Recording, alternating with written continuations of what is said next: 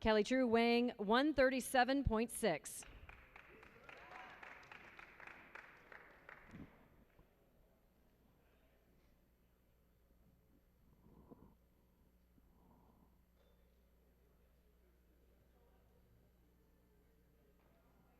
Anthony Fleming, 137.6 as well.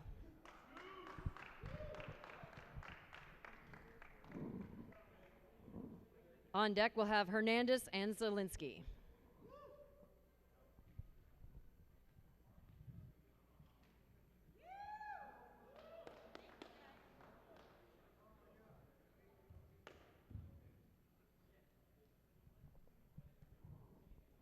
First up, we have Mike Hernandez. 136 for Hernandez. I need to scale.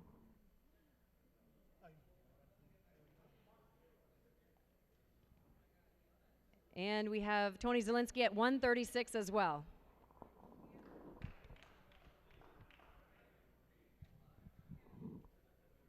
On deck, Cody Stamen and Jeremy Sarsnecki.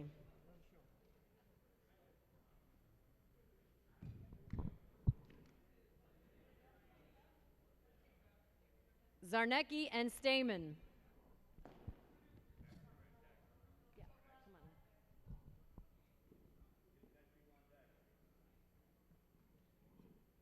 Bariakic and Steve up next.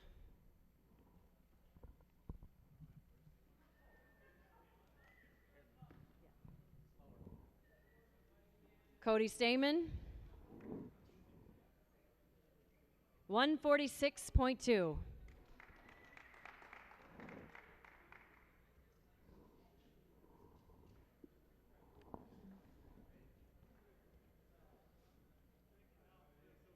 Zarnecki, 144.8.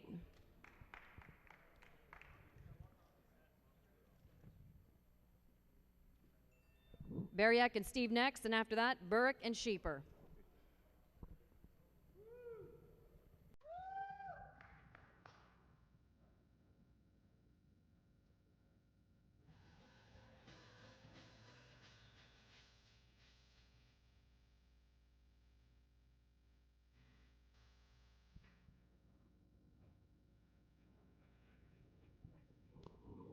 Ruben Bariak,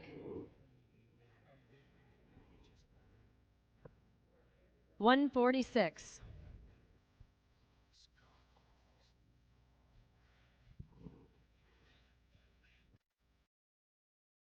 Justin Steve, 145.4.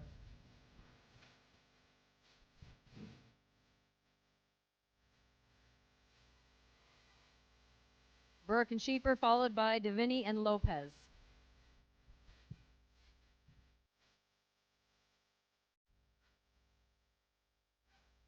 Brad Burrick,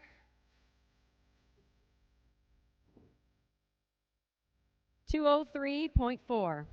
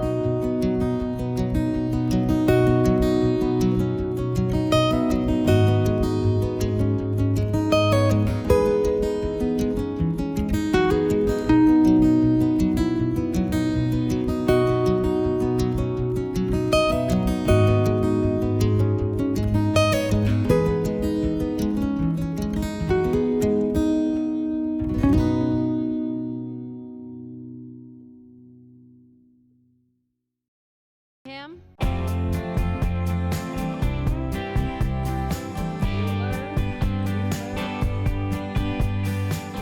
All right, Ryan Brenningham.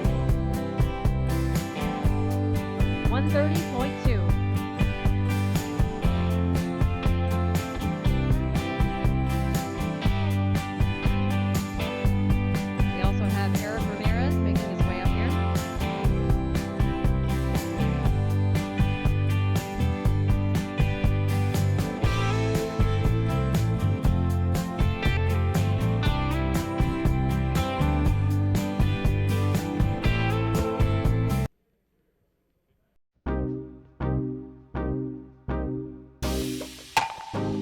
$128.6. Stafford and Benyasco next, followed by Cooper and Butler.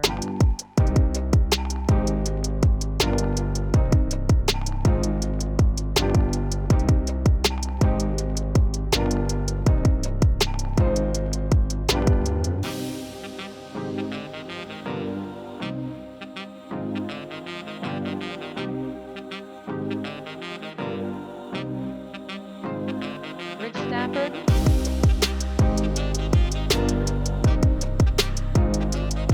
$146.8. Okay, Tommy's still losing a few more pounds.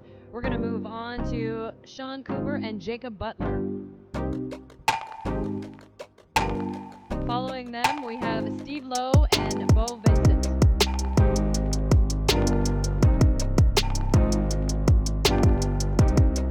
Jacob Butler up first. 144.8. Sean Cooper.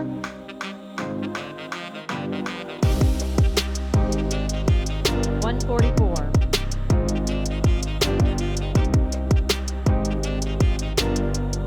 Up next we have Steve Lowe and Bo Vincent.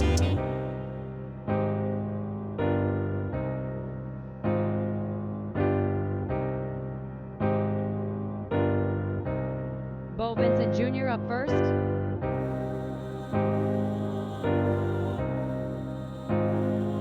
159.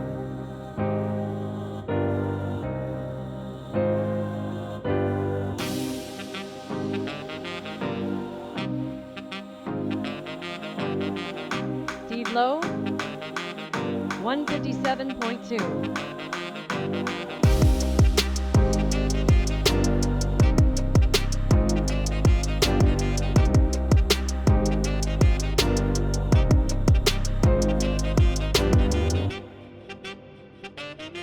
We have a couple of our amateur fighters as well that are ready to weigh in.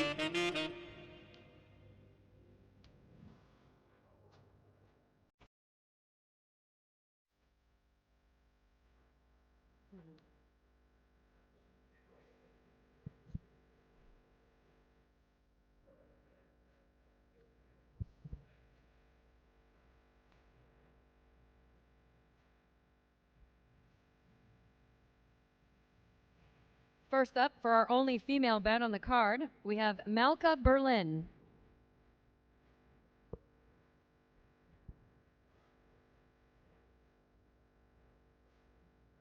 Malka Berlin, 109.2.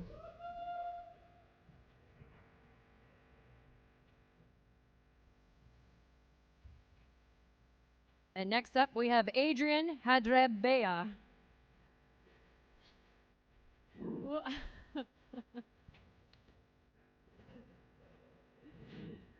I did it phonetically too. Say your last name, Adrian. Hadjube. Adjube. Oh, that's easy. Adrian Adjube.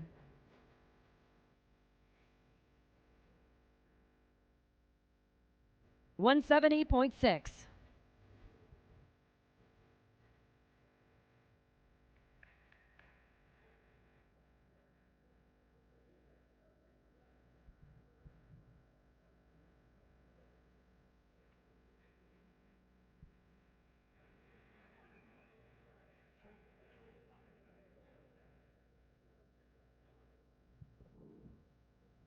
Dr. Frank Patino.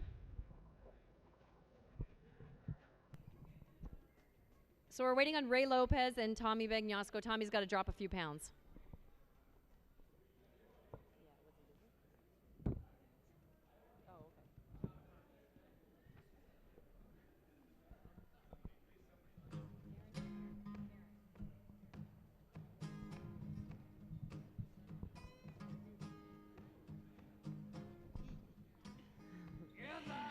All right, we're here with the Detroit superstar and, just representing Detroit all over the map. Unbelievable, fighting in the UFC.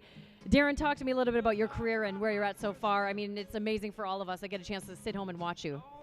Well, I started in Michigan as an amateur fighting for TXC, and I've been climbing the ladder. Beat a couple Canadians up, made it to the UFC. You're about to get dropped right here on this stage, eh? I had one beat me up in Montreal, so So talk to me about where you think you're headed as well, because I mean you just get better and better every fight. As I always say, you're a highlight reel in motion. Talk to me about your training and how you keep improving. Yeah, I like to consider myself a entertainer, not only a mixed martial arts. So I try to go out and put on a show every time, and that's kind of what's kept me in the UFC. Wins and losses, they come and go, but as long as I put on a show, I always have a job. Now, is there ever a thought on any of these cards, like, I want to get that knockout bonus, I want to get that fight of the night, I want to get that knockout of the night? I tell myself that every single time. I mean, I have a ton of student loans, and one of those knockout bonuses or just fight of the night would change my life.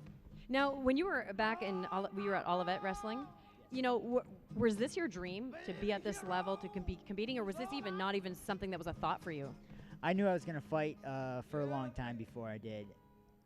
I wrestled at Muskegon Community College for 2 years, and after that, I ended up transferring to Olivet. But before I did that, I kind of wanted to just move back home and start fighting right away.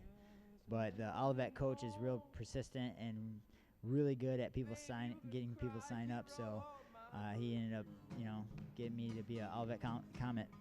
Now, was there ever an opponent they put in front of you in the UFC, and you're like, oh man, this dude, really, I have to fight him? Not yet. I mean, I just fought an opponent that was on the Ultimate Fighter with me, and we were actually pretty good friends there.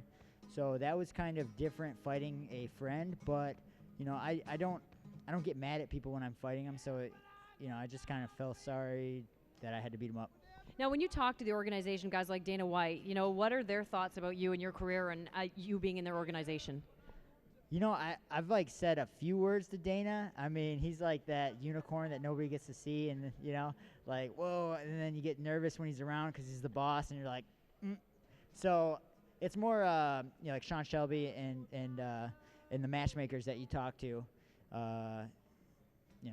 So talk to me a little bit about your dad being able to be on this journey with you. What's that like? Yeah, my dad's brought me up from the beginning with my striking.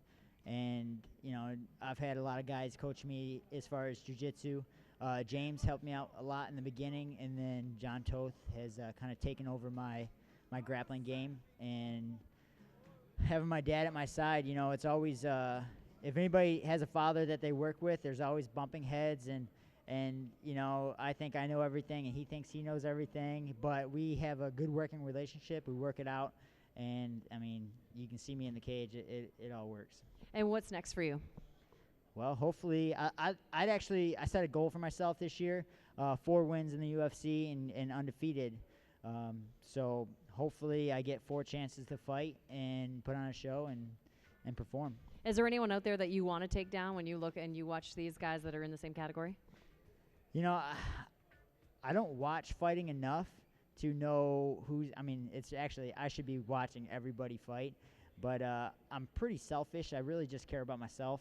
So the other guys in my weight class, whoever they match me up with, that's who I want to fight. All right. Good luck. Congratulations, and we're so proud of you. Thank you. All right, Darren Cruikshank, the Detroit superstar.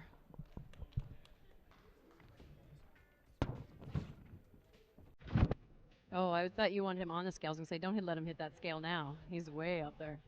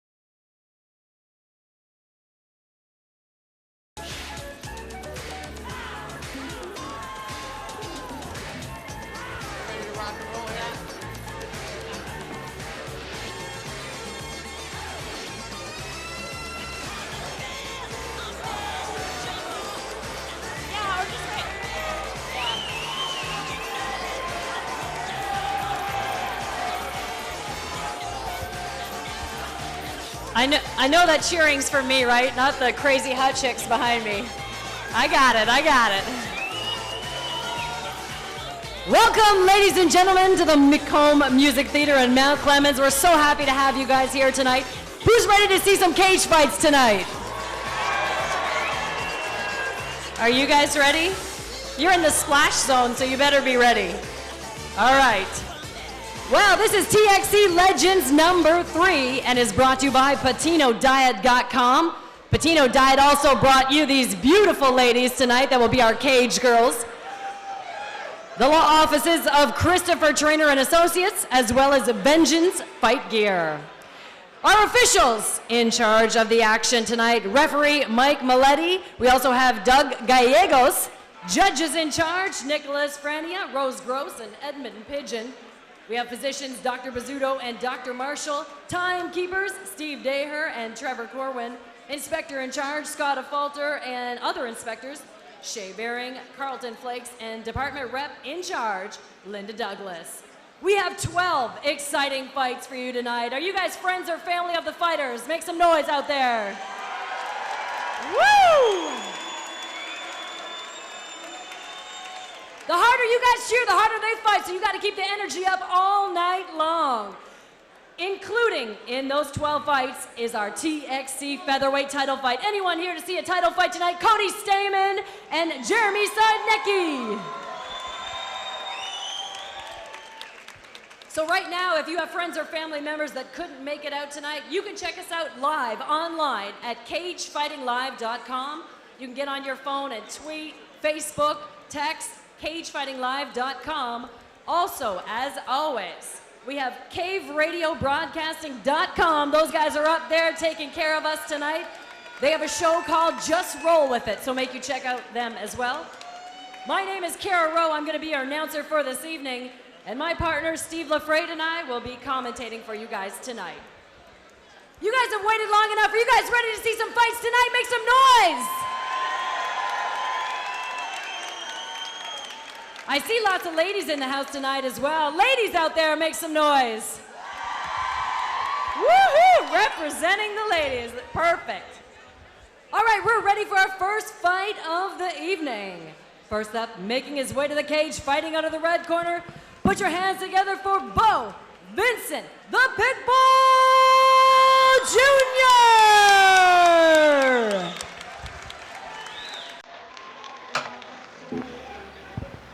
Fight fans, welcome to Cage Fighting Live. This is the third installment of the TXC Professional Mixed Martial Arts Series, Legends 3, bringing you the best in this mixed martial arts across the Midwest. This show, all professionals. 5-minute round for the title fight. Right now, Bo Vincent Jr., the Pitbull, fighting out of Cedar Springs, Michigan, making his way to the cage.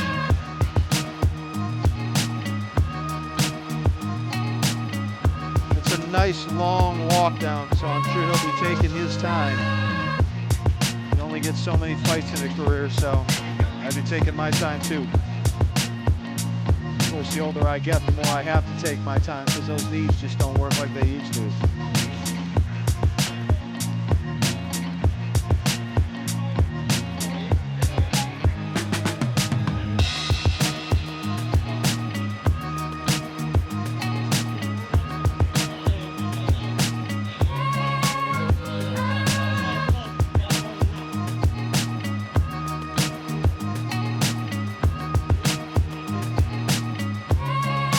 Coming in the cage, 1-3-1, 1 win, 3 losses, and no decision.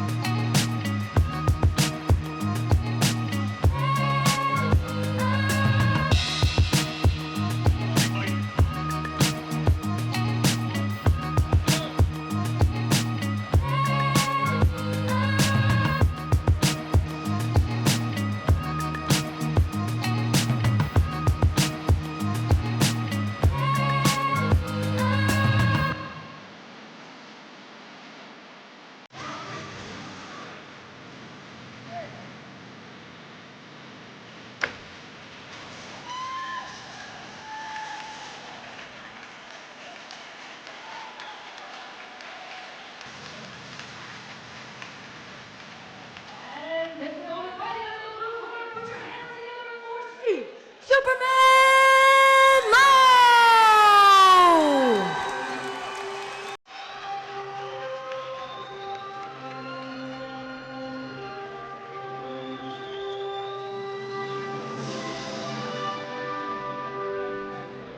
Steve Lowe making his way to the cage out of Absolute Combat Club.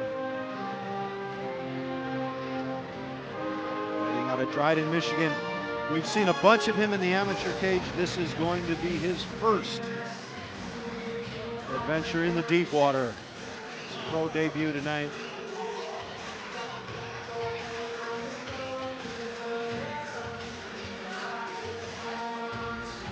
He's a fairly accomplished stand-up fighter, gets a little bit lost when winds up on the ground. And working overtime to plug all the holes in his game as he was getting ready for this pro debut. Pretty excited to see him making it right here in this TXC cage.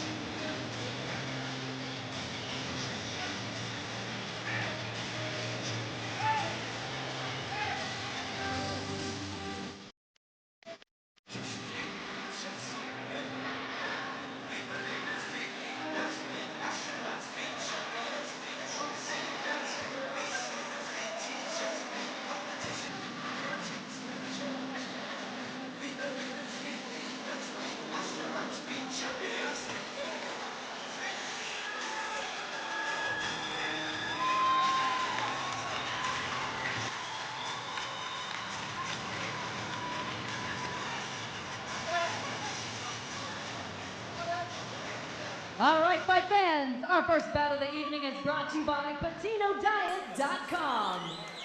To my right, fighting out of the red corner, he weighed 159 pounds, stands 6 foot 1 inch tall. He comes to us with 5 professional fights. He is out of Humble Warriors Fight Team. He is trained by Troy Rowland and Glenn Bailey out of Cedar Springs, Michigan. Once again, put your hands together for Bo, the Pitbull Vincent Jr.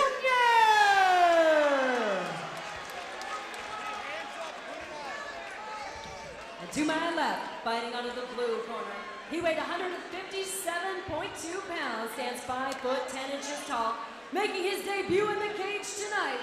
He is the owner and operator and trains at AKC, also trained by Sean Cooper. He is out of Dryden, Michigan. Put your hands together once again for Steve Superman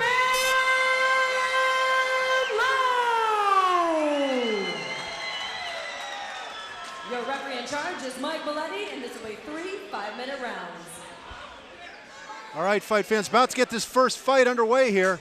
Fighting out of the red corner, Bo Vincent Jr. fighting in the black trimmed in red kickboxing shorts. Fighting out of the blue corner in the black trimmed in red fight shorts, Steve Lowe. Quick tap of the gloves. Here we go, Kara. And we'll wonder how, this will change things for Steve. He's been so difficult to be able to coach, people. He's also trying to train himself. And he said this is going to be his first and last cage fight as a professional. And I said, listen, is that going to change depending on the outcome? He's like, I never thought about that, but it could. And it usually does. Well, he finds himself in a little trouble initially there. All he's got to do is bring that arm across, and out comes the head. Needs to turn this back to the cage. Bo Vincent a little bit spastic there, but doing a good job trying to maintain position. Steve needs to settle in here. 5 minutes, long time. Nice pass into half guard, Kara. I'll tell you what, watching these guys get into the cage here, Doug Gallegos, one of the officials, I've seen less thorough TSA pat downs than he gives these guys going in. As they work on the ground here, fighting a little bit into a stalemate. Now, I got to tell you, I think Steve was a little bit, stymied by how quick Bo Vincent was able to get up and try to wrap that neck up for those guillotine attempts. Well, and the problem was, I feel like when he came out as well, he just didn't look like he was in fight mode. And, that happens sometimes when you're so busy working corners. Well, this fight already a little bit of a snoozer here as we're halfway through the Well, the you're first picky. I'll tell you, Steve's got to be real careful with this active guard of Bo Vincent's. He's got to get Bo on the cage. Now finally moving him over there. Well, there's a little bit of an adjustment there as well because, Bo Vincent came in with that elbow, which is something that Steve's going to have to make an adjustment for as well. Well, Steve with a couple of nice shots there needs to keep downward pressure on the hips, needs to keep those shoulders pinned against the side of the cage, take away the mobility of Bo Vincent, and then find some posture and start bringing down some 4-ounce leather. And I say it, and there it goes. Oh, okay, So, Notre Dame. Here we go again, right?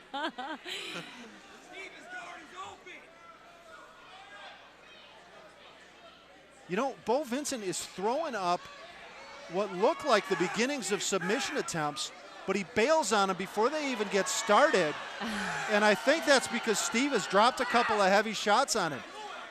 I do not understand why Steve just pulled him away from the side of the cage. I have no idea. Bo Vincent looking for a sweep there, but just did not commit to it and gave Steve Lowe the ability to pass into side control now here. Off the side of the cage. Steve needs to start bringing those elbows. He's got a clear shot there with that left elbow. Immediately taking the Americana, but he's getting a bait and switch here, Kerry. He's lucky he bailed. He would have gotten himself swept. Well, we had a chance to see Steve fight in a kickboxing match, and, he questioned his conditioning a little bit. So we'll see if it's better for this fight tonight. Well, right now he's got to start bringing down elbows. He's just sitting there. And that's an adjustment, for a debuter to remember, you've got to drop those elbows. Even just some leather instead of this patty cake stuff. Yeah, well, Mike Maletti, referee, said, you know what, I'm tired of watching this. You guys got to fight. This is a cage fight. I mean, we've got Steve was thousands in the crowd. passing into mount just as they got stood up. But that patty cake is almost a telegraph Morse code for ref, please stand us up. Oh, comes in with a leaping left hook is Bo Vincent, but then, and then we're seeing Steve just rush him to take him down. And Steve this time able to keep his head a little more centered, not giving Bo Vincent the opportunity to get that wrapped around there. I'm really surprised, though. Bo Vincent, he's trained under Troy Rowland, who is a professional boxer. You'd think that he would want to drop the leather a little bit more. He's got boxing background, but didn't seem interested in engaging at all. Well, the one thing everyone underestimates is Steve Lowe hits pretty hard. And Bo has taken a couple of shots from the bottom. Steve's got to watch now. He's got to get that head high in the air. Got to watch that triangle. He's trying to circle. He needs to look to the sky. He's in a lot of trouble, Kara, as that arm gets pushed across. Keeping his head down is not his friend right now. He needs to post and get his head high. He's trying to pull that shoulder through. Kara, this fight's over. He's going out. He's out. He's unconscious. That's it. It's over.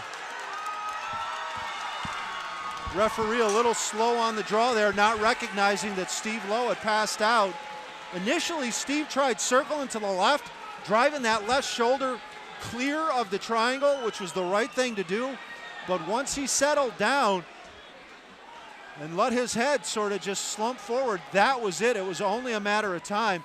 And he was out well before the referee able to get in there and put an end to this first bout. Bo Vincent, an early front runner for submission of the night. 4 minutes and 33 seconds in the first round.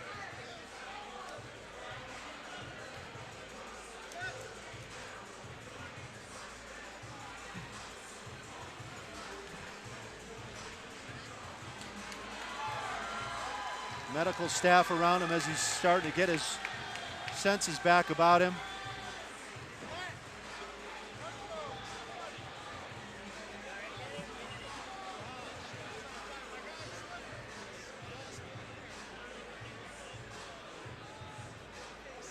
Nobody wants to come out of their first professional fight with a loss.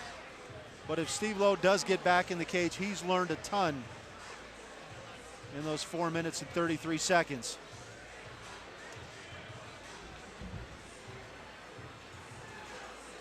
All right, fight fans, let's go into the cage. Kara K.O. Rowe with your official TXC decision.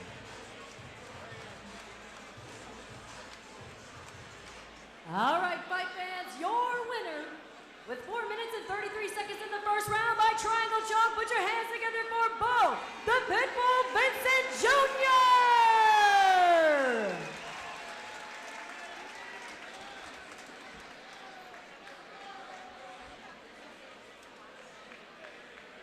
All right, Bo, congratulations. You know, taking him out in the first round, you had just under 30 seconds to go in that first round. Talk to me about this. That was awesome. I love this shit. Man, it's so sweet. Thank you, Vengeance Fight Gear. Thank you, Bonafide Tough Guy. Quan Fight Gear, Exile. All my friends that came 3 hours to watch me. I love you all. God is great. Now, what can you take away from this fight? I know you worked with Troy Rowland, you have a boxing background, but you seemed hesitant to throw your hands, except for that nice sleeping left hook you threw. It's because I love the ground more. You know, I don't care to knock people off. If it comes to me, it comes to me, but I love the ground. All right, congratulations, Bo. Thank you very much.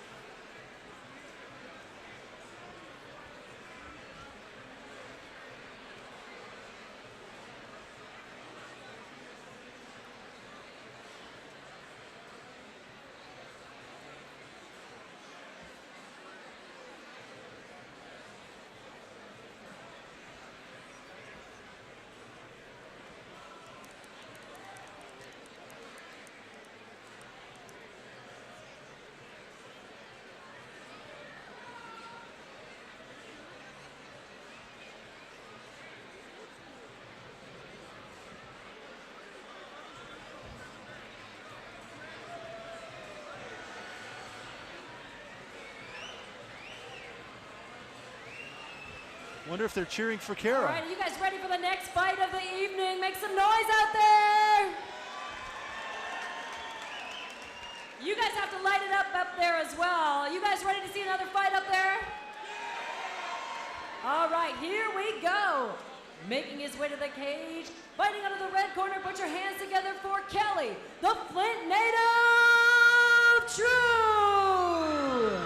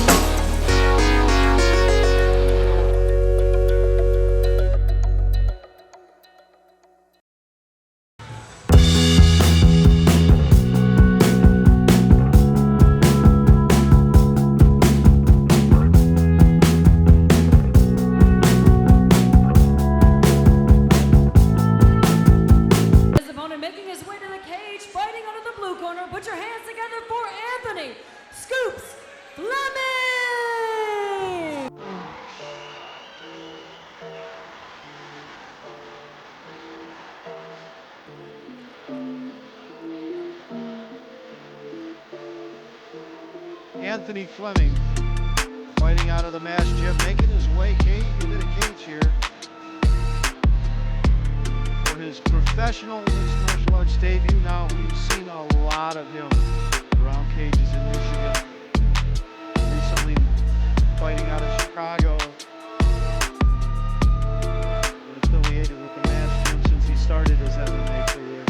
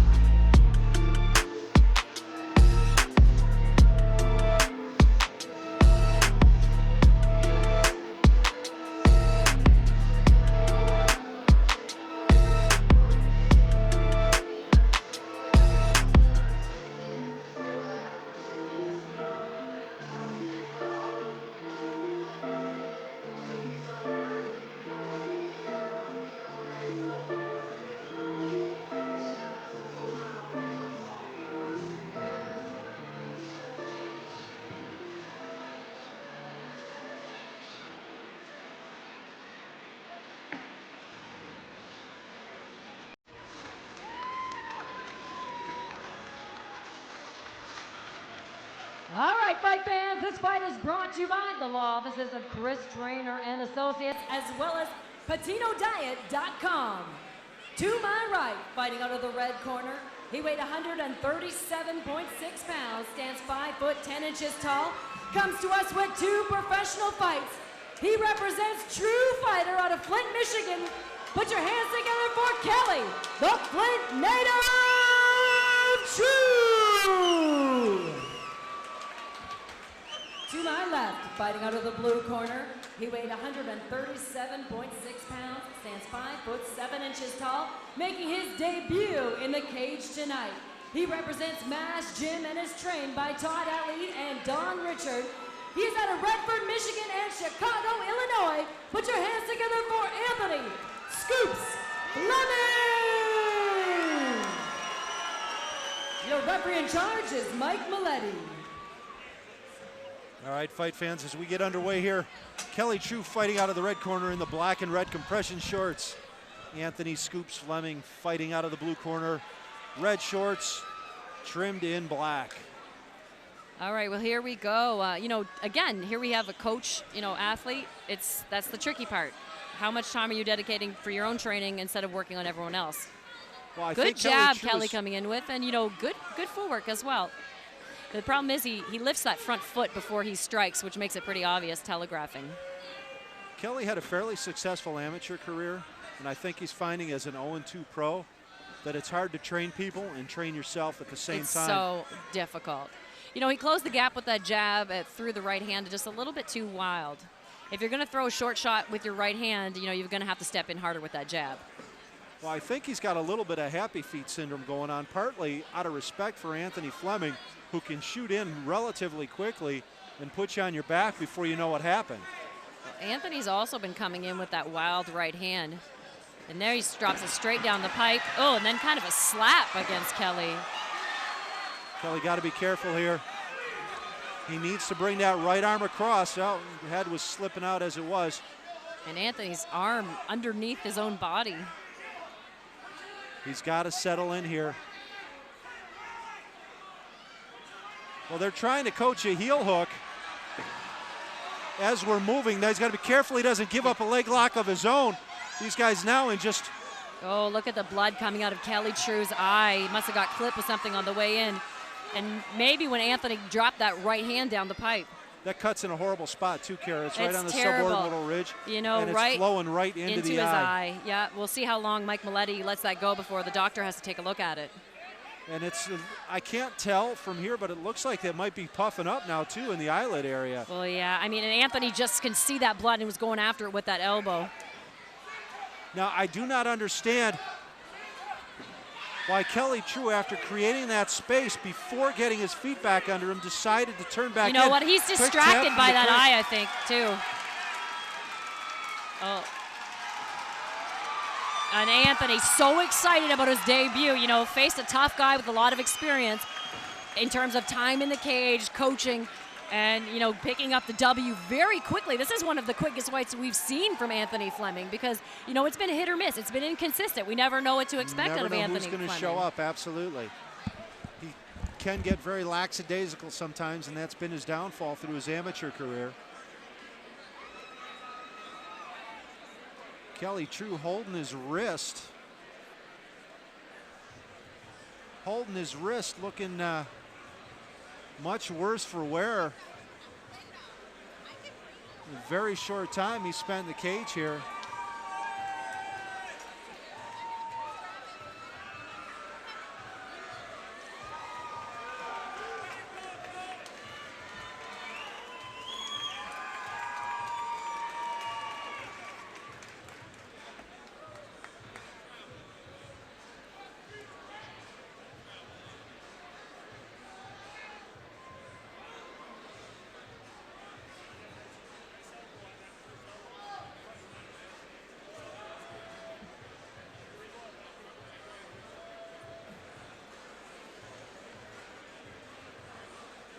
Well, it took Anthony Scoops Fleming 2 minutes and 2 seconds to move to an undefeated professional status here.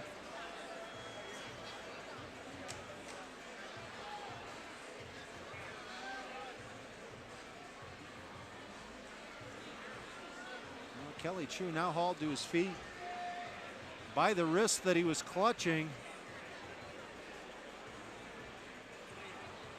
when this fight came to an end.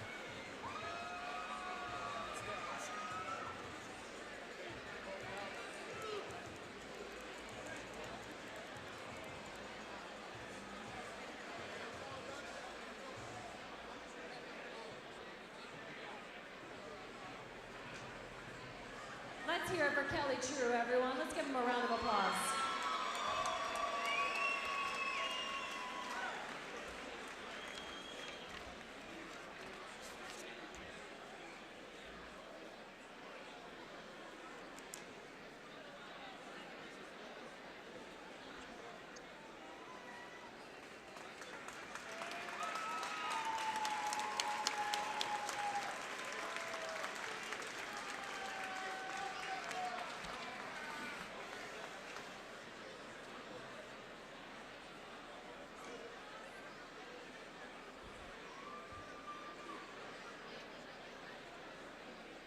All right, fight fans, your winner with 2 minutes and 2 seconds in the first round due to tap out by guillotine. Put your hands together for Anthony Scoops Fleming!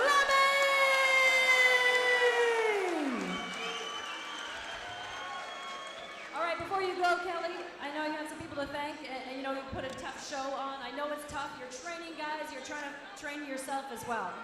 Yeah. I'd like to thank everybody for coming out and watching the fight tonight. I wish I could have did a better job. Unfortunately, I believe my time might have passed. I had my 43rd birthday 3 weeks ago. And look at those abs. You make us all ashamed. But I'll do this for my team. I love my team, True Fighter Fight Team. I'm going to pave the way for the rest of these guys. They are awesome fighters. They're a way better fighter than I'm ever going to be. And I'm looking forward to these guys showing up to show you guys a good show. Fortunately, this is my last fight. I'm retiring tonight. It's hard for me to do, but it looks like my time has passed. You know, I've noticed I've slowed down. The training is too rigorous, too hard on my body. Not making any excuses. he won that fight tonight. He beat me fair and square. He's the man tonight. But I just want to let everybody know, man, I love this sport. I'll still be here for my team all the way to the end. And thank you very much for having me, guys. Well, Kelly, that's the reason they're as good as they are, because your dedication to the sport and to your fighters. So good job on what you're doing with the team. Thank you. I'd like to say something to my sponsors right quick. Joe Shaw, I love you, big brother. Two Designs, True Fighter Fight Team, Sky Hool, Children's Whaley's, Children's Center. Thank you, everybody, man. Have a good night. Enjoy the show. All right, and we have Anthony making his debut tonight, picking up the W. I know you were excited, you're pumped. This has been one of your quickest fights. You've fought a tough fighter with a lot of experience. Talk to me about this. First and foremost, I can't do anything without my Lord and Savior, Jesus Christ. I just wanted to come out here and fight. My last fight was an amateur fight, and I feel like I got robbed. So I hold myself in the back, leave everything in the cage, just go out and get that W. Now, what has changed? Talk to me a little bit about the difference maybe in your training. What are you going to do differently for the pro ranks? Push myself. I mean, when I was an amateur, I felt like a lot of fights I could have won, and I pushed myself as hard as I could have. So I'm just going 100% from now on. Tell me who you have to thank tonight, Anthony. I got my corner, Todd, and everybody. My family and friends are up there in their stands. The Cornish family, my grandmother, my brother, my mom. I love you guys all. Shada, thank you for coming out. All right, once again, let's give it up for Anthony Fleming. Hey, by the way, if anybody wants to sponsor me, let me know.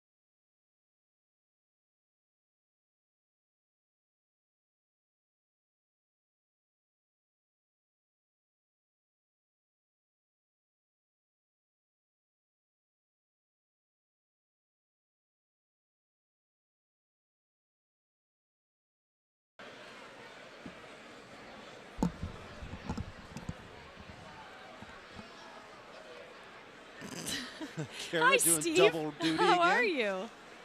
Wow, Anthony did a good job. I mean, Well, he he didn't put the waste any pressure, time. you know, let his hands go. I was happy to see that as well. And, you know, when you're up against someone like that, you never know what to expect. A guy with a ton of experience who's coaching fighters. When you're coaching too, you're repeating the same thing over and over. I don't think I could throw a jab wrong to save my life because you coach it over and over and Were over. you able to see that shot that put the puffy on that left eye? Yeah, it was right near us, and it was a straight right down the pipe. I mean, and it was in reaction to that's if you can drop a straight right or a right uppercut, or if you're a southpaw, you know, hit that 2 or the 4. Like when someone's coming in, that is just so much extra power on their face, and that's why his face split open. I mean, oh, that's also, like the $1 million shot too, because the eye is actually a really small target. Yeah. Normally you hit the bones around it, Yeah. and that eyelid looked like, I mean, it was a textbook hematoma instantly. But, you know, you have to have the kahunas, I'm going to go with that word, to throw it. Because when someone's rushing you like that, you have to sit in the pocket and just let your hands go instead of covering up or trying to shift to the side.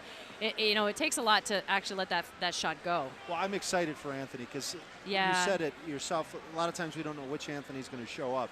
And when he's good, he's really good. And when he's not, he's just sort of there. But he definitely had his head screwed on correctly tonight. And he moves to an undefeated professional fighter in about 2 minutes and 2 seconds in that first round. That was awesome. I know he's pumped about finishing early. I mean, this is a sport where you just want to get it done and over with as soon as possible. And so you can get back in the gym. The less beating you take in this cage. You've seen some pretty questionable boxing decisions in your time. It's just as bad, if not worse, in MMA. And not because there's any hooky poo going on. It's because sometimes the judges Did you don't just know say what the hell hooky they're poo? looking at. Hooky poo, yeah. Hooky The poo? hooky poo.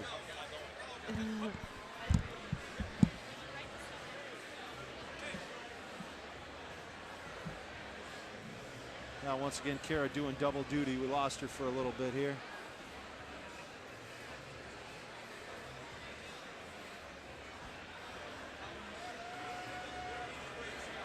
Kind of digging the format with 43 ring girls going in to kick off the start of each bout.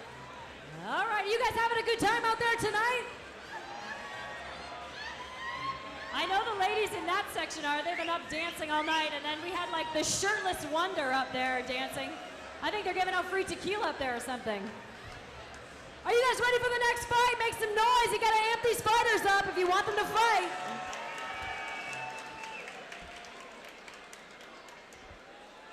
All right, this fight is brought to you by our Players Club girls. They're in the house tonight. Let's make some noise for our Players Club. Making his way to the cage, fighting out of the red corner. Put your hands together for Sean Cooper.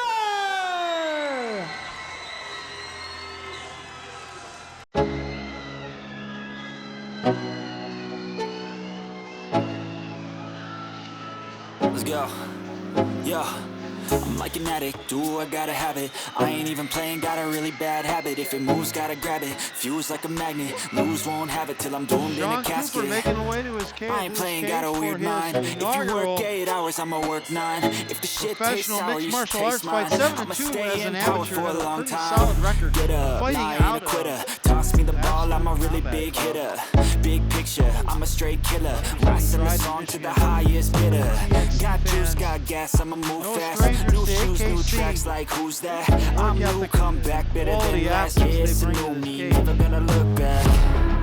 Never gonna look back. Cause damn, I was built to last. You move slow and I move fast, and that's facts. Only I can make a change. Slowly take a step today. I will never be the same. Cause that's what it takes.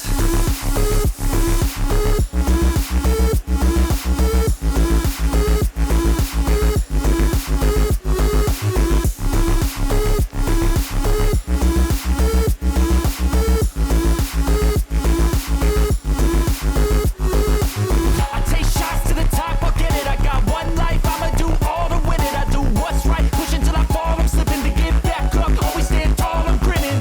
I got cuts real deep, big bruises scarred. I had to learn how to think with my head and my heart. I've been chewed up, spit out, torn apart. But picking up all the pieces is a form of art. I'm never gonna look back, 'cause damn, I was built to last. You move slow and I move fast, and that's facts. Only I can make a change, slowly take a step today. I will never be the same, 'cause that's what. And his opponent making his way to the cage, fighting out of the blue corner. Put your hands together for Jacob Butler.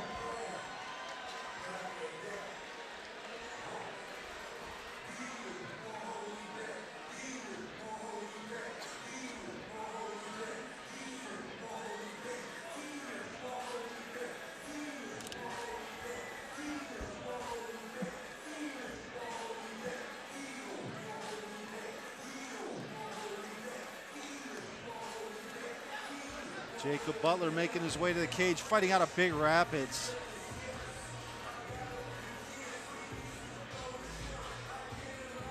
Fighting out of Chad Kuhn's gym, 1-1 record. Looking to move to 2-1. Nobody wants to be a 500 fighter early in their career. No, nobody wants to be a 500 fighter ever in their career.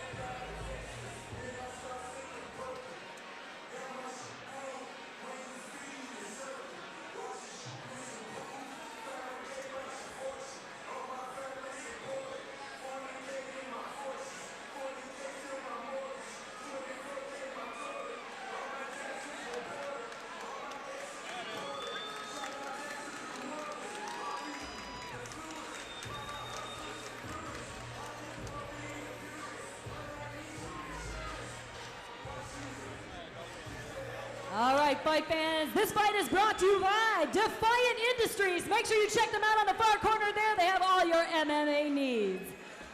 To my right, fighting out of the red corner, he weighed 144 pounds, stands 5 foot 7 inches tall, making his debut in the cage tonight. He represents Absolute Combat Club and is trained by none other than Steve Lowe out of Dryden, Michigan. Put your hands together for Sean Cooper. To my left, fighting out of the blue corner, he weighed 144.8 pounds, stands 5 foot 6 inches tall. He comes to us with a pro record of 1-1. As an amateur, he was 20-1. He represents Kuhn MMA and trained by Chad Kuhn out of Big Rapids, Michigan. Put your hands together for Jacob, the Asian Persuasion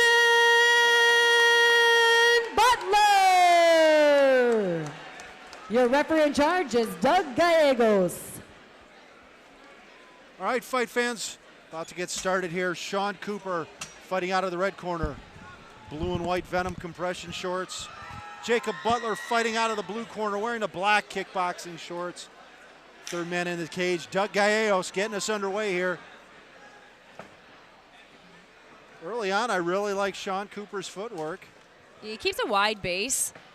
He's moving around. You want to keep your foot on the outside, as you can see, you know, Jacob coming in as a southpaw head kick. Big head kick on Jacob Butler, but, you know, I don't think it carried that much weight. I think he wasn't even expecting to land it. No, and then he followed it right in. Looking for the lateral drop was Jacob Butler. Almost got himself in trouble. Now getting himself in trouble, going the other way, Sean Cooper. And these guys wisely deciding to separate and reset. Kira, that could have been disastrous for either of them at that point. You know, Jacob trying to throw some kicks back, distract him, but, you know, Sean Cooper just relentlessly looking for that head kick. You know, you have success with it, and as soon as he sees that Jacob Butler's right hand drops, he goes for that head kick. You know, and what I like also is that he's throwing big kicks with both legs. He's throwing it off the lead. He just drops his hand to his waist. I mean, that's setting yourself up for an overhand right. There it is, an overhand right again. Oh, and then he follows up with a straight right down the pipe, which really damaged Sean Cooper. And you could tell Sean Cooper was rocked because he immediately went to default mode, which is wrestling for him. Got to be careful he doesn't get himself submitted standing up. There's little that's more embarrassing than to get choked on the side of the cage while you're still on your feet. Look at the size of the legs of Jacob Butler, you know, but he uses his hands so well. You wouldn't think that he has that mass like a wrestler. You know, Sean needs to get his hips down and forward and get some of his height back. I'm just wondering if he's a little stymied right now because he got hit with that overhand right and the straight right. You know, Jacob Butler has a tendency to switch up his feet, so you never know what haymakers come in your way. And again, big choke here from the underside. Got to be careful. He's defending it a little too late. Carinelli's trying to hook and drive it to the ground. The head popping out there. Oh, backing up and still throws a head kick. Oh, man, he left himself wide open when he went for that kick. Yeah, well, you know, he went for the Hollywood kick there, got himself countered, dropped to the mat, and now he's got about a 160-pound suitcase on his back there. Suitcase. Fighting the choke here, doing a good job of keeping on the gloved hand, not in really any kind of danger from this choke, and able to get his wind back around him. Jacob's got to be careful about how he leaves those hooks. Got him dangling way too low. That's a recipe for disaster. You know, Jacob. Sean, go ahead. No, Sean has just stopped defending that choke now, and there's a tap. He definitely didn't even look to push up on the elbow. He did nothing to defend it. It's almost like he threw in the towel. And I'll tell you what, he absolutely got rocked several times, but he tried that big spinning hook there, spinning hook kick, and just ate heavy leather that dropped him to the mat. Absolutely overwhelmed on his feet, overwhelmed on the ground. It's back to the drawing board for Sean Cooper. Jacob Butler moving to 2-1, and Sean Cooper in the most undesirable position of 0-1. Starting record here in the pro ranks. Wasting no time, let's get into the cage. Kara KO Rowe with your official TXC decision. All right, fight fans, your winner with 2 minutes and 47 seconds in the first round by rear naked choke. Give it up for Jacob, the Blasian Persuasion Butler.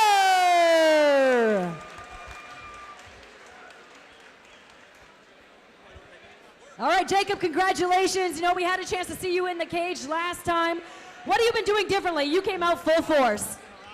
That's just more dedicated. Making that transition from amateur to pro, you have to really step it up. Now, are you surprised he survived? Like, you threw an overhand right, a straight right here, back to back. Are you surprised that he survived that? I'm surprised I did that, because that's not very smart. No, that was a great move. And talk to me a little bit about that head kick we saw early on. Did that rock you at all? Because you seemed to come back very quickly. Just the first throw jitters. I love them. I gotta eat them. A shot for the worst. So talk to me about this first round, and how do you feel about this fight? It was all right. Once again, I feel I could always better my performance. All right, is there anyone that you have to thank that made you ready for this W tonight? Of course, my buddy Mark Bongard, he's always pushing me. We're in the gym 2 times a day, a 24-hour gym, so it's whenever. All right, it's always a pleasure to watch you fight, Jacob. Thank you. All right, once again, Jacob Butler, y'all.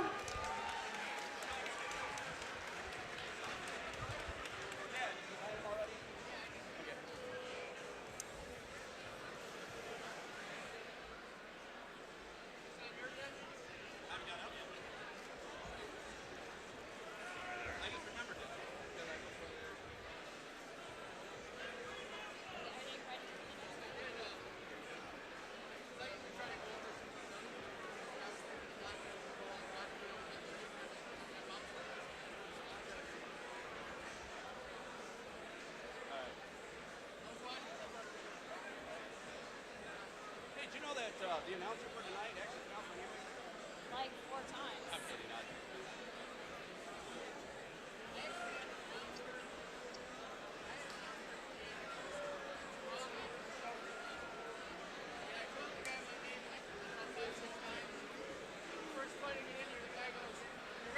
Here we go with the replay here. You can watch Sean doing a good job fighting that choke. And then he just sort of throws in the towel and lets it slide in deep, and you can see him just waiting for the tap to come. trying to make a good show of it there before throwing in the towel. But why he got off that hand, he probably couldn't even tell you right now.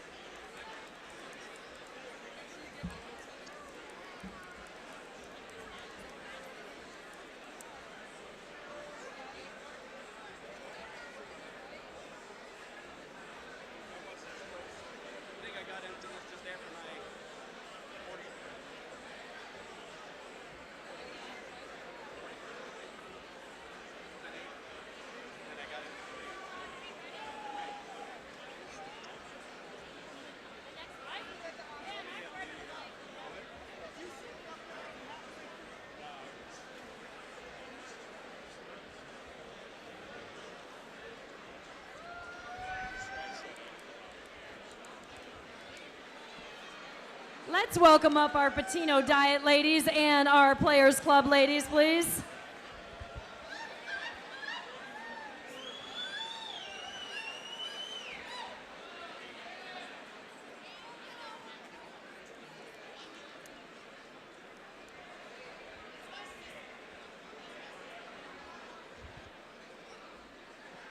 All right, fight fans, this next fight is brought to you by Defiant Injury. Make sure you check them out over on the corner. They have a lot of specials tonight. Defiant Industries. Next up, making their way to the cage, fighting under the red corner. Put your hands together for Rich Stafford.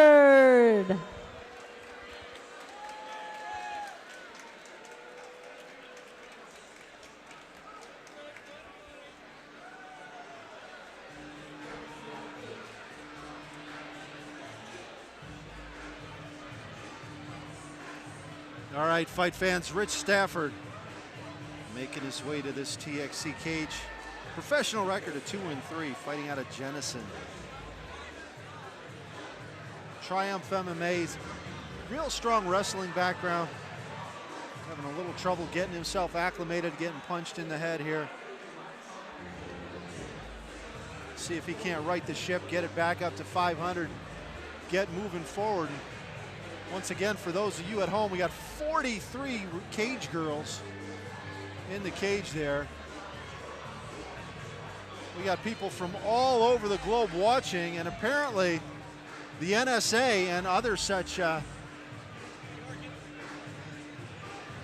organizations and bodies of chicanery and spying peeking in on the commentary tonight, so we're very flattered as always. Long past the time where I worry about putting my foot in my mouth.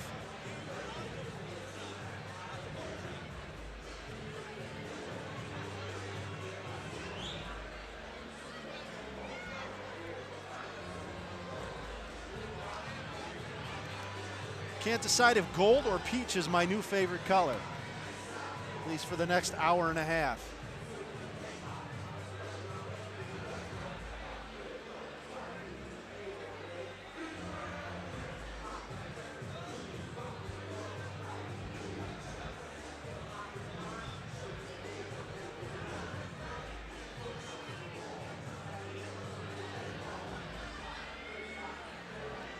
Always concerned about a fighter that comes out to the cage with Vanilla Ice as his walkout music.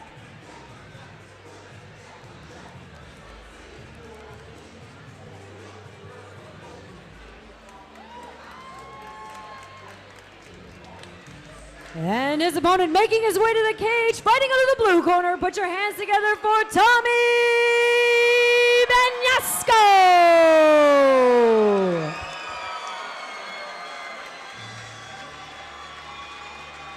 No stranger to this TXC cage as an amateur and as a 3-1 professional fighter. Tommy Bagnasco making his way down to the cage, picking his own name. Feel free to hate me. I like calling him the Big Nasty because when he puts it on you, it is on tight. Groundwork specialist who's straightening his hands out, throwing some big kicks, letting the leather fly, win or lose. Always exciting to watch.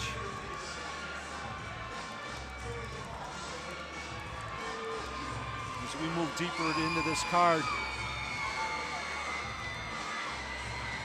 get into the deeper records in the deeper water, this is what I always look forward to watching.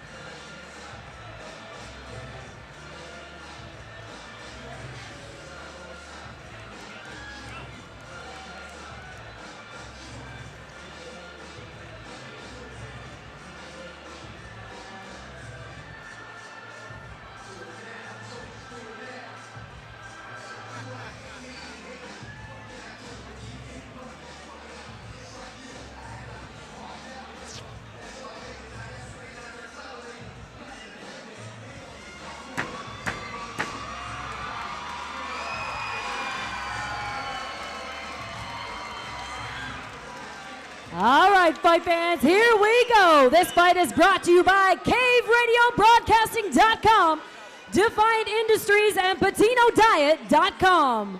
To my right, fighting out of the red corner, he weighed 146.8 pounds and stands 6 feet tall. He comes to us with 5 professional fights. He represents Triumph MMA. He is trained by Sean Desai and Bud Wright out of Jenison, Michigan. Put your hands together for Rich Roughneck Stafford! And to my left, fighting out of the blue corner, he weighed 149 pounds, stands 6 feet tall. He comes to us with a record of 3 wins, 1 loss.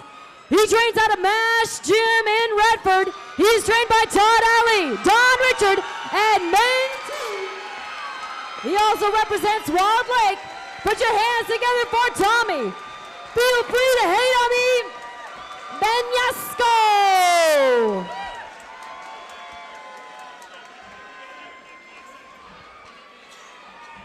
All right, fight fans, this fight about to get underway.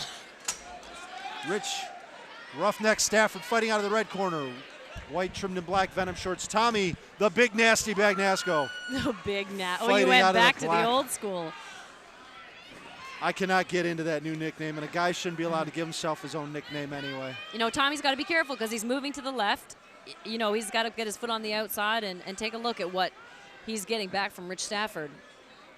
Well, Rich Stafford holding his hands up there with his fingers wide open, having to close his hands before he throws every punch, and telegraphing him here. Tommy looking to throw those kicks again. It changes back to an orthodox position, mixing things up. Tommy still looks like he's trying to fly away with his elbows there, though. Yeah, and he's got to get his chin down. That's the other thing. And then he throws that jab and loses his right hand. And he's got to be careful throwing those kicks. Those hands are coming down like they did a long time ago for him. They both seem really hesitant with these kicks. Like they're not really throwing them with, you know, full power. They're kind of just feeling each other out right now. Well, those last 2 kicks are Rich Stafford's. Not very effective, but a lot of effect. Oh, nice. Spinning back fist, and then he follows up. It's a great follow-up. Oh, Rich Stafford comes in with that 1-2, and he, you know, just landed it, but not solid. You know, and those big looping haymakers are really hard to see. They're really hard to defend against. That's why you got to keep your hands up. Tommy switching back again, and one of them have to obtain a foot position because that's the only way you can get that power shot off from the back. Well, both of these guys just standing up square, too. Not a lot Oh, of movement man, as and they sit he's there just, and take shots. Stafford's obviously strategy is just go flying in with that 1-2. Well, Tommy back in his wheelhouse. He loves to be on the ground. Yeah, and I mean, he tries to play the stand-up game just to get more experience at it, but this is where he likes to be, is definitely on his back. Stafford's got good downward hip pressure, though, nice and heavy right now. Got to be careful, though. Tommy looking to slide that left knee through and set up the triangle. Stafford again trying to step over there. Tommy having none of it. It's hard to make that transition when a guy's got full mobility, and if you don't pin his shoulders up against the side of the cage and or put some downward pressure on the hips, you're never going to get around the corner there. Now the thing that's going to keep Stafford safe, that right butterfly hook of Tommy's, is a sweep to the left, and the left is the cage, so Stafford's going to be able to just sit there and ride it out. Some double hits there, the elbows and then the head smashing against the floor. This is Tommy's got to do something about that to nullify this. Well, he needs to get back to his feet and reset at this point. He's tried to set up a couple of submission attempts from the bottom, and he's gotten pounded every time, Kara. You know, I'll tell you what, Stafford's letting him off the hook, though, letting him play on the side like that, though. If he just turns him to the side of the cage, slowly working his way into his own corner, though. Yeah, I was going to say, you'd think his corner would be giving him that advice as well. Well, one of his cornermen is recording the fight on his camera phone. Steve, all right, it's time. I love how you always call out the corners. Well, it's time to step up. I mean, this is not amateur fighting Right. anymore. It's a professional fight. And you're in the corner. I mean, they make you pay $25 for a license, for God's sake. Act like a pro. I'm not hating. I mean, he's doing his fighter a huge disservice right now. He's getting no advice from his corner, and he should be able to end this fight here with as lackadaisical as Tommy is from the bottom. And you know you can't give Tommy Bagnasco any opportunity. No. You give him any wiggle room and his hands going in the air.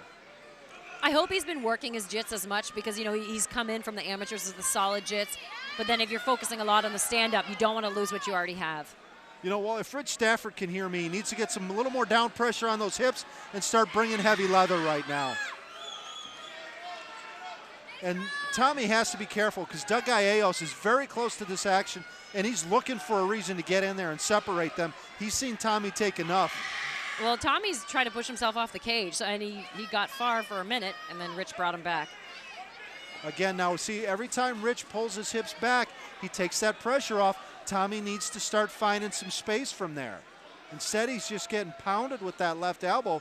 This first round turning into a very one-sided round, Kara Rowe. Yeah, definitely. I mean, right now, Tommy making some separation. And he needs to just keep pushing himself back and get, you know, he kind of took a stalemate there for a second and let Rich climb back on top of him. Well, you know what? He baited Rich a little bit. He could have taken that time to get Rich nice and long as he came back in and looked to set up a sweep or even a submission attempt. Right now, he's just trying not to get hit as we come into the closing seconds of this first round, Kara. Unless something really weird happens, we are going to get to the second round. But this definitely a one-sided endeavor. Yeah, Tommy definitely got to do something different because, you know, I think he gets really confident when he's on his back, but he hasn't been able to do anything with Rich Stafford, so he's got to change up this game plan. All right, first round's in the books, and, you know, Tommy is going to get to go to the second round, but at this point, if this is a one-round fight, he's done. It's over. Yeah, I mean, it's good to see Don Richard jump in that corner, though, because that's where he was struggling, is on the ground, and Don's got to give him some advice, change things up a little bit. See, they've got a battle for foot position. When they're in there, they're standing toe-to-toe. They're just looking at each other and trying these. A lot of their kicks have just been kind of lazy, just kind of measuring. And they're throwing their hands and either moving straight or waiting to see, did I do anything with this? And they're eating a big counter shot. And Tommy got clipped a couple of times on that last exchange before they went to the ground. The great thing with the stand-up for Rich is he's committed with that 1-2, and he's connected. And if he hasn't connected, it was just shy of connection. So, and Tommy's got to watch that. You cannot just stand in front of him. You can't go straight back because he's coming in with that 1-2, and he throws it really nice down the pipe. And that big overhand, that windmill that he's obviously spent a lot of time working on, because he just unleashes that thing. All that's got to do is slip through, and it's lights out. I know you hate that. I hate it because it's not even something I couldn't even practice that. It's because it's so wrong. once you get so far, you got to snatch your arm back, because to go all the way through puts you in a terrible defensive Well, position. he came out to Vanilla Ice, so maybe that's. Well, they do look similar. Both of their chins high in the air, and Tommy back out with those elbows. I mean, obviously just goes right back to what he knows. And he's following that sort of jabbing hook straight in See, and and straight Tommy's back got to out. be careful, because when he turns orthodox, if he doesn't practice that as much, you don't know defensively. You can't react as quickly. Well, that right slipped in, but there wasn't much behind it. That Rich went for that commitment with that 1-2 again. And this just time fell Rich looking short. at to set up a shot and then bailing on it, now finding himself in a lot of trouble. Tommy on the side of the cage with a front headlock, giving it up, getting himself body locked here. Well, when they're in the center cage, Rich puts his head down before he throws that 1-2, and he's got to look to see where his target is. Well, he's got to hope Tommy doesn't figure it out and bring up a leg or an uppercut also. Answers with a bolo, and he'll wind up on his back. Oh, the bolo. What do you know about the bolo, Steve? I don't know much about boxing, you know that. I didn't grow up beside a 9-inch color or black and With white your television with grandpa my grandfather. watching every weekend? Yeah, absolutely. You make me tell the story every time, and then you mock me for it. Oh, a nice knee up the center. Tommy lands on Rich. Well, both of these guys fighting with the underhook and the body lock, but their hands winding up in the center of the back, which really is no man's land. It's very difficult to be effective with the body lock from there. You know, you but have to get the hands high or very low. Rich landing a knee to the inside of Tommy's leg, and Tommy answered with a knee to the body. This round not quite as lopsided as the first round. But then that can change very quickly depending on where Tommy ends up at the end of this. Again, see how the hands are in the center of the back there? He needs to get them high, get them low, but in the middle is no man's land, and it's really tough to be effective from that position. It's very easy for Tommy to defend that. It seems like Tommy is just processing stuff. Like, he's not really reacting. He's trying to think his way through too much of it. Stafford doing a good job grinding with that head also. Now looking for a nice little outside sort of a leg sweep there.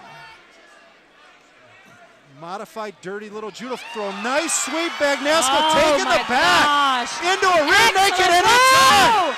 I told you cannot give him any wiggle room. What a turn of events, man. What a turn of events. Because, you know, it was looking like Tommy was in danger zone all over again, and look at turning that into the W for him in the second round. And by Stafford rear naked. with a look of disbelief and disgust on his face, but there is enough film on Tommy Bagnasco. You cannot give him any wiggle room or his hand will go in the air, and it didn't take but a split second for him to transition from that blown sweep as Stafford went belly down right onto the back of Rich Stafford, and that was it, folks. That choke was in deep on hard, and it was lights out. Tommy Bagnasco turning lemons into lemonade, getting beat up for most of that first round. Here we go, watch this here. Works the sweep. Stafford tried to fight back to his feet, leaves his neck or to his knees, neck exposed. All right, fight fans, your Tommy winner with 2 minutes Bagnasco and 28 wasted seconds no in the time second round by sinking rear that naked deep. choke. Give it up for Tommy. Feel free to hate on me, Bagnasco. Just a little bit of advice for Tommy. Don't use your head as to block punches. Go back to the old nickname, brother. Kara with your winner. Dude, what are you doing to everyone out there, stressing them out like that? What a beautiful finish. What a turn of events. Talk to me about this fight, Tommy. Well, I know I've always been a slow starter. First round's never been my friend. More or less, like, I don't know. He got on top. I just couldn't seem to get him off. It was too slippery. But hey, it worked in my advantage in round 2. Yeah, what you know, was so elusive about him, and was it just the slipperiness? Because we know you're standing up, you do some great things, but we know when you're on your back, it's usually good night, Irene. Yeah, more or less it came down to the slipperiness. Like, I could not get a grip on his arm, on his leg, on anything. Like, I felt like he was just a big ball of Vaseline that first round. So I ate a lot of elbows, ate a lot of punches, but who gives a shit? Well, who cares, right? I'm here. I won. Woo! I have to say, you know, our confidence went up a little bit. When we saw Don Richard come in, we were like, thank God he's got to talk to him about his ground game. What were your thoughts after that first round, because you knew you didn't have it in the bank? Oh, that first round, I more or less just threw out of the books the moment when that round ended. I was like, you know what? It's in the past. Who cares? Round 2 and 3 are mine. What a great attitude. That's awesome, Tommy. Talk to me about this finish and how easily you finished that off. He went to hip toss me. When he did, he turned too far, and like I said, the slipperiness came into play. I went right to his back, locked him to short choke. Now, I don't want anyone to think I was being mean. I literally could not get my arms undone. He was laying on him, so I wasn't trying to choke him extra or anything like that. Now, it sounds like you had this entire place screaming. Talk to me about who's here to see you. I got my friends, my family, my trainers, everyone that means something to me. Title boxing, I mean, I cannot thank my bosses, friends, family. I love all you guys. I mean, you guys are my world. You're the reason I'm in here. You're the reason I do it. Anyone else you have to thank, Tommy? Don Richards, Todd Ali, all the guys that train with me at MASH Gym, all the guys that put the minutes in, extra time, coming in when they got their kids, they got snow days. They're all driving out there to work with me. I work with them. It's one love, and you know what? This is all worth it right here. Congratulations, Tommy. What a turn of events. Thank you, Tara. Love you guys. Hug it out. All right, once again, Tommy Benyasco.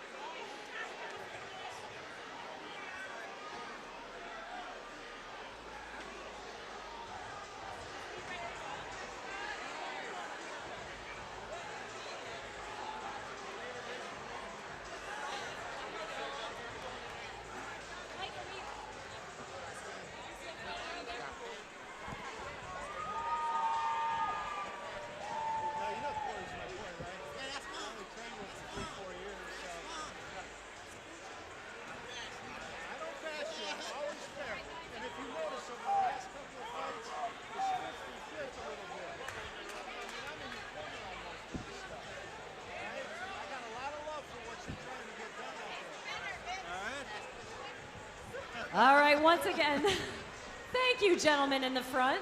Let's give it up for our ladies from PatinoDiet.com and the Players Club, working hard for you guys tonight. We're ready to move on. This next fight is brought to you by the law offices of Chris Trainer and Associates, as well as PatinoDiet.com and Defiant Industries. They have a lot of sales going on over there. Make sure you go by, check things out, and bring yourself home some swag. Here we go. Next up, making his way to the cage, fighting out of the red corner. Put your hands together for Ryan, the Psycho Bettingham.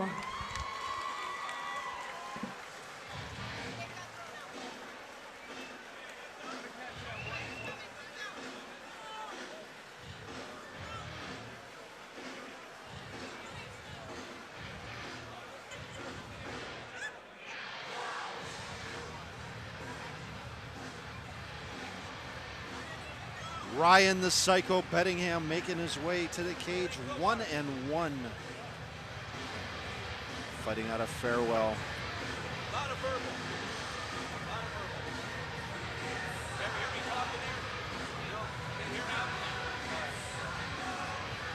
Weighed in at 130.2 pounds. I don't think I was 130 pounds in 6th grade.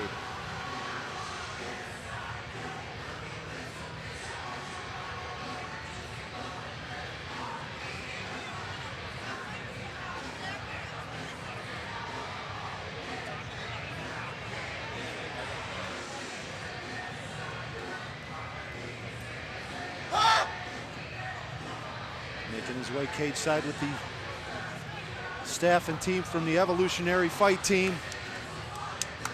Looking to make his mark in this TXC cage, wasting no time getting cage side.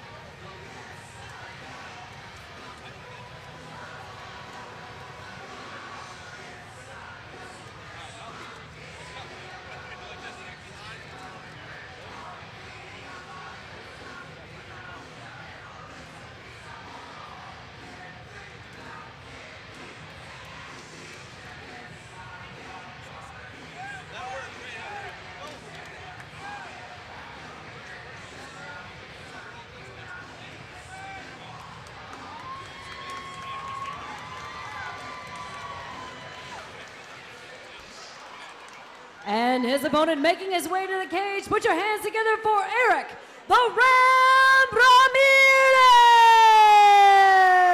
Ramirez!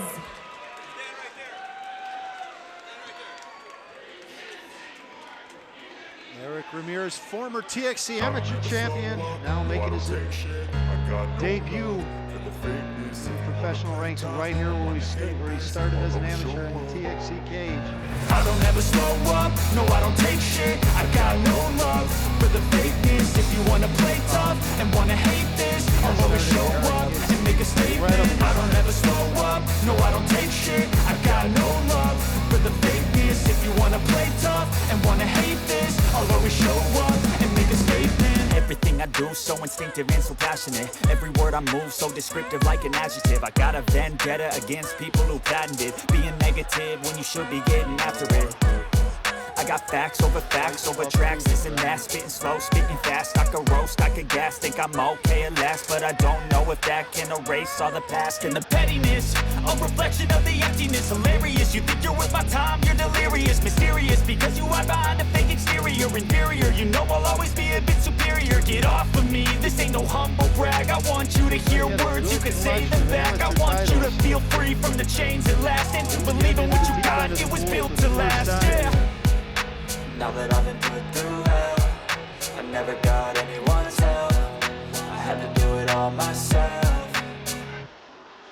I don't ever slow up, no I don't take shit. I got no love for the fakeness. If you wanna play tough and wanna hate this, I'll always show up and make a statement. I don't ever slow up, no I don't take shit. I got no love for the fakeness. If you wanna play tough and wanna hate this, I'll always show up and make a statement. Gonna learn the consequence of being incompetent. Mental health is confidence, dreams and some honestness. I'm not here to save the day, that's for you to take away. I could play a million mind games, but instead I say something not illogical, something that is topical. Rub it on and watch it go, make yourself unstoppable. Dreams are irresponsible, but they're always possible. If you just believe, you could be so remarkable. Thoughts in my head, a collage and they spread. I'll be great one day, going off of my meds. No, I'm not giving up, no, I'm not giving in. I will make it to the top, taking off in the wind. I gotta make it, I'm saving every day to taste it. I'm patient, but my mind, it can hardly take it. I'm chasing a dream that I've had for several ages. A vacant, modern kingdom for the taking.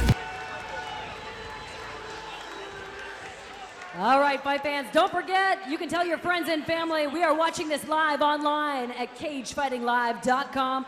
Hello to everyone watching all over the world. You can also listen to us at caveradiobroadcasting.com. This fight is brought to you by Defiant Industries, PatinoDiet.com. To my right, fighting out of the red corner, he weighed 130.2 pounds. He stands 5 foot 6 inches tall. He comes to us with a record of 1-1.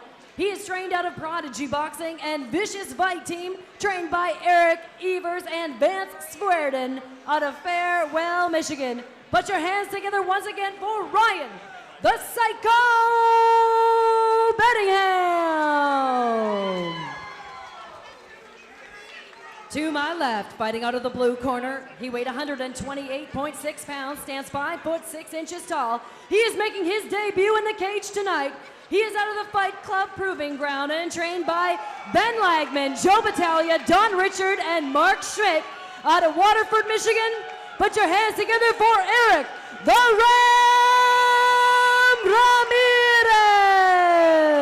Ramirez. Your referee in charge is Mike Maletti.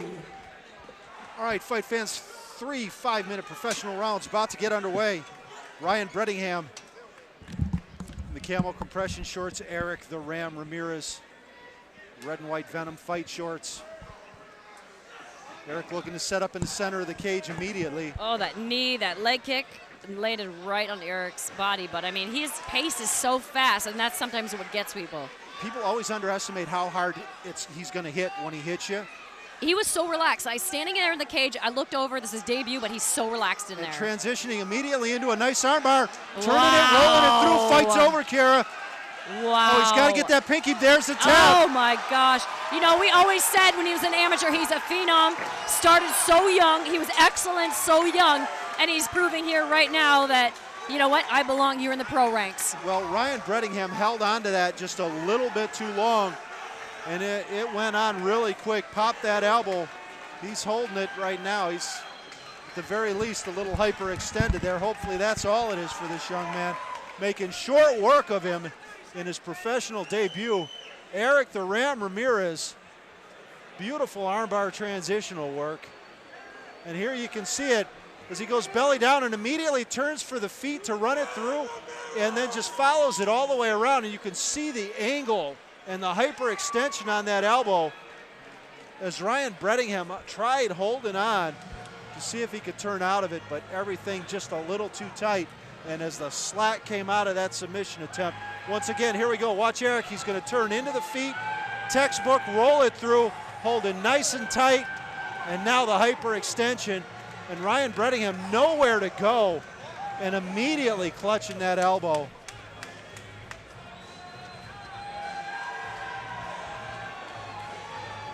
Hopefully everything's just a little stretched out and nothing torn or broken there.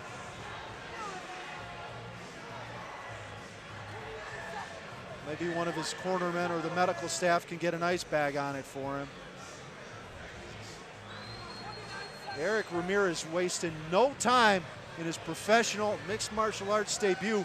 29 seconds in the first round. Your winner with 29 seconds in the first round by armbar. Put your hands together for Eric the Ram Ramirez.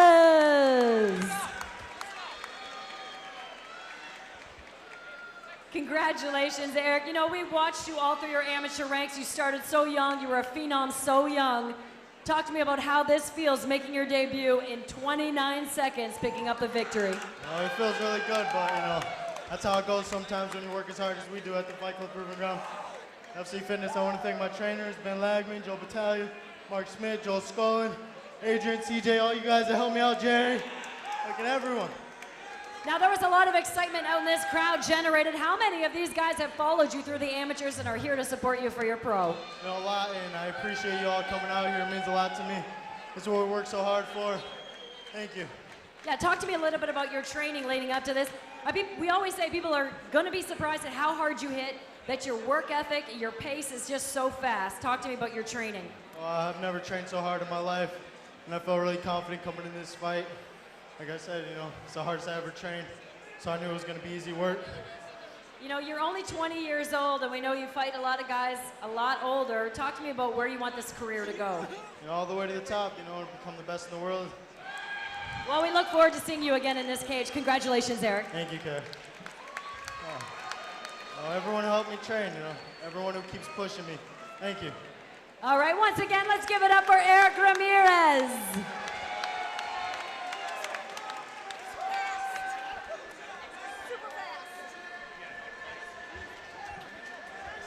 Once again, wasting no time. His professional debut, Eric the Ram Ramirez, 29 seconds. We're moving to the top of the submission of the night list.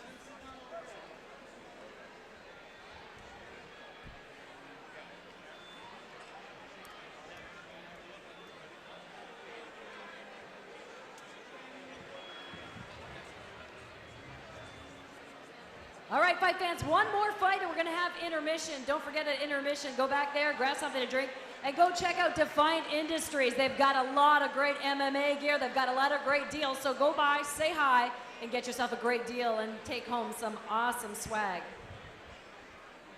Are you guys having a good time out there? All right, you guys have been a great crowd. We love your energy. You're making these guys fight really hard and making them proud to pick up the victories tonight. Here we go, our next fight of the night. Where are my ladies? You guys slacking? What's happening? They took their own intermission. You can't really say anything. They're in bikinis. None of us are brave enough to do that, so let's welcome up our ladies from PatinoDiet.com and the Players Club. Zach Burns. We're ready for our next fight, brought to you by Defiant Industries, PatinoDiet.com, and the law offices of Chris Trainer and Associates. Making his way to the cage, fighting out of the red corner, put your hands together for Aaron Iron Man Cook.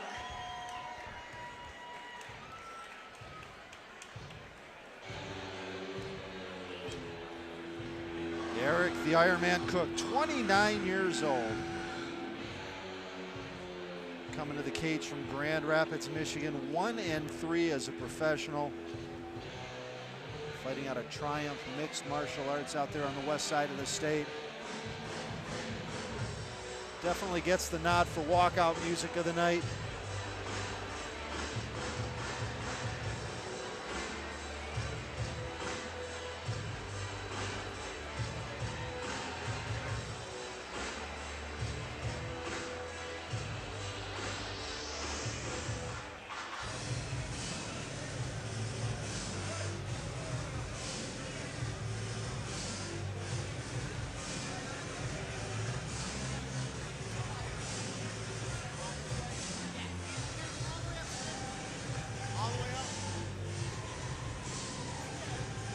Take a minute to give a big shout out to Zach Burns and all the New World Karate family up there in the frozen tundra of Michigan's north watching us on cagefightinglive.com. Also a big shout out to all of the men and women of the armed services watching all over the world. We've got people watching just every continent on this planet. The men and women of the United States Armed Forces doing what they do so we can be free to do what we do. We can't thank you enough. And if you're ever in town, let us know. We'll get you cage side. We'll buy you a beer or 6. Say thank you in person.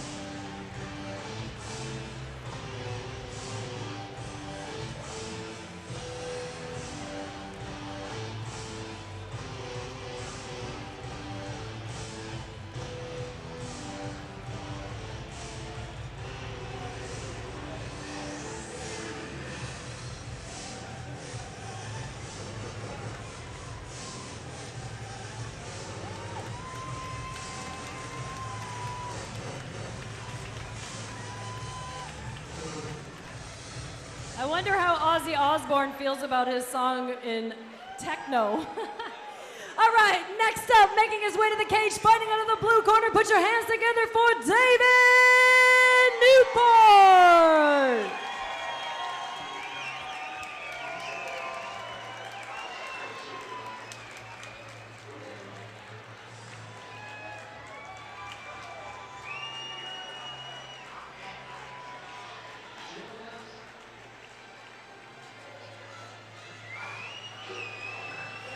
And fighting out of Lapeer, Michigan, Dave Newport making his way to the cage.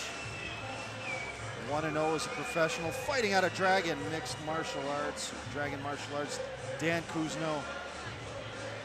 And the boys up there doing a great job. Dan, one of the elder statesmen, competitive martial arts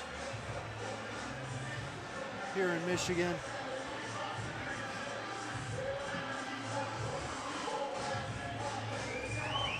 Dan was doing MMA when it was still no holds barred.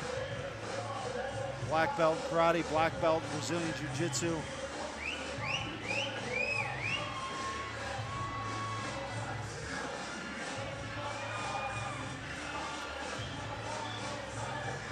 Takes being a martial artist very seriously, and you can see that in the faces and the attitudes of everybody he puts in this TXC cage for us.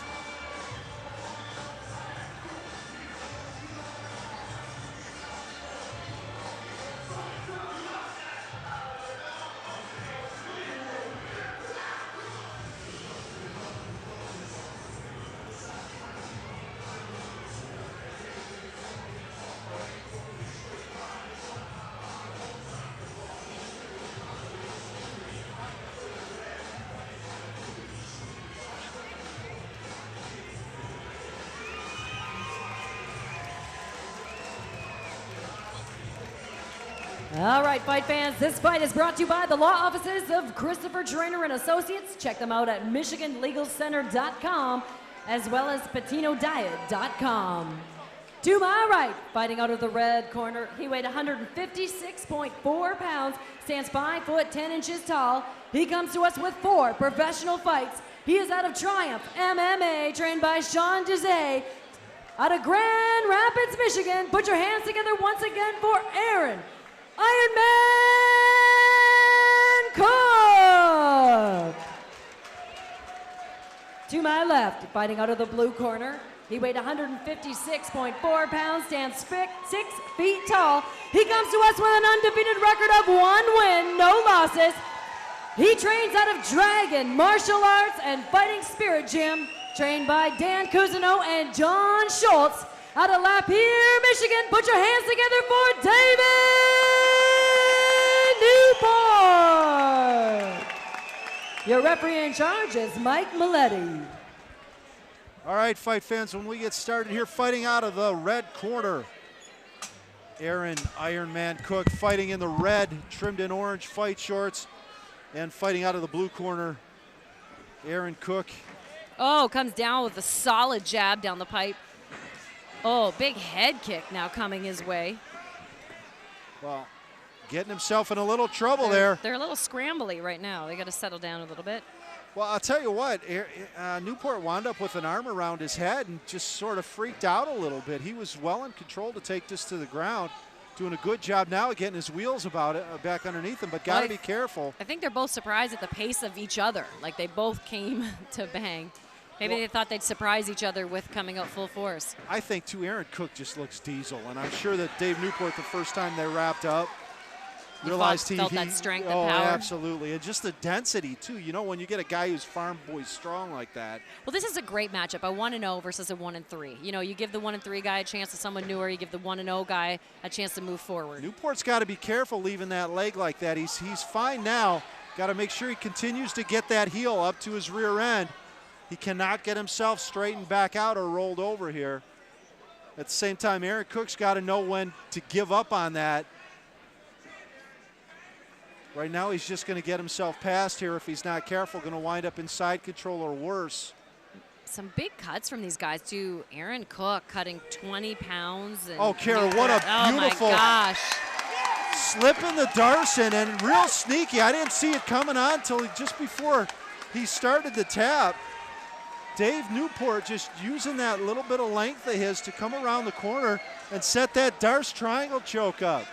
You wouldn't think that David Newport was the one that cut the majority of the weight because he looks, you know, he's not as thick as Aaron, but pulling out the victory. No, and representing the Kaike Jiu-Jitsu origins of Dan Cousineau very well. That was beautiful. Sort of caught me at a bad angle. We can see here now as this turns through him looking, just setting up that arm triangle. And like the rest of us watching, Aaron Cook didn't know what hit him till it was too late.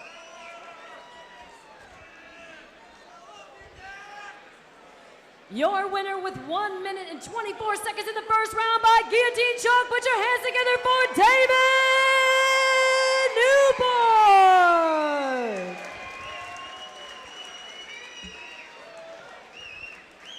All right, David, congratulations. You guys both came out full pace, foot on the gas. Talk to me about that first round.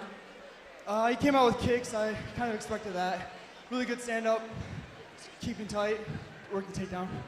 Executed perfect. You know, you were the one that cut 30 pounds. He cut 20 pounds, but he looked a little thicker than you. Did you feel that power from him? Yeah, he was a lot stronger than anticipated. I thought I was going to be a lot stronger than him, but tough kid. Great. How does it feel to be 2-0 now, David, moving forward in your MMA career? It's just the start. I'm ready to move up. What can you take away from this fight? Anything that you would want to do differently in the future? I want to get more active in the cage, fight more. It's been a year since I fought, so it's good to get in here. And talk to me about, is there anyone you have to thank? Talk to me about your training leading up to this fight. Dan Cousineau, my jiu-jitsu is top-notch because of him. I can't thank him enough. Fighting Spirit, Gym in Bay City, John Schultz, my sponsors, Two Designs, Rep Up, CrossFit Lapeer. Everyone who came out and supported me, thanks everybody. Appreciate it. Congratulations, you moved to 2-0, David. Thank you. Once again, David Newport.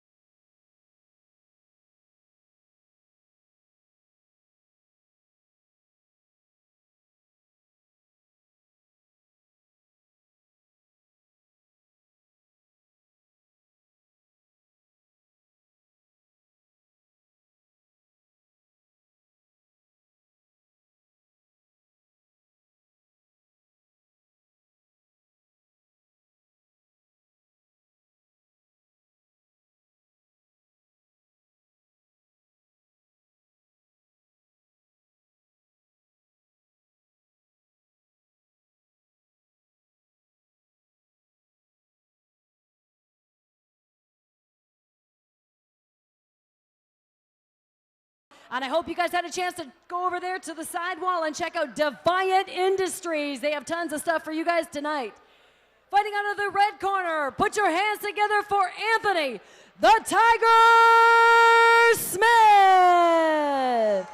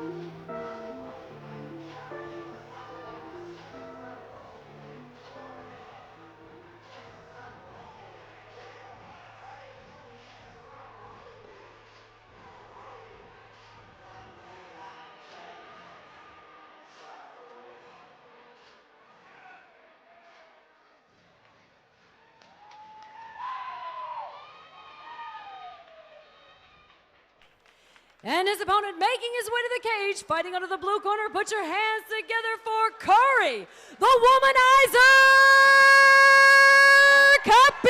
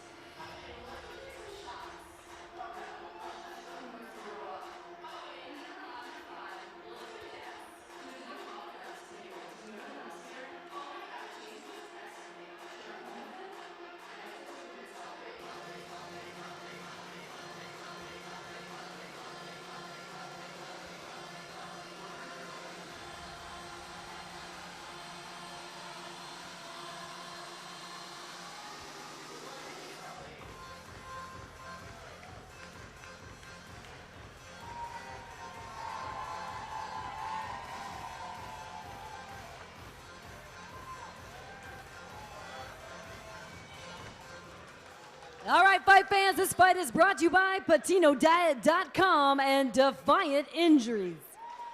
To my right, fighting out of the red corner, he weighed 194.2 pounds, standing 6 foot 2 inches tall. He comes to us with 10 professional fights out of Ypsilanti, Michigan. Put your hands together for Tony, the Tiger Smith. To my left, fighting out of the blue corner, he weighed 191.2 pounds. He stands 6 foot 5 inches tall. He comes to us with an undefeated record of 1 win, no losses. He represents Jacked and Tanned. He is trained by James Lee and his brother, Connor Cuppy, out of Macomb, Michigan. Put your hands once again together for Corey, the Womanizer Cuppy. Your referee in charge is Doug Gallegos.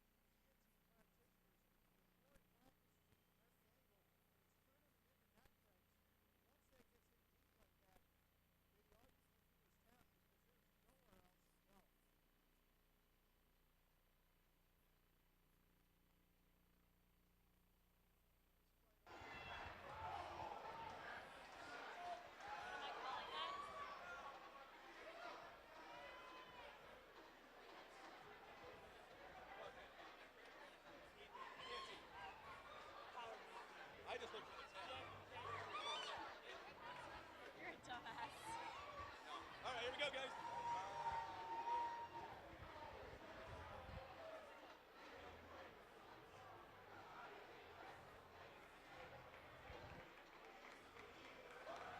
All right, fight fans, your winner with 1 minute and 1 second in the first round by the Jacked and Tanned guillotine. Put your hands together for Corey, the Womanizer Cuppy. Congratulations, Corey. With a name like the Womanizer, do you think you're going to get a date in here? I don't know, I need one, but after seeing that ring girl who came in, I couldn't lose, so. You've got to impress her, very important. Talk to me about this first fight. You came out with a beautiful leg kick, but quickly went down to the ground. Yeah, I work all aspects of my game. I feel I have the best coaches in MMA. I have James Lee, James Gray. My brother, Steve LaFrate's helped me my whole career. Jovan Trimseski. So with those guys, I feel indestructible.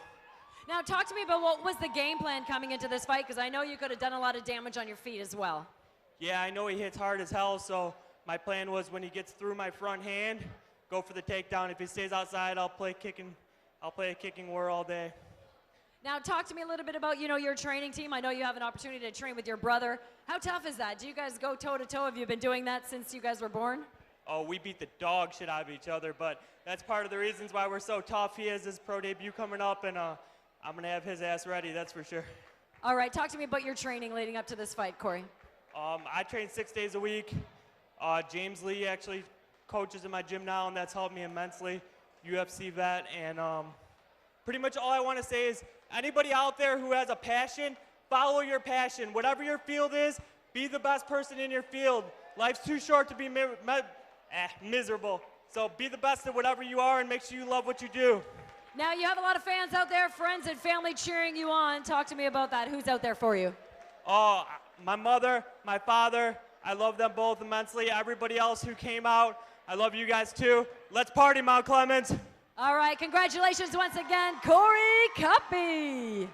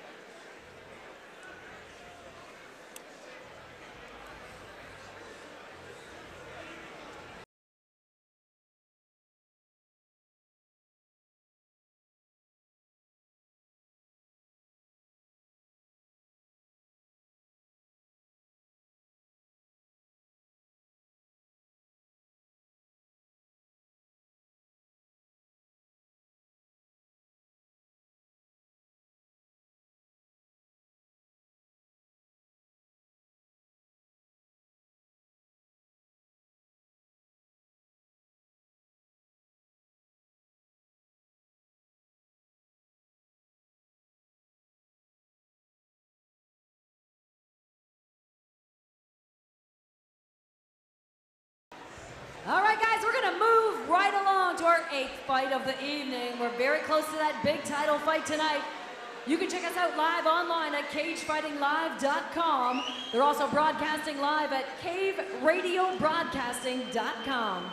A big thanks to our sponsors, PatinoDiet.com, Defiant Industries, as well as the law offices of Christopher Trainer and Associates. Check them out at MichiganLegalCenter.com. Here we go with our next fight of the evening. Making his way to the cage, fighting out of the red corner, put your hands together for Rey El Jefe Lopez.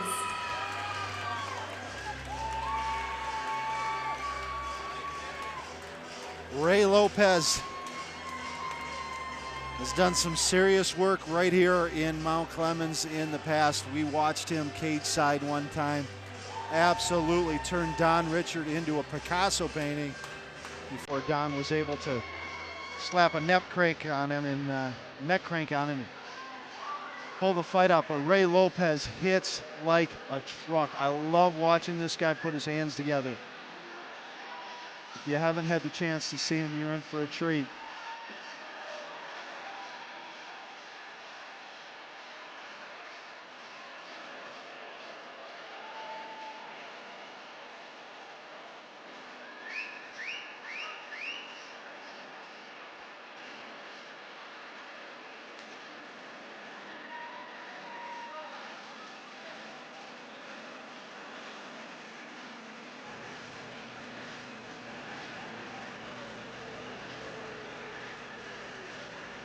Ray coming to us from the west side of the state out of Holland, Michigan. Professional mixed martial arts record of 8-6.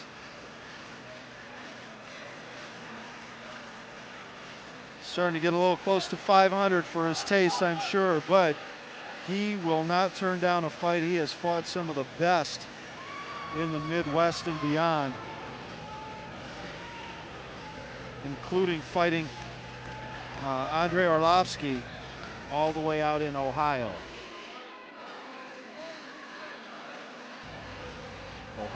Hawaii. It's not my first day looking at a map.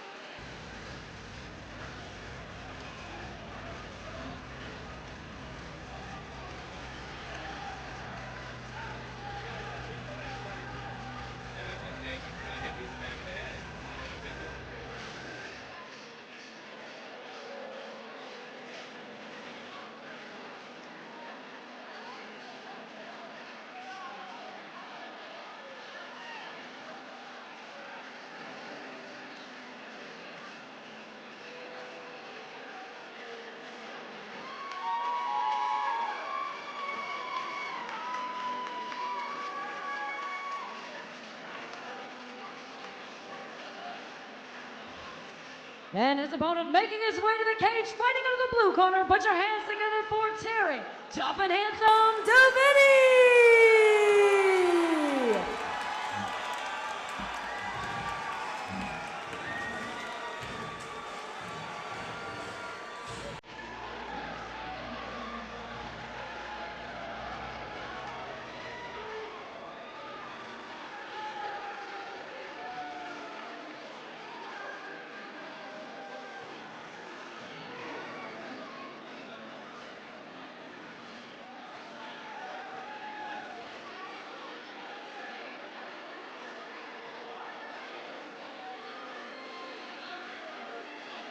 Terry Davini making his way to the cage, a seasoned veteran, 10-5 record, fighting right out of Shelby Township, Michigan.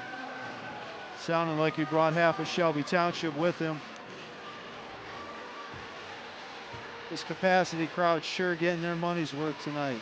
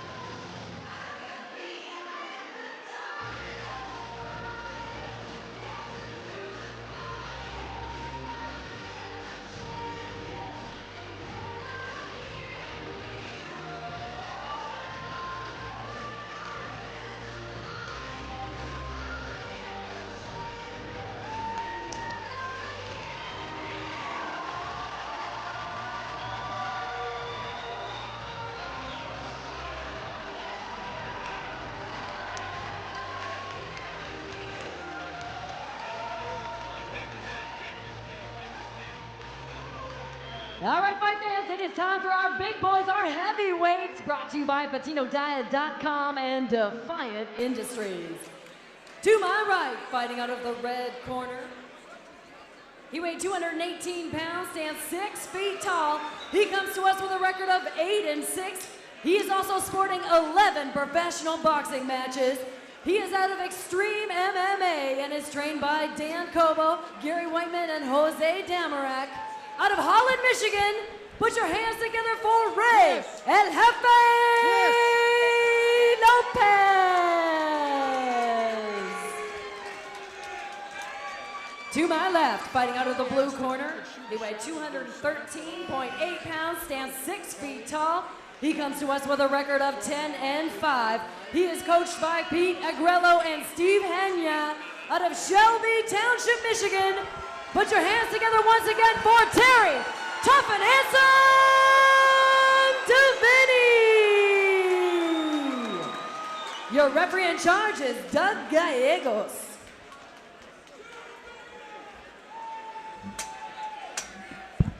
All right, fight fans, when we get started, Ray Lopez fighting out of the red corner. I'm excited for this fight. Green and white Hayabusa shorts. Terry DeVinny in the black and gray shorts. Both of these guys can put their hands together, Kara, and they both hit exceptionally hard. You know, and the trick is southpaw coming at you, but he's switching up. You just kind of don't know what they're feeling each other out right now.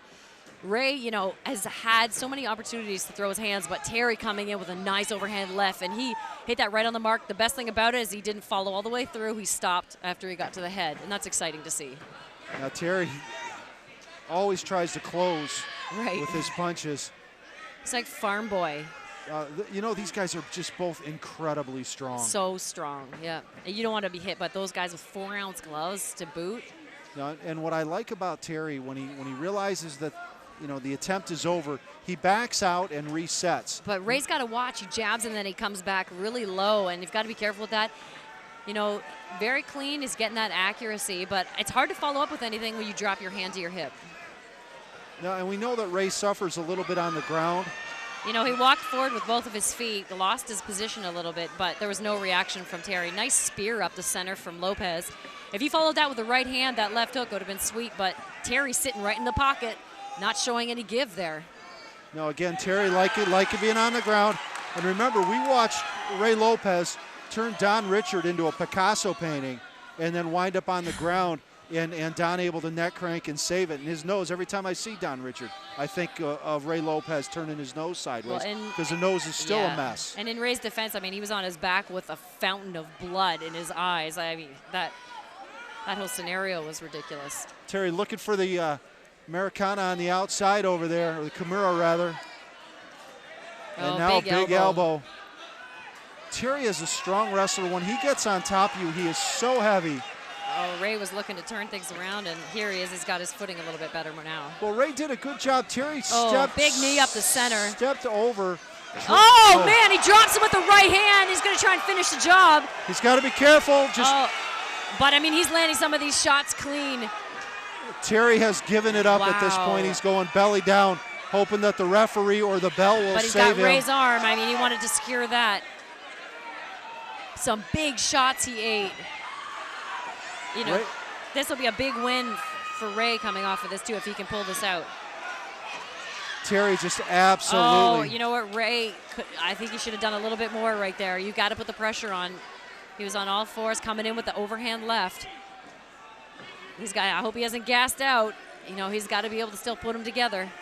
Oh, big head kick, and Terry doesn't seem to be able to defend anything right now. He's kind of out of sorts, flopping around like a fish.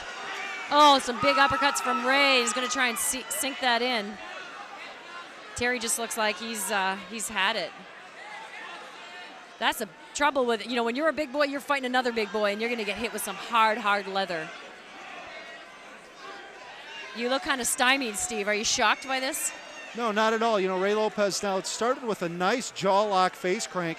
Could have finished it with just a little bit of pressure from his chest. Wow. But transitioned nicely into a rear naked choke. But, you know, you can tell how effective the punching has been against Terry DeVinny. Ray took that rear naked choke from the side. There's no excuse for giving that up. That was exciting. You know, to see like the big boys swinging, going toe-to-toe, I mean, that's some exciting stuff. Well, if you're going to stand toe-to-toe with Ray Lopez, you usually wind up on the wrong end of that, because he has a steel chin and he will sit there and trade with you all day long. Ray Lopez making short work of Terry DeVinny. And everyone who comes out of the cage with Ray Lopez always says the same thing. It's the hardest they've ever been hit.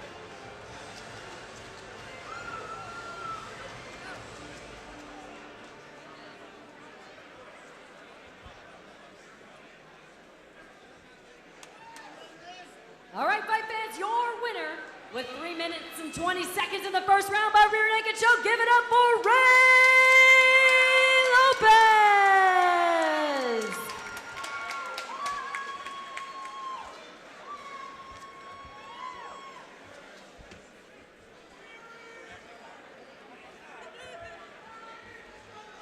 They're talking about an after party. This sport, eh? Oh, you. I'm sorry, everybody, but thank you Thank you all for coming. Ray Lopez. Yeah, I'm not a pussy. Ray Lopez hits very hard, and thank you for taking the fight. And everyone, I'm sorry. I did my best. You don't have to apologize. You stepped in the cage. You've done enough for all your friends and family out there, Terry. But everyone who came out and supported me, thank you so much. Put your hands together for Ray. Thank you. All right. And let's move over to Ray Lopez. You know, a good, strong fight. We know about your hands. You've got those solid hands. But he took a lot of shots. He sat in the pocket and took them. Talk to me about this fight. I trained really hard. I know he's a wrestler. So I did a lot of work with my coach, Dan Kowalski, Ryan Lancaster, out of Mermaid Wrestling. They get me ready for this fight, and I want to thank everybody that came out to support me. And we all know I'm not really good at talking on the mic, so. You know, it was so much fun to watch. That was one of the most exciting fights tonight. To see the big boys, you guys stood toe to toe. You didn't back down. How do you feel about this win? You seem pretty excited after the decision. I do. My record was, I was in deep shit there for a minute. I had like 5 losses in a row, so yeah. So does this get you back on track, and what does it do for your confidence? It builds it. It builds my confidence a lot, especially because I've never been a good wrestler. Then I did pretty good, better than I normally would. So yeah. And I would like to thank my sponsors, Road Rush Tattoos, and all right, congratulations, Ray. We always love watching you in here because we know you're going to put those hands together and do a lot of damage. Congratulations. Thank you. And I hope TXC has me back. I'm ready to go to the top. I want the belt. All right, once again, let's give it up for Ray Lopez.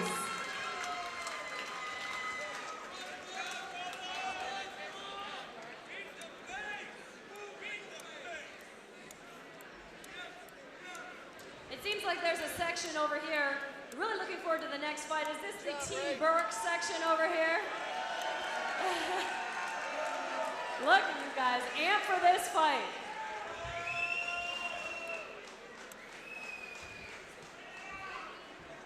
We have some more big boys for you that are coming out to bang. This fight is brought to you by PatinoDiet.com and Defiant Industries. You can check it out at CageFightingLive.com. First up, making his way to the cage, fighting out of the red corner. Put your hands together for Ryan, the Grim Reaper Sheeper!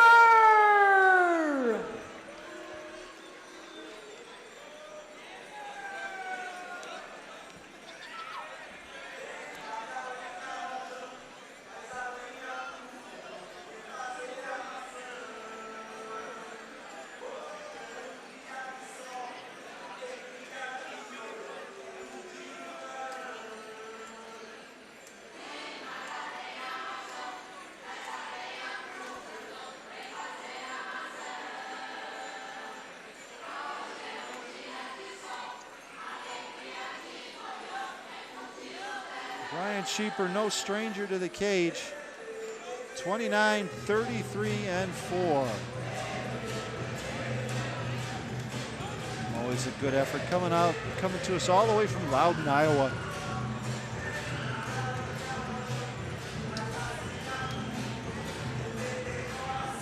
Like he's coming from Amish country out in Iowa there with the no mustache beard.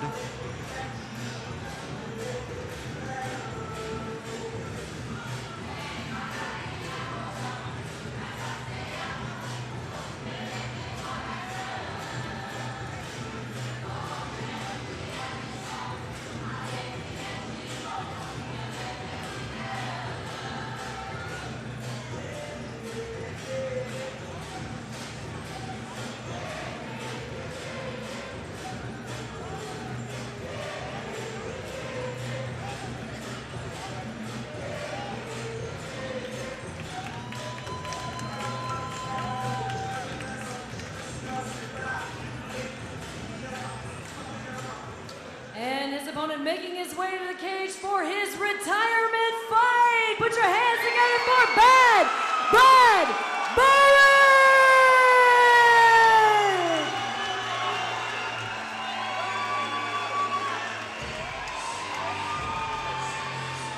Bad Brad Burrick.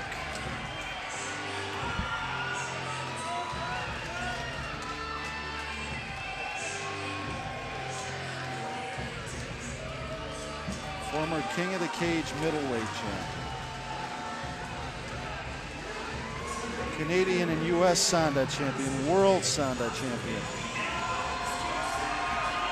Long pedigree in the cage and the martial arts. 24, 15, and 1.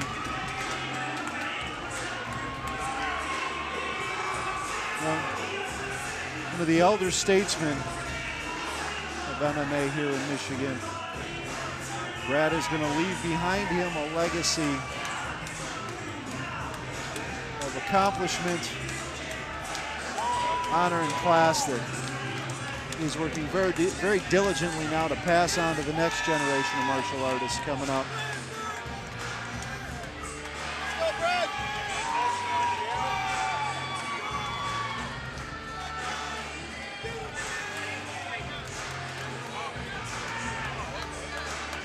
Brother, it's been a lot of fun watching you over the years. It's been an honor being cage side for a lot of his fights.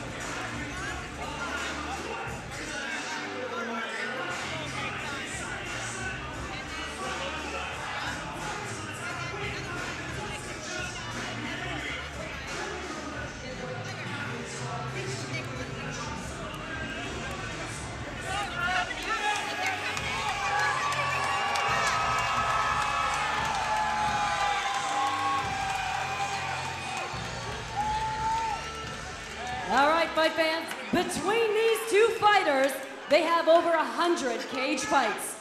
This fight is brought to you by PatinoDiet.com and Defiant Industries. To my right, fighting out of the red corner, he weighed 205 pounds, stands 6 foot 4 inches tall. He comes to us with 66 professional fights. He represents MMAG out of Iowa. Put your hands together for Ryan, the Grim Reaper Sheeper. And to my left, fighting out of the blue corner, he weighed 203.4 pounds, stands 6 foot 1 inch tall. He comes to us with 40 professional fights. He was a Samba world champion, a King of the Cage champion.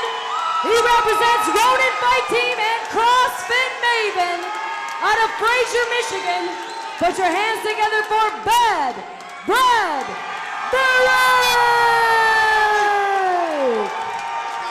Your referee in charge is Mike Matias. All right, fight fans, when we get started, Ryan Sheeper fighting out of the red corner, black trimmed in white fight shorts. Brad Barak fighting out of the blue corner, black trimmed in white. The house is going to come down if Brad doesn't get a knockout soon. Leading with a nice jab. Well, I'll tell you what, I want 3 rounds. Oh, a Superman punch coming from Ryan. And I know that Brad kind of wanted to have the, pretty stand-up knockout, but closing the gap. Well, after Brad's that been Superman working judo punch. for a long time, clinched up, stepped across, nice little hip toss. Now right into back control. We've seen Ryan in the past, and when he gets in trouble, he tends to just sort of get really lackadaisical and wait for the end. And I'm greedy. If this is Brad's last fight, I want 3 rounds, Kara. Yeah, and I don't think we're going to get that. Because like you said, Ryan will come out strong, but then as soon as he's in trouble, he seems to just, let everything go. Well, he didn't get the chance to even come out strong in this fight. Brad doing a good job now trying to get that second hook in. Ryan turning to his back to avoid the choke. And talk about out of the frying pan into the fire. I'd rather get hit with the meteor than have Brad Barak sitting on top of me dropping leather. Especially he's been doing martial arts for so long, since he was young, karate then wrestling. He's not even a southpaw. He actually stands southpaw, but he's a right-handed fighter, so you've got to watch both hands. Good job flattening him out as he tries to get that Arm through now, getting a little bit of distance. Look, back to the choke. That's it. Oh, okay. I wanted 3 rounds. What the hell? Yeah. Well, I'm sure, you know, Brad making quick work. He's got other goals, so we'll have to hear about that.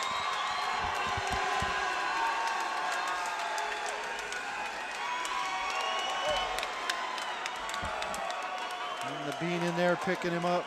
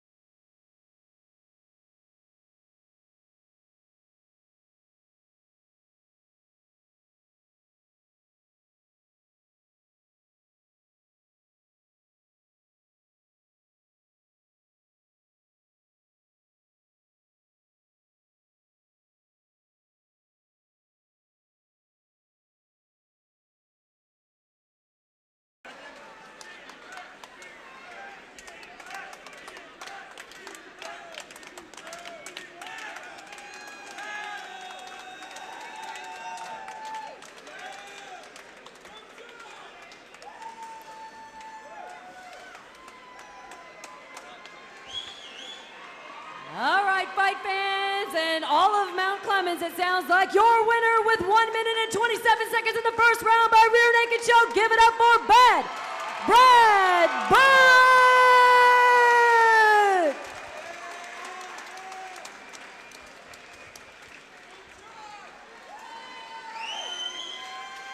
All right, congratulations, Brad. You know, as you said, your retirement fight, how does it feel? Talk to me about this performance.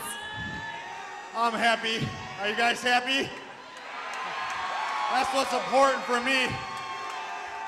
Talk to me a little bit about your training leading up to this fight. I know you're in CrossFit as well. You're coaching the guys with Ronin Fight Team. You have a pretty busy schedule. Yeah, I train CrossFit Maven, Rochester.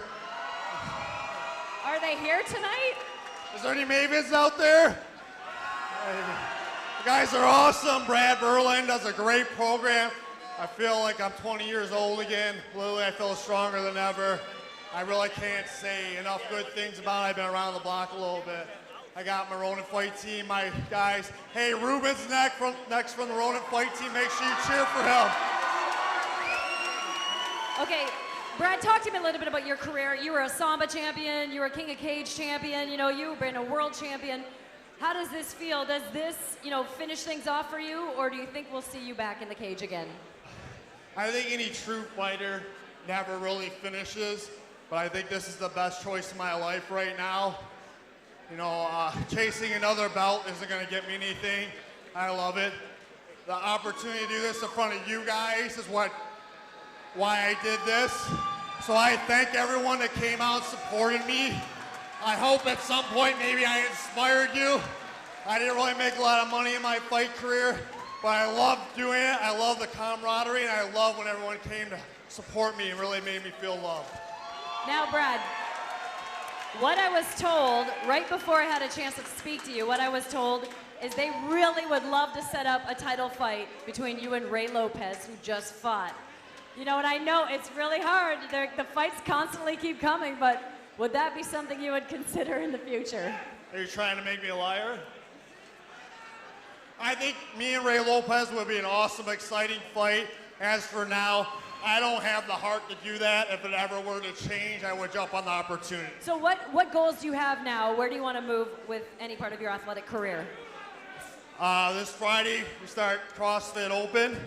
That's the first thing. There you go. We got that.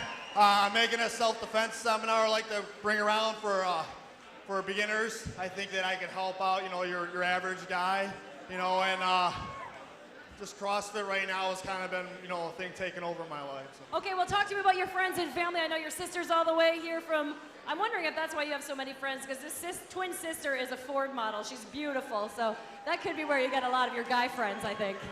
Yeah, her and her husband, Jason, my twin sister, Bridget, they flew in from New York City. John Vinsel, Francis, us three, came in all the way from Seattle. He was my very first corner. Went down El Paso, Texas. I got my ass, sorry, shouldn't say that, Paul. I got beat up. I had to learn things the hard way. I'm a very stubborn person. I always did it my way. You know, sometimes it worked against me, but at the end, I feel pride when I sleep at night. Well, it's fantastic what all you've done in the cage and all you've been doing for this Ronin Fight Team, and I know we're looking forward to see Ruben next. Oh yeah, he's doing a great show. Once again, let's give it up for Brad Burke. Good job, buddy.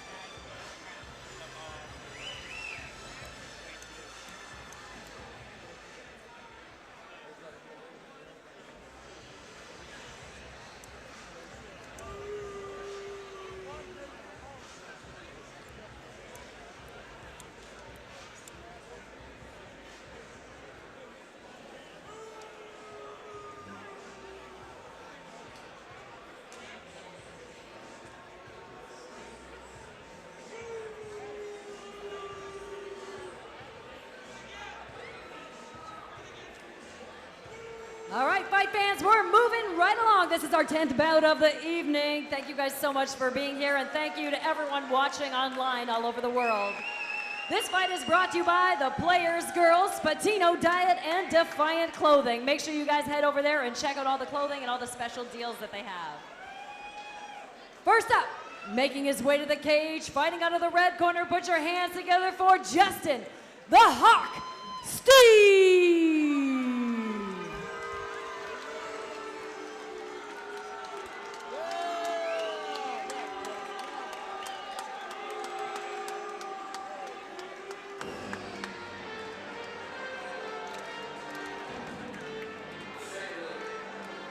Justin Steve, the Hawk. 5'9", 165 pounds, making his way all the way out from Weirton, West Virginia.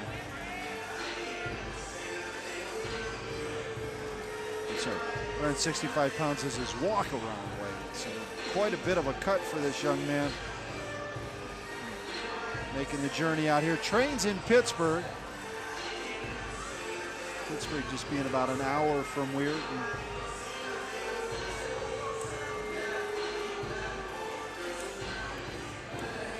It's got to be a good 6-7 hour ride for him, so he came a long way to bite off a whole lot of Tony the Tiger Zielinski.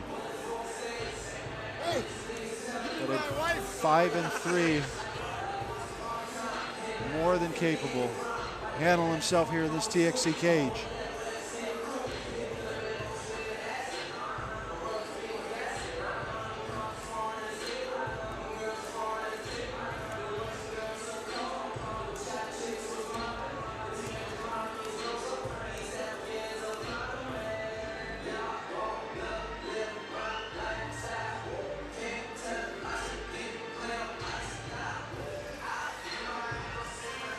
I'm sorry, Ruben Bariak. Came a long way to fight off some Ruben Bariak.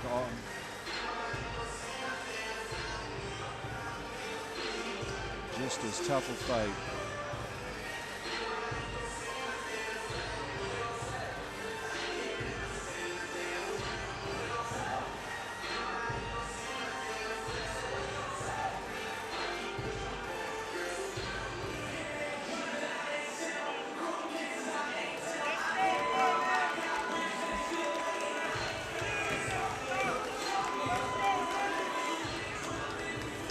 And his opponent making his way to the cage, fighting out of the blue corner. Put your hands together for Ruben, the Romanian Wrecking Ball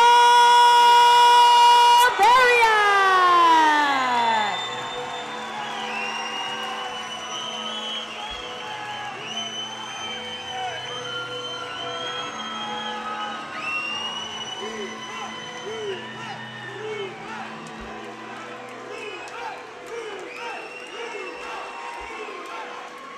Ruben Bariak now 3-0 as a pro.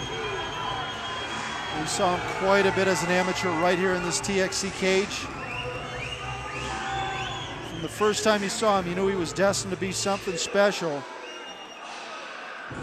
Fighting out of the Ronin Fight Team under Bad Brad Burke, who we just got a chance to see. And also out of Victor Torres MMA, training under Victor Torres and Jason Ireland.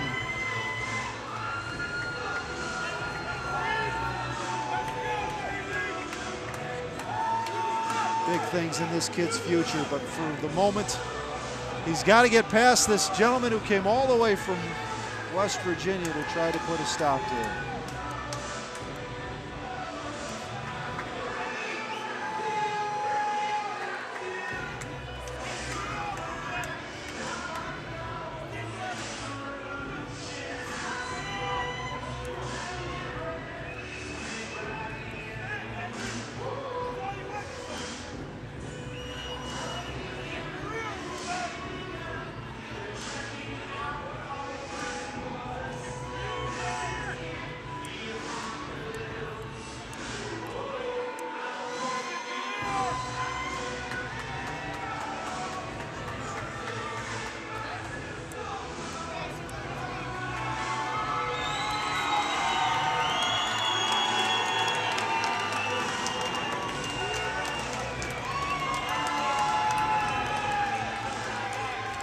All right, fight fans, this fight is brought to you by PatinoDiet.com, Defiant Clothing, and the Players Club Girls. To my right, fighting out of the red corner, he weighed 145.4 pounds, stands 5 foot 9 inches tall. He comes to us with a record of 5 wins, 3 losses. He is out of the Fight Club Pittsburgh and Henzo Gracie Pittsburgh. Out of Weirton, West Virginia. Put your hands together for Justin, the Hawk, Steve. To my left, fighting out of the blue corner, he weighed 146 pounds, stands 5 foot 7 inches tall, and comes to us with an undefeated record of 3 wins, no losses, representing the Rodent Fight Team and Victorious MMA. He is trained by Brad Burke, Victor Torres, and Jason Ireland out of Troy, Michigan. Put your hands together for Ruben, the Romanian Wrecking Ball, Bariak. Your referee in charge is Doug Gallegos. All right, fight fans, as we get underway here, Justin Steve fighting out of the red corner in the blue compression shorts. Ruben Bariak fighting out of the blue corner, black compression shorts. You got to be ready for the pace of Ruben. That's the trick about fighting him. Oh, he comes in with the 1-2, but look at the speed on Steve. I mean, he has some fast twitch muscles, I'll tell you that. Yeah, but Ruben just relentless. Yeah, and that's the tricky thing about takedown. Fighting him. I mean, he's just nonstop pressure. But popping right back to his feet. Justin Steve, you know, you don't go 5-3 in this weight class and not be able to handle yourself. And once again, we have the best seat in the house as these guys mix it up cage side right here for us. You know, and you have to instantly match the pace. I mean, once you see Ruben get out there, you know, Steve had to really step it up and be ready for this. Well, Ruben found himself giving up double underhooks there. Now with a nice little modified lateral drop. Ruben coming up in good position. Got to keep that downward pressure on the hips. Take his time about getting some shape here. You know, getting some instruction behind us as well to drop the elbows. And somebody's he's done bleeding that. already. Ruben in no danger from that arm bar. The elbow slipping below the cup. But Justin Steve doing a good job of just letting go of that when it was about to get slammed in it. But Justin has that look that he's just kind of stymied a little bit by this nonstop pressure. Well, I'm sure this is the fastest pace. He's used to doing this to people, but now having it done to him is a little bit tough to transition. Ruben all over him like a 155-pound backpack, looking to sink that choke in. You know, and it's Ruben's nose that's bleeding, and that's where you're seeing the blood all over Justin Steve. Justin Steve doing a good job fighting one of those hands off. All you got to do is control one of the hands, and it gets almost impossible to choke a guy. But you would think just the pressure from the size of Ruben's arms sometimes would be enough. Well, what he has to do is avoid the temptation to throw those punches up. Because every time he does, he's got one less hand controlling that gloved hand of Ruben's. Landing some clean shots, though. You can hear them from the cage side here of how hard those are landing on Ruben. Ruben needs to either switch to a neck crank, a short choke, or look to slide out to his right and look to come up in side control or mount there. Oh, and a big turnaround for Steve. I mean, his pace is fast, landing the clean right hand. And that's what happened to Ruben last time. He got caught on the way in. Knees up the center from Justin Steve. Couple of big knees. That first one taking the wind out of Ruben. Watch for Ruben to set up that lateral drop again. Able to follow it through, and the only reason he's getting away with that is because he kept such tight pressure, keeping chest to chest there. Coming up now in a really loose half guard. Justin Steve looking to turn through, but Ruben looking to try to slide right into a full mount. He needs to just consolidate this position, Kara. Keep it pinned against the side of the cage. Sit down on that left thigh of Justin Steve's, and then look to separate and start punching. We've seen this from Ruben quite often, you know, almost in side control, just laying on top of their opponent and wear them out. I mean, you're carrying a whole lot of Ruben when he's on top of you. Well, because he's trying to finish his pass, Justin is able to bring that knee up the center, and that makes it tough for Ruben to actually mount a striking offense there because he's got to continually work on his position. Now that he's on the thigh with the pressure going down on the hips, he can bring this leather down. And this is the one thing for those watching, you know, to take a look at what Ruben has to offer. It's just this relentless pressure. And he's back and forth on both sides, constantly transitioning, constantly moving, weighing 250 pounds the whole time. You know, this is where Justin would love to get it back to his feet. You know, having the Golden Gloves championship under his belt. You know, and we saw some of those fast hands early on. Well, he's in infinitely better shape than he was just a couple seconds ago. Ruben needs to turn him back to the side of the cage. And I understand how Ruben's trying to break open those clinched hands of his, but when he does, all he does is put Justin back in a position to reassert himself because he's got complete hip mobility, and we already seen an early armbar attempt from Justin Steve. And there's another one. Ruben pulling through, though, and coming out on top. Got to be careful he doesn't get it reversed. Look to work that front headlock there. Excellent pressure. But Justin's done a good job at avoiding some of these submissions. Justin's done a great job. I feel kind of bad because we're obviously homers for Ruben. You know, Justin coming out from West Virginia. Yeah, but the entire building. Well, he is, you know, taking the tough majority fight. of the beating here, though, too. I mean, this is a tough fight for a local fighter to take, let alone coming in from out of town. 10 seconds, wow. Look for Ruben to score. Oh, looking to try to get that anaconda nice and deep. Plenty of time left, though, for Justin Steve to just ride it out. Oh, my gosh. That was the fastest 5 minutes I have ever felt. I mean, I'm sure it didn't feel that way for Justin Steve, but, and Ruben, what a pace. I mean, to keep up that pace for 5 minutes is unbelievable. Well, Justin Steve springing immediately back to his feet. But you know what? I'm sorry to interrupt you, but I'm just thinking after seeing that first round, Justin Steve knows exactly what to expect from Ruben. I mean, Ruben's going to try 1-2. He's going to try and jab, and he's going to try and close the gap. Justin's got to come out here and circle. If he wants to use his hands, he's got a pot shot. You cannot stay in too long. You can't throw big combinations because it just gives Ruben a chance to clinch.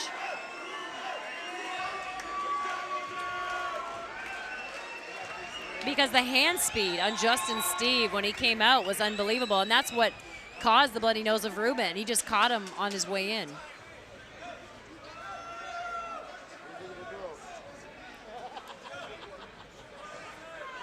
All right, here we go. Seconds are out.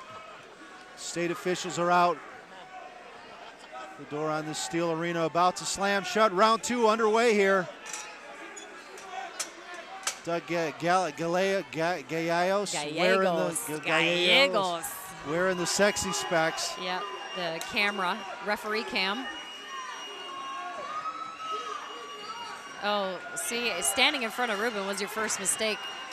Ruben closes just as quick as Justin lets his hands go. Yeah. And you know that, now here's where you got to feel bad for Justin. He had double underhooks. He set up a decent takedown attempt, and Ruben just chest to chest, able to bring him right over onto his back and start scoring immediately with that grinding elbow. I don't know why Justin's corner didn't tell him to box and move, you know, pop a jab and move. You cannot stand in front of this man. Justin trying to play off of his side so that he can get back to his feet, but so strong is the wrestling of Ruben Bariak, able to just keep such heavy pressure on Justin. There's no way to get out from underneath him, even when you're not underneath him. Well, so now he came out, he knew exactly what Ruben was going to do, and Ruben's done it anyway. Yeah. And that's when a guy is destined to be a champion at a very high level. But to be honest, Justin didn't adjust. He stood there in front of him to throw. I mean, box, move your feet. Don't stand in front of a Mack truck if you don't want to get hit by one. Ruben now in very clean side control, looking for the Americana. Wisely bailing on it, going back to bringing the elbow down.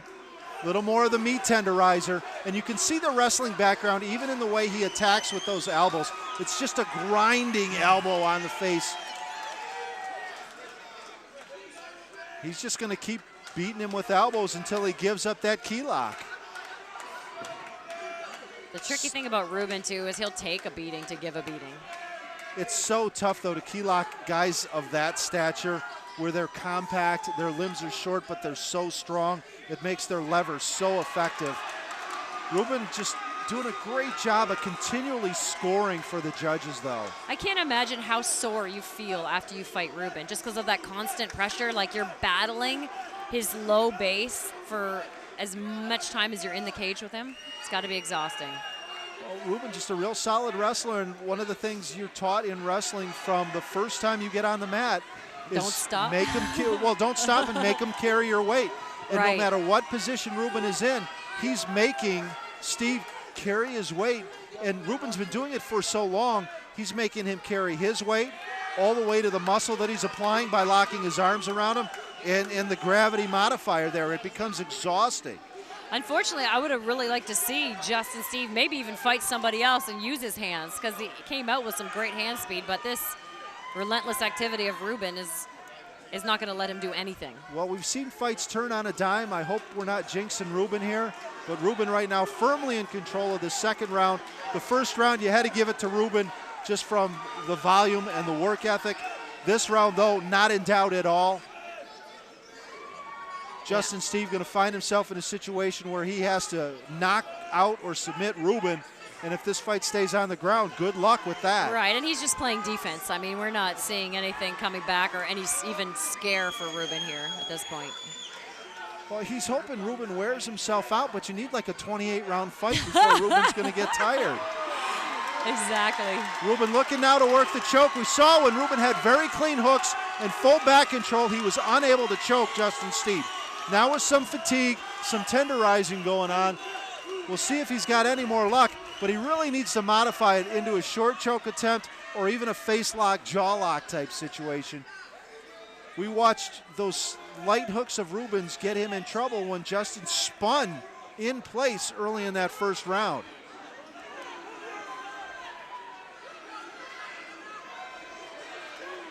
Ruben needs to not let him sit there and punch, because eventually the judges are going to start scoring that. Now looking to sink it in, but again, not really in deep enough for a choke. He's across the jaw, across the front of the lower lip there. So, Steve, what do you think, Ruben should have been doing differently this entire fight to finish things off a little bit quicker? Because it's Steve tough hasn't come back with anything. No, but he's very strong and very good at defense. But that choke right now, instead of looking for the choke, shorten up his wrist a little bit. Don't put it in so deep. Take a gable grip or a label three-finger grip and start working on the jaw lock or the neck crank. And then when he picks his head up to take the pressure off, it slides right in for a short choke, and you're right across the trachea. We're going to be short on time here. 10 seconds now in our second round. 10 seconds, and Justin Steve spinning through at the end just like he did early in that first round, but too little, too late. I mean, they got to come out with a new game plan, Justin Steve, or we're going to just see a replay of round one and round two. His coaches need to tell him to box. You've got to move, and he's got to move laterally. Do not move straight back, and don't walk to Ruben, or it's over. I mean, you already have, Ruben has 2 rounds in the bank, so. And you said it all. You got to keep moving laterally, because if you move in a straight line towards him or away from him, he is so quick. He's going to close. You're going to wind up in a clinch. You're going to wind up giving up a double leg. Either way, you're going to be sitting there on the ground for the next 5 minutes, and this fight gets away from him. In all that we've seen of Ruben's past fights, does he not seem like what you're saying is he's closing even quicker? Absolutely. Like, oh my goodness. I mean, he seems to have, I don't know how, amped up that speed of closing the gap. It's not that he's any faster. His timing continues to improve. Yeah, that's a good point. Now he's had decades of timing guys who were wrestling with him, so it looked lightning quick. Now he's got to readjust his timing for guys who are trying to punch him in the head as he's trying to close. And he's figured out the optimal instant for that, and so his shots, again, are lightning quick. And when Ruben shoots, he's covering half the distance of the cage. He's covering almost 3 times his length, which it's impossible to get far enough away from that if you're going to move straight back. This is our 3rd and final round. Oh. You can't throw short shots against Ruben and stand there and throw them if you don't want. Wow, Ruben close. just getting himself in trouble.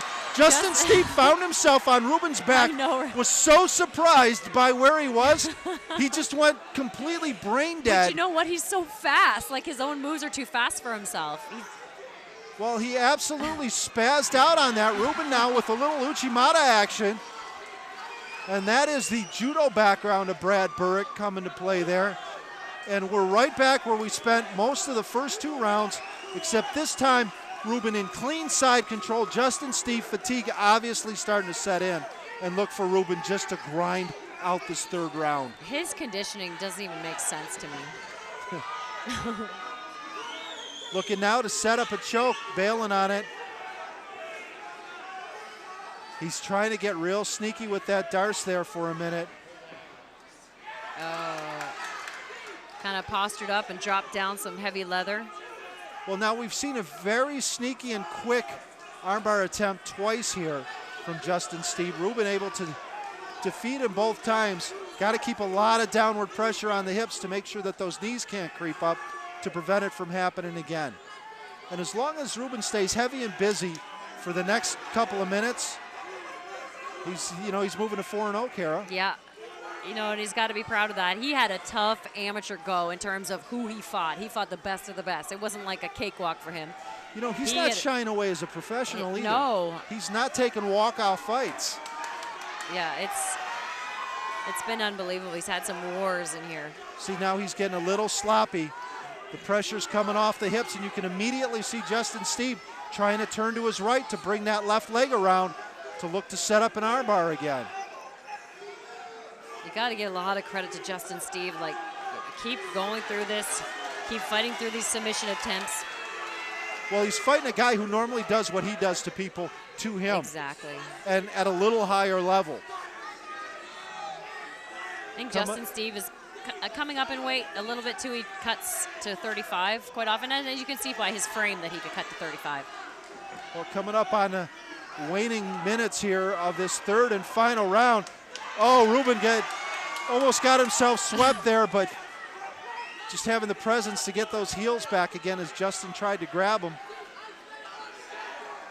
Ruben just relentless. There's that armbar attempt again, but half-hearted, Kara. Nobody home. Ruben immediately into side control. What a good experience for Ruben taking away from this fight. You don't always want those quick knockouts. It's ideal so you don't get hurt, but this is a great experience to face somebody that can get out of a lot of pressure that Ruben's trying to give. Now just content to sit here and grind out the remaining minutes of this round. We've got to be coming up on short time here, Kara. I'm so happy for Ruben. Seriously, he's just a good guy all the way around. He's humble. Any success he's had in the cage has never gone to his head. He'll be back in the gym Monday working again. I think you have to be humble when you come from a family of like 14 because you're going to get your butt beat by somebody. Somebody's bigger and stronger. Well, and he surrounds himself with people that are better than him. He's not looking to try to run anything. All he wants to do is continue to learn. I mean, sitting over there with Jason Ireland over at Vicious MMA. You got to give it up for Justin Steve. Got to be careful he doesn't get himself in trouble here at the very end. Got to be careful here. Good pressure. I'll tell you what, just pull your elbows in right now, stay nice and heavy, and ride the last minute of this round out. But it says a lot about, Justin Steve is continuing to fight to the very last second, looking for something from the bottom. Well, he's also very talented, and he knows the one mistake by Ruben Bariak, and he'll finish that heel hook, or he'll set that sweep or into an arm lock or other such sexy submission. Ruben's just so strong, too. Getting slippery out there. Well, and you can see the high level that Steve plays at.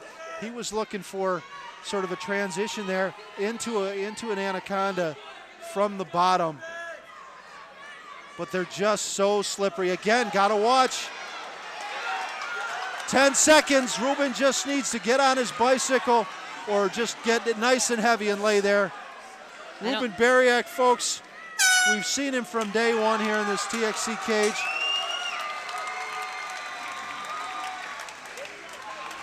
And the outcome of this fight absolutely not in doubt at this point, Kara Rowe. Ruben Bariak moving to 4-0. Couldn't happen to a nicer guy, but I'll tell you what, I would love to see local promoters bring this cat, Justin Steve, back out here because he is somebody who deserves another look. Outstanding on his part.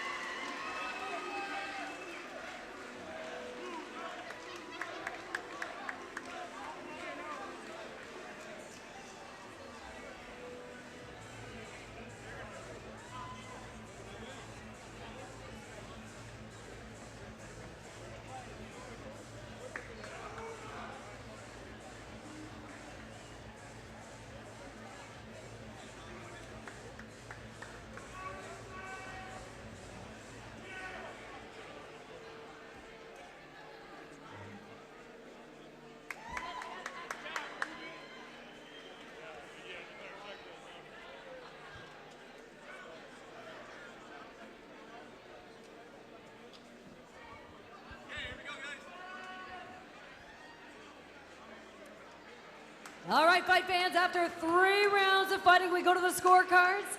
Judge Franion, Judge Pigeon, and Judge Gross all score the bout 30-27, all in favor of your winner by unanimous decision. Put your hands together for Ruben, the Wrecking Ball Barrier!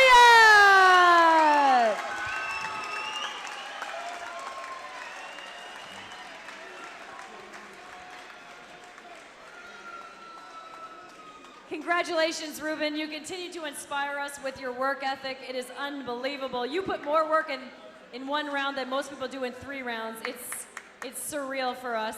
Talk to me about this fight and how tricky was it to get him out of here? You know what? That first round it came out, my mind drew a blank. I didn't know what was going on. I didn't know how to fight. I didn't know anything. I just took a couple punches before I regained conscious. But, you know, this is my first fight at 45. I didn't know how I was going to take it. You know, I had to drink a lot more water and everything, but put the weight back on, so everything worked great. I got such a great.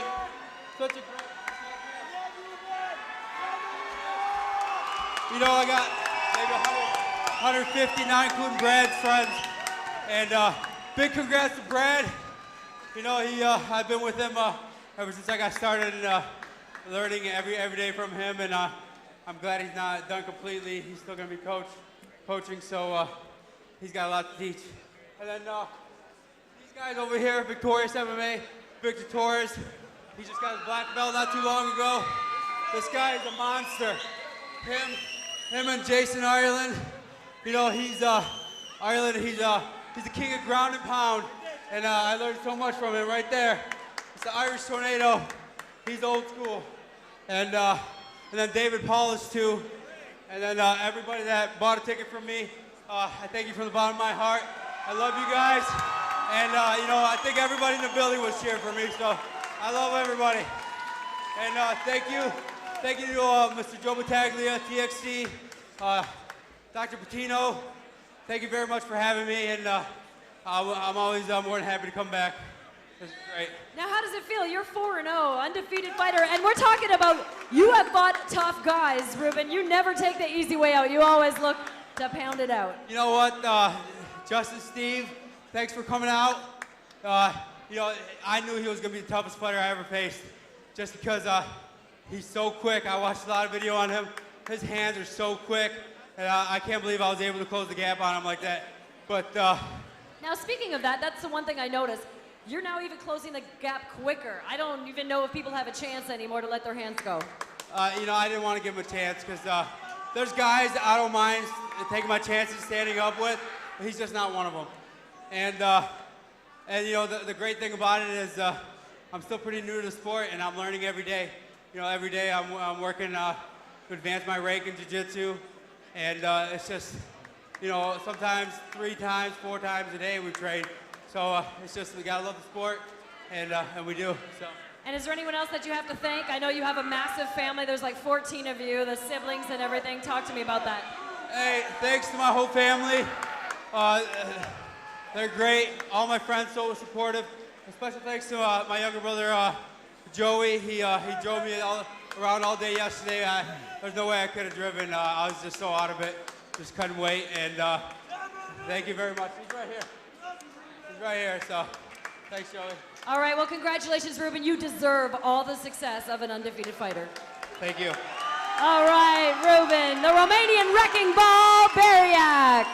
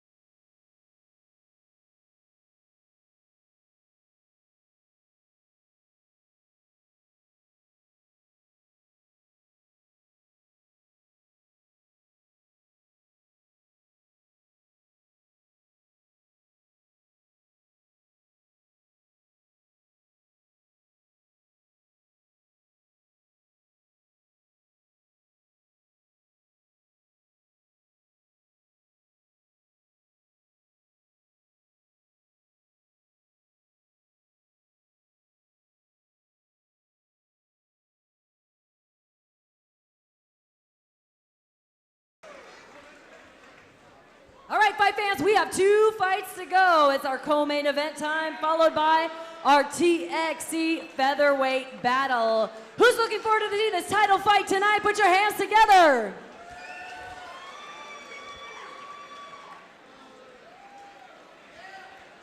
Once again, this is our PatinoDiet.com ladies and our Players Club ladies. Thank you guys for all the hard work tonight. Moving on to our next fight, brought to you by PatinoDiet.com. Also, the law offices of Christopher Trainer and Associates. You can check them out online at MichiganLegalCenter.com. And don't forget, Defiant Clothing. Even if you don't get a chance to get their stuff here, check them out online as well.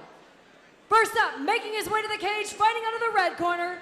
This is going to be an awesome fight, guys. Do not blink, because these guys will go toe-to-toe for you. Tony the Tiger Zielinski!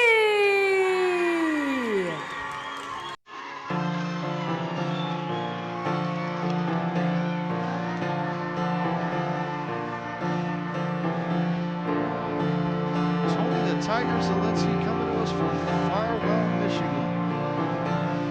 6-3 as a professional, 19-8 as an amateur. Absolutely incredible to watch.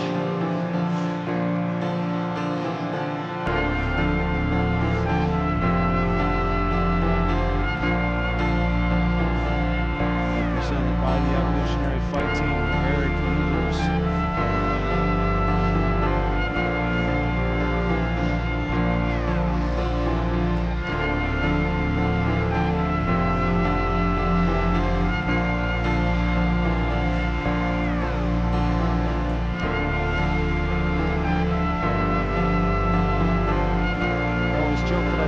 Seat in the house, and had the pleasure of making fun of Tony's fight choice for 4 or 5 years now, and of course today he's now learning.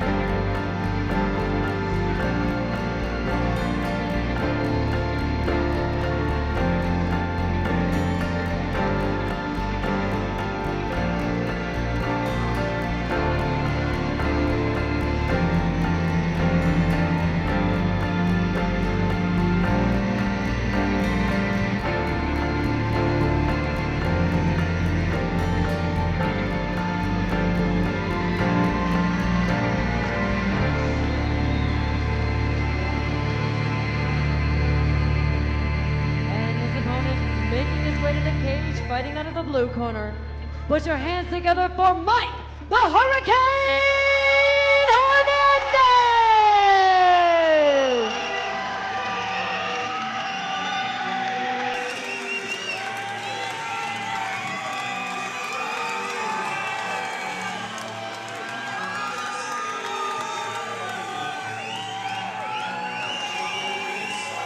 Hernandez! Mike Hernandez, fighting right out of Clinton Township, Michigan.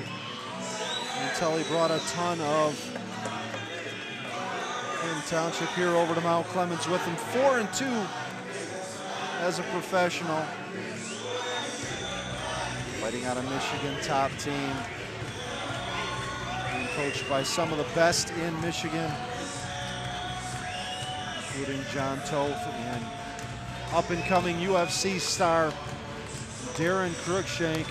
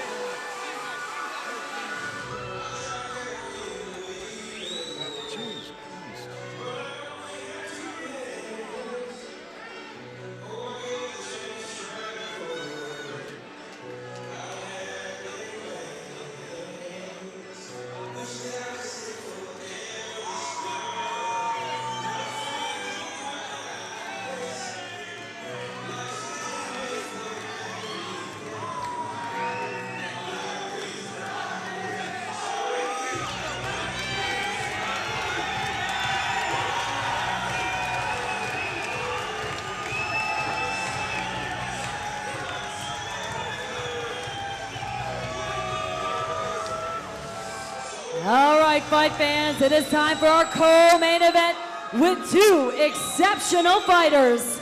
It is brought to you by PatinoDiet.com, Defiant Clothing, as well as TXCLive.com. To my right, fighting out of the red corner, he weighed 136 pounds. He stands 5 foot 5 inches tall. He comes to us with a professional record of 6 wins, 3 losses. He represents Evolutionary Fight Team and Eric Evers. He is out of Farwell, Michigan. Put your hands together for Tony, the Tiger Zielinski.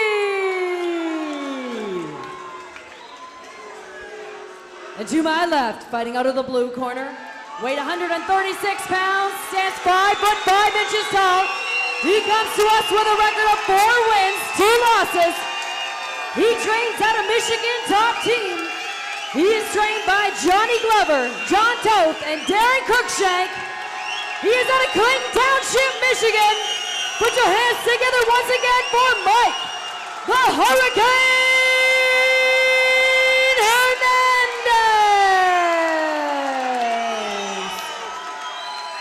Your referee in charge is Mike Maletti. All right, fight fans, here we go.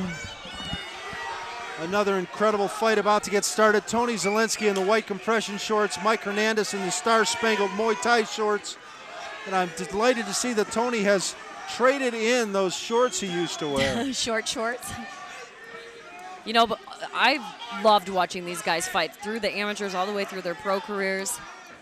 You know why they have losses? Because they will go for broke. I mean, they don't hesitate. They don't pull punches. They will go after each other. Absolutely. Look for Mike Hernandez to establish those low kicks. They're absolutely brutal. And you can already, after 2 of them, see a welt starting to form on the back of that right thigh of Tony Zielinski's. Great range on Tony Zielinski, though. He goes in and out. You guys, you got to watch with Hernandez. He will throw those wild shots because he just likes to let his hands go, you know, and you never know where they're going to come from. Well, Tony just has to be careful the way he's circling. He's constantly allowing Mike to circle around and throw that lead leg kick to the back of his thigh like that. And we've watched Mike Hernandez absolutely destroy people with that kick over the last couple of years, both as an amateur and now as a pro. Well, with Mike Hernandez loving that overhand right, he's going to have to close the gap a little bit more as Tony's walking that way into it, but he's going to have to really lean over. Sometimes you get a tendency to be a little bit too narrow with southpaws, and you have to square up your shoulders just a little bit. Well, you can see a little bit of maturity in Mike Hernandez now. Yeah, exactly. A lot more thoughtful, a lot more movement out of him. We'll see if it holds up the first time he gets clipped. You know, the way these guys are filling each other out is because they have so much respect, but that's the smartest thing to do is for Zielinski to just keep coming straight down the pipe because of the tendency for the type of shots that Hernandez likes to throw. Well, Hernandez also has a nose that if you tag it good, it's going to start pouring like a fountain. Well, we've seen that it's before. Already red. Oh, yeah, absolutely. And Tony's got to know he's walking into Hernandez's power shot, and that's something you would work on. You know, especially you being a southpaw, you're used to fighting orthodox fighters. I'm just, I cannot believe the restraint from Hernandez. Well, there, now he got clipped, and here he goes. You push the button, and away goes the machine. It does. You know, and he threw those beautifully, those right hands right off his chin, and the speed that came with them as well. Again, just working on that with the lead leg kick to the lead leg of Zielinski, and look at the redness on the back of that thigh already. I like the footwork of Hernandez, though, because I do like that, you know, he's got that moving target. It's kind of tricky for Tony to zero in on him. You got to make sure that you move in position where you can punch or kick at all times, though. You got to have that base. You know, another thing, I mean, by the maturity of Hernandez, we've seen him before with a lot of wasted motion. He's just very, not casual, but very efficient in the way he's moving around this cage today. You know, what's really great is when his feet stop, his head moves, and that's one of the things that a lot of fighters forget to do. You got to either be moving your head or your feet. Oh, and this is where you can't even show Hernandez even a glimpse of something's wrong with you. Well, he's got to be careful he doesn't take that bait and follow Zielinski to the ground. Yeah, we've seen Zielinski do great work on the ground. No, even go as far as to step back and let the referee stand him back up. Both of these guys with tons of experience as amateurs as well. Fighting tough guys. It's great that both of them took this fight. Well, I'm getting a little bored now. Let's get in between them, get them back to their feet, because Lord knows this whole event's about making me happy. Mike Hernandez with the flying Superman punch, and then immediately back to his feet. Yeah, I'm kind of surprised by this, but I think Tony, you know, you're kind of hesitant to, if I even make a move to get up, Hernandez is going to jump on me because you can't show him any sign of you not being able to attack. Well, that's why we have a third man in the cage, and at this point, he should have been in there. And that was a perfect example timed it, right absolutely. there. But that's where, though, you have to watch. The second that Tony has to stop being on offense in any way, that's when Hernandez is going to jump on him, and he knows that. Well, this time Hernandez waved the referee in. Hernandez just needs to step back. Just step back and look at the ref. Don't even play this game. Just take a step back and look at Mike Maletti. Don't take he's getting frustrated. He needs to stay calm, cool, and collected because Zielinski is deadly. So pull back. That's the thing. Hernandez just needs to step back. Just walk back and let the ref do his job. These guys coming at each other. 10 seconds. Oh, you know what was great? Zielinski finished that kick with a headshot, but look at these. This is the Mike Hernandez we know that just comes full force. A knee up the middle that drops Tony Zielinski. If he had let the referee get in there and do that a minute and a half ago, this fight's over. His hands in the air. That is the hurricane that we expect in that cage, and that's where you have to be so careful with him, because once he hits that on switch, there's no stopping.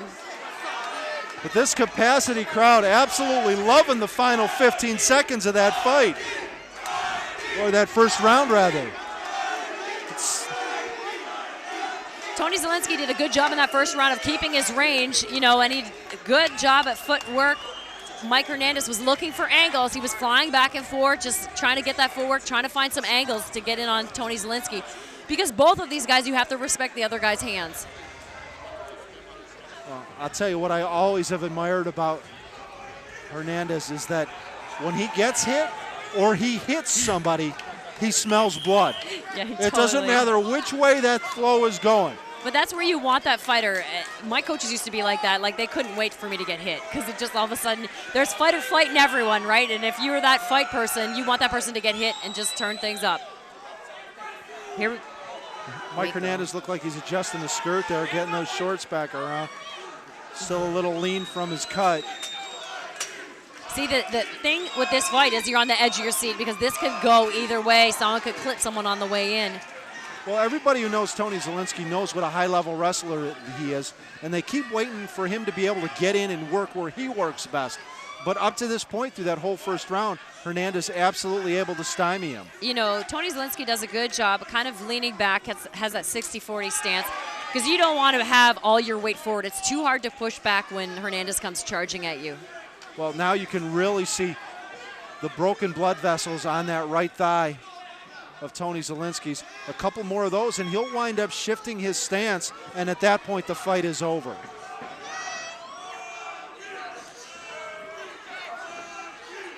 This is where Tony's got to start circling to his right. I guess it was a low shot. They both acknowledged it. It just didn't. It's hard to tell with Hernandez shorts. It's because of the way those Muay Thai shorts are. Well, you know, we've got state licensed referees in here. They have to be in there on it. Instead of the Calls fighters time, telling them what's happening. Absolutely. I mean, we don't tolerate this at the amateur ranks among referees.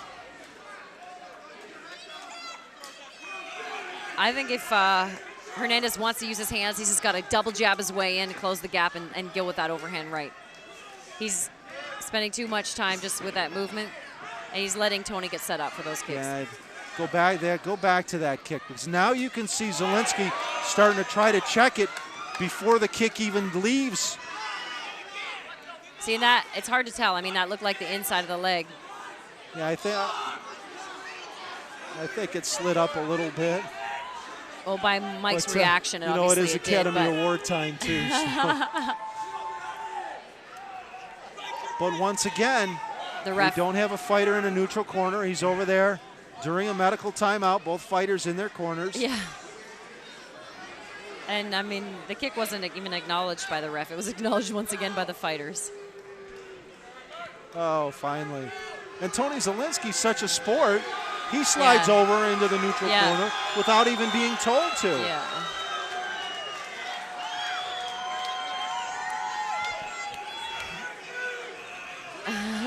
This is getting the crowd on their feet, amped up, and well, I Tony feel Zielinski getting a little frustrated too. He thinks he senses a little Hollywood.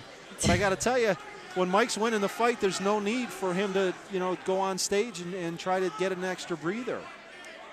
Well, we'll see. Like you said, maybe when Hernandez gets hit, he's going to come forward and let his hands go. And I think that's what he needs to do because he can overwhelm pretty much anyone. You got to catch that jab and go. He's throwing one jab at a time half the time. That's the easiest stuff to counter, or someone just throws that lazy jab out. Nice check of the kick there.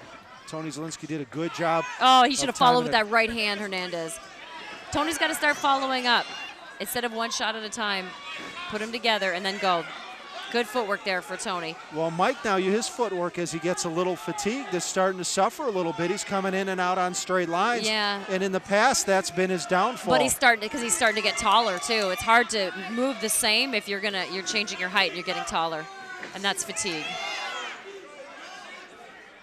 Zielinski now, you can tell that leg hurts because he's stepping with his front heel instead of his toe, kind of dragging that front leg a little bit.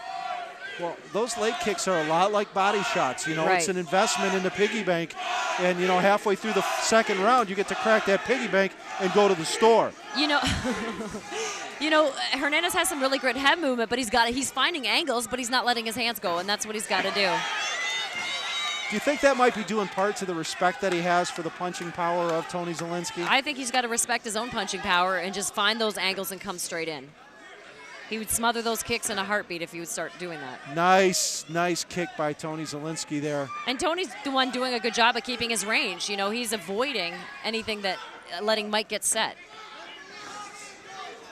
He's got his little half step back, he slides back, and he's just stymieing Mike from being able to do what he normally does. Mike's got to get on that double jab, work his way in, and hit that overhand right that he loves. See, instead of throwing it from out there because Tony already has his range. Well, if you watch every time that Tony retreats in anticipation of that kick, I mean, at this point, that leg is so sore that it's becoming a functionality straight issue right for down him. the pipe. And this is where Mike ends the fight right here. Tony Zielinski in fetal position. Oh, he's out. What out. is with this referee? I don't know what is going on. Why taking extra shots? Hernandez was already on his way out, knowing that he had knocked Zielinski out, and had to go back in and deliver another shot because the referee didn't get in there and stop it. Yeah, and Mike, he definitely has that killer instinct. He does the damage, he gets in and he finishes up, and that's what he is so great at, and showing us again why he is so scary to fight. You've really got to watch, and his hand speed was fantastic. Tony showed himself well in this fight too, though. He kept his range, he did a half step back. He did a great job with all of that. Tony is best when he's allowed to wrestle, and he just didn't get that opportunity this fight. Hernandez just too dominant with the striking.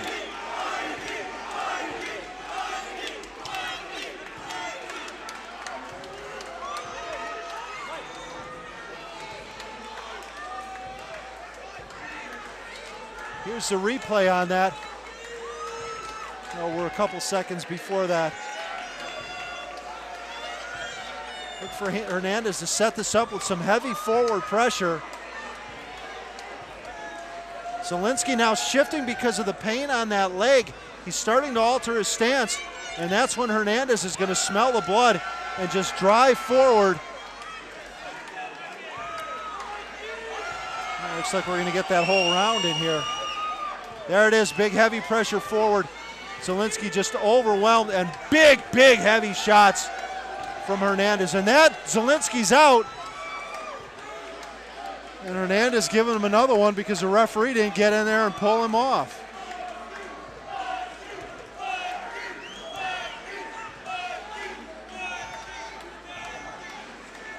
Mike Hernandez moving to 5-2 as a professional mixed martial artist and doing it right here in front of his hometown crowd.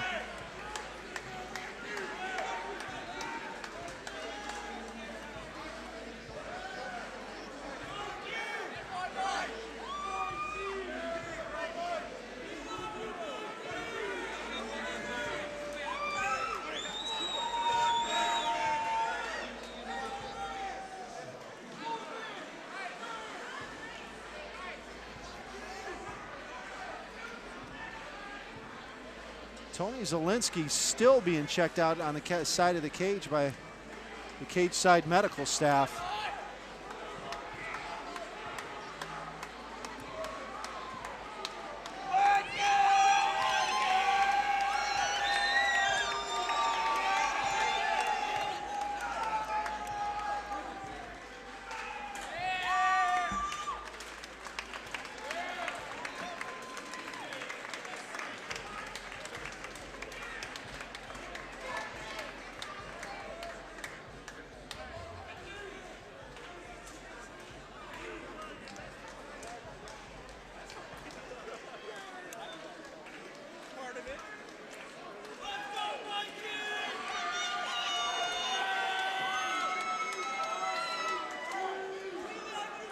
All right, fight fans, your winner with 3 minutes and 25 seconds in the second round by KO, Mike the Hurricane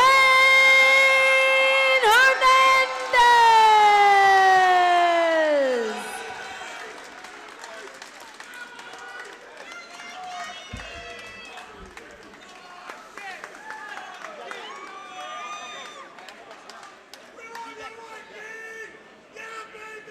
All right, Mike, congratulations. You are growing time and time again as a fighter. Your patience was unbelievable. Your footwork was fantastic. Talk to me about this fight tonight, Mike. Man, it's just all my teammates. God bless me with the people that I got now. I didn't have them my whole career. I haven't learned much. But all these guys God's given me now in my life is just leading me down this path. He gave me a sign. He wants me to keep going. I lost my last fight. I was very upset. I didn't know if I could keep doing this because of the anxiety and the hard work. Because sometimes I want to quit all the time. But God, for some reason, keeps leading me down this path. And He is the Lord and Savior. He saves me every time. He keeps me on this path. He keeps me happy every time. And I just thank Him for that. Mike, you just don't understand how excited everyone is when they find out you're on a card. It is the most exciting and entertaining thing we could ever watch in this cage. I have to let you know that. Talk to me about how tricky and how much respect you had for Tony Zielinski. I know you saw him through the amateurs. This was a great matchup. This guy doesn't ever get finished. He always finishes it all the way through the rounds. He always goes through wars. He always gives everybody a hard time, and he gave me a hard time today till I caught him.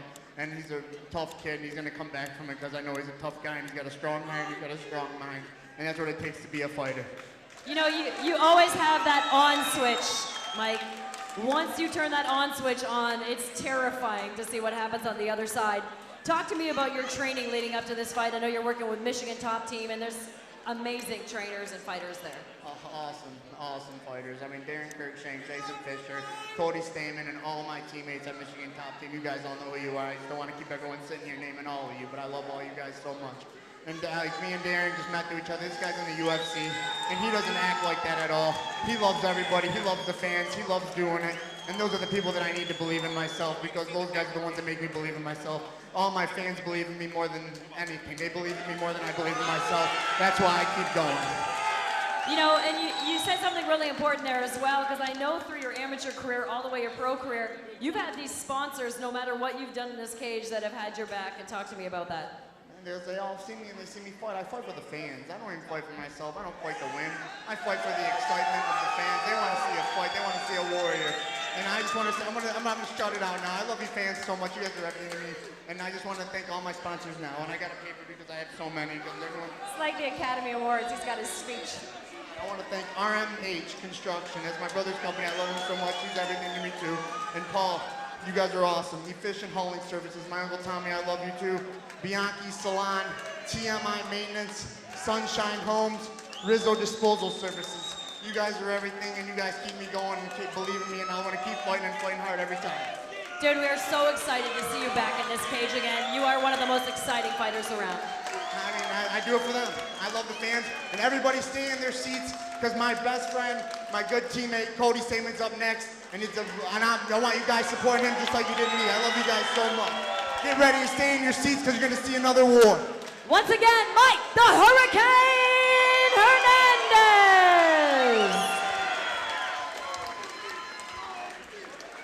And I got a new manager now, John Toth. I didn't want to tell nobody. He wanted me to keep it a secret, but now he's going to be my manager. I don't have to deal with this no more. He's a great guy. He's the best jiu-jitsu coach around. He's going to get me on my game so I don't get submitted no more, and he's going to help me a lot.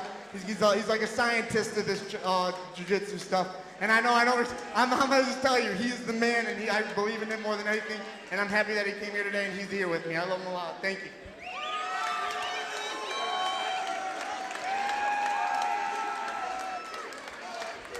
All right, well, we're getting ready for the main event. We're going to have a short video to watch some past TXC events. We always have the best amateurs that turn pro. They fight King of the Cage. They fight into the UFC. They go all over the place. They're fighting in Bellator as well. We have Jason Fisher here from Bellator. We have Darren Cruikshank representing Detroit so well in the UFC.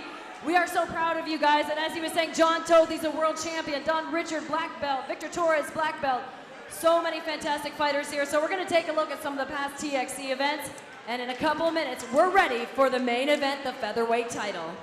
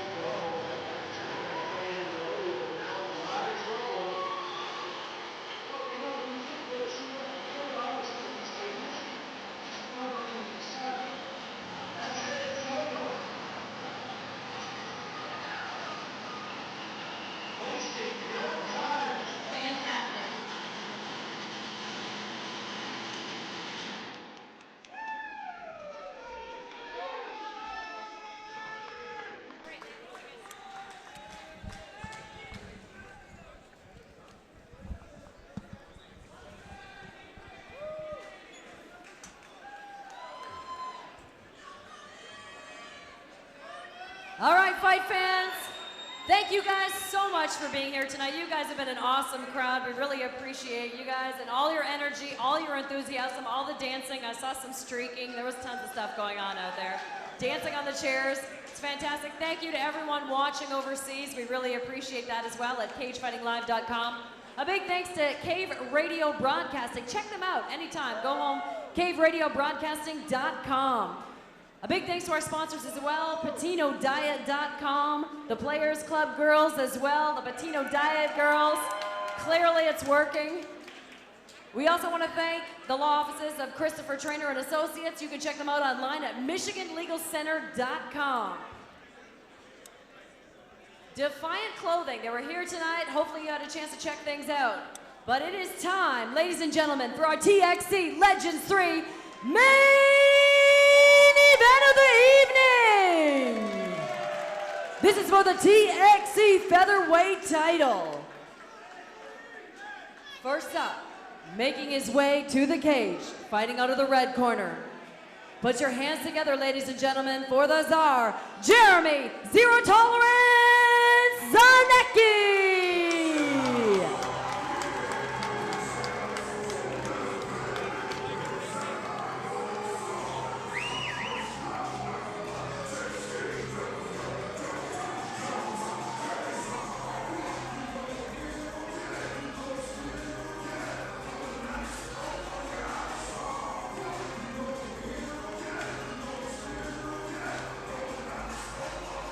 All right, fight fans, making his way to the cage. Their shot at the featherweight title. Jeremy Zarnecki, 6-5 as a professional mixed martial artist, fighting out of Murcielago MMA in Lansing. And if you know Michigan MMA, you know this Murcielago has a huge, huge pedigree. Lots of quality fighters coming out of that camp. Look forward to seeing Jeremy in the cage here. Making the drive over from Lansing for his title shot. Wasting no time getting to the side of this TXC cage.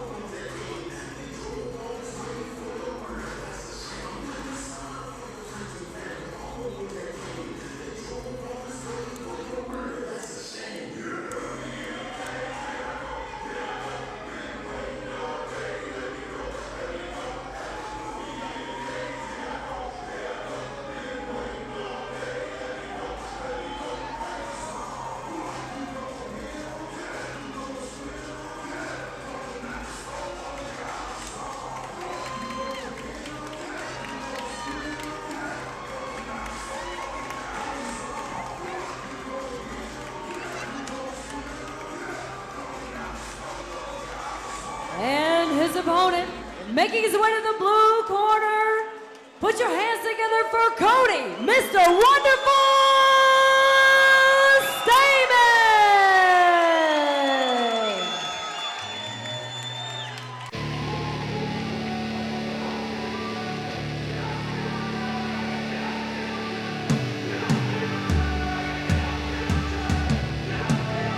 Stamen fighting out of Sparta, Michigan, putting his 5-0 record on the line in this TXC cage.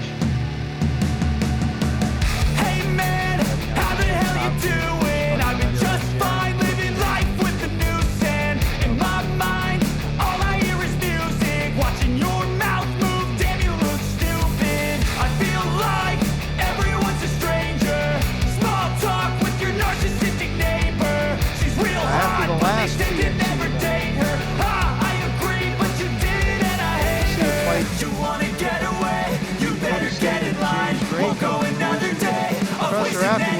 both agreed in spirit to it.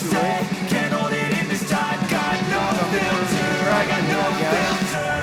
No filter. I got no filter.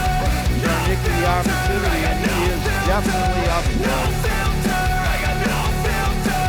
No filter. I got no filter.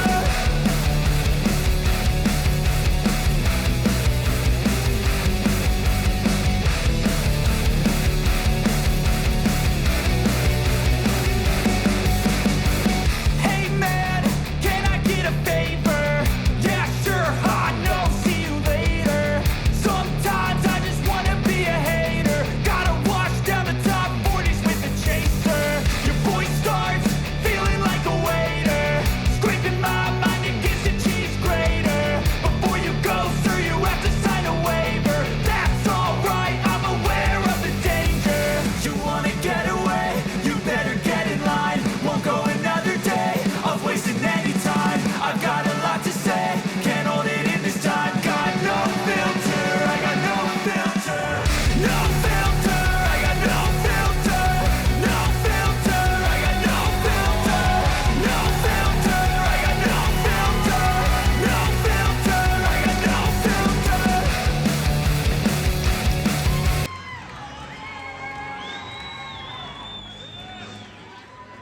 All right, fight fans. Our main event is brought to you by PatinoDiet.com, Defiant Clothing, and Christopher Trainer and Associates, as well as the Players Club Girls. This will be 5 5-minute rounds for your TXC featherweight title tonight. Officials in charge of the action, we have referee Doug Gallegos, judges Nicholas Frania, Rose Gross, and Edmund Pigeon, physicians Dr. Bazzuto and Dr. Marshall, timekeepers Steve Dayer and Trevor Corwin, inspector in charge tonight Scott Falter, other inspectors Shay Baring, Carlton Flakes, and department rep here in attendance Linda Douglas. Are you guys ready for your main event of the evening? To my right, fighting out of the red corner, he weighed 144.8 pounds, stands 5 foot 6 inches tall, comes to us with 6 wins and 5 losses. He is trained out of Murcielago and Go IT, and trained by Joaquin Rodriguez and Harris Edwards out of Lansing, Michigan. Put your hands together once again for the Czar, Jeremy Zero Tolerance Zarnecki.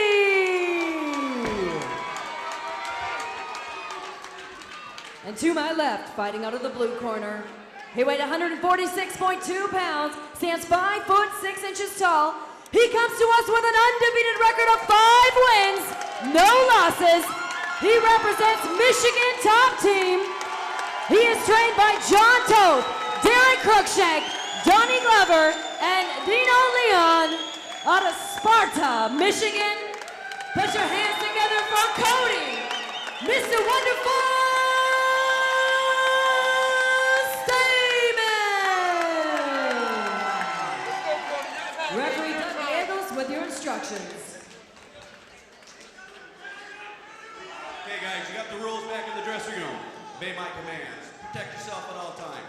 Do I have any questions from you? Do I have any questions from you? All right, guys, touch them up. Let's do it. Let the battle begin.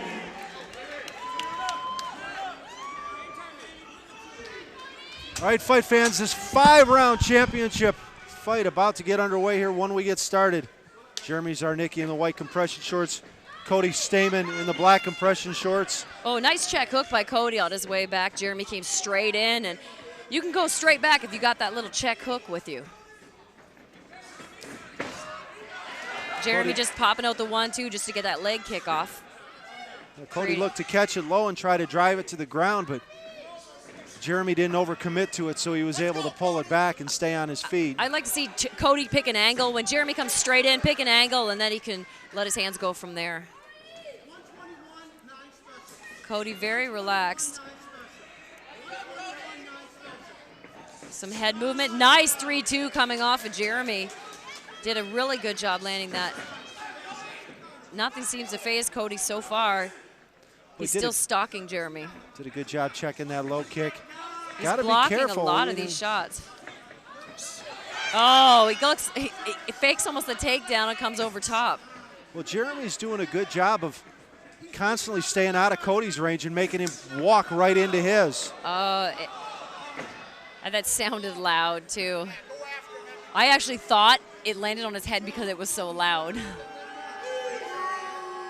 You know, and that looked accidental. I mean, we'd have to see a replay just to even see that, but it didn't look like, it looked like Cody changed his level, but I could be wrong. Well, no, it absolutely happened in transition. Right. You know, it's not something that Jeremy wanted to happen. With as loud as that sounded, he should try and take a bit more chunk of his 5 minutes that he's allotted. Here's the replay. Here we go. Here's the replay. Nice Cage Fighting Live slow-mo. Well, apparently that's not the replay. Cody's still taking some time while we're waiting to find out where this comes in.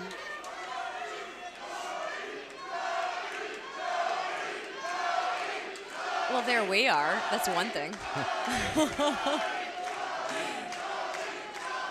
Oh, yep. That's what happened. Yeah, it came right underneath. Up the middle, right under that kick there. Right under the kick.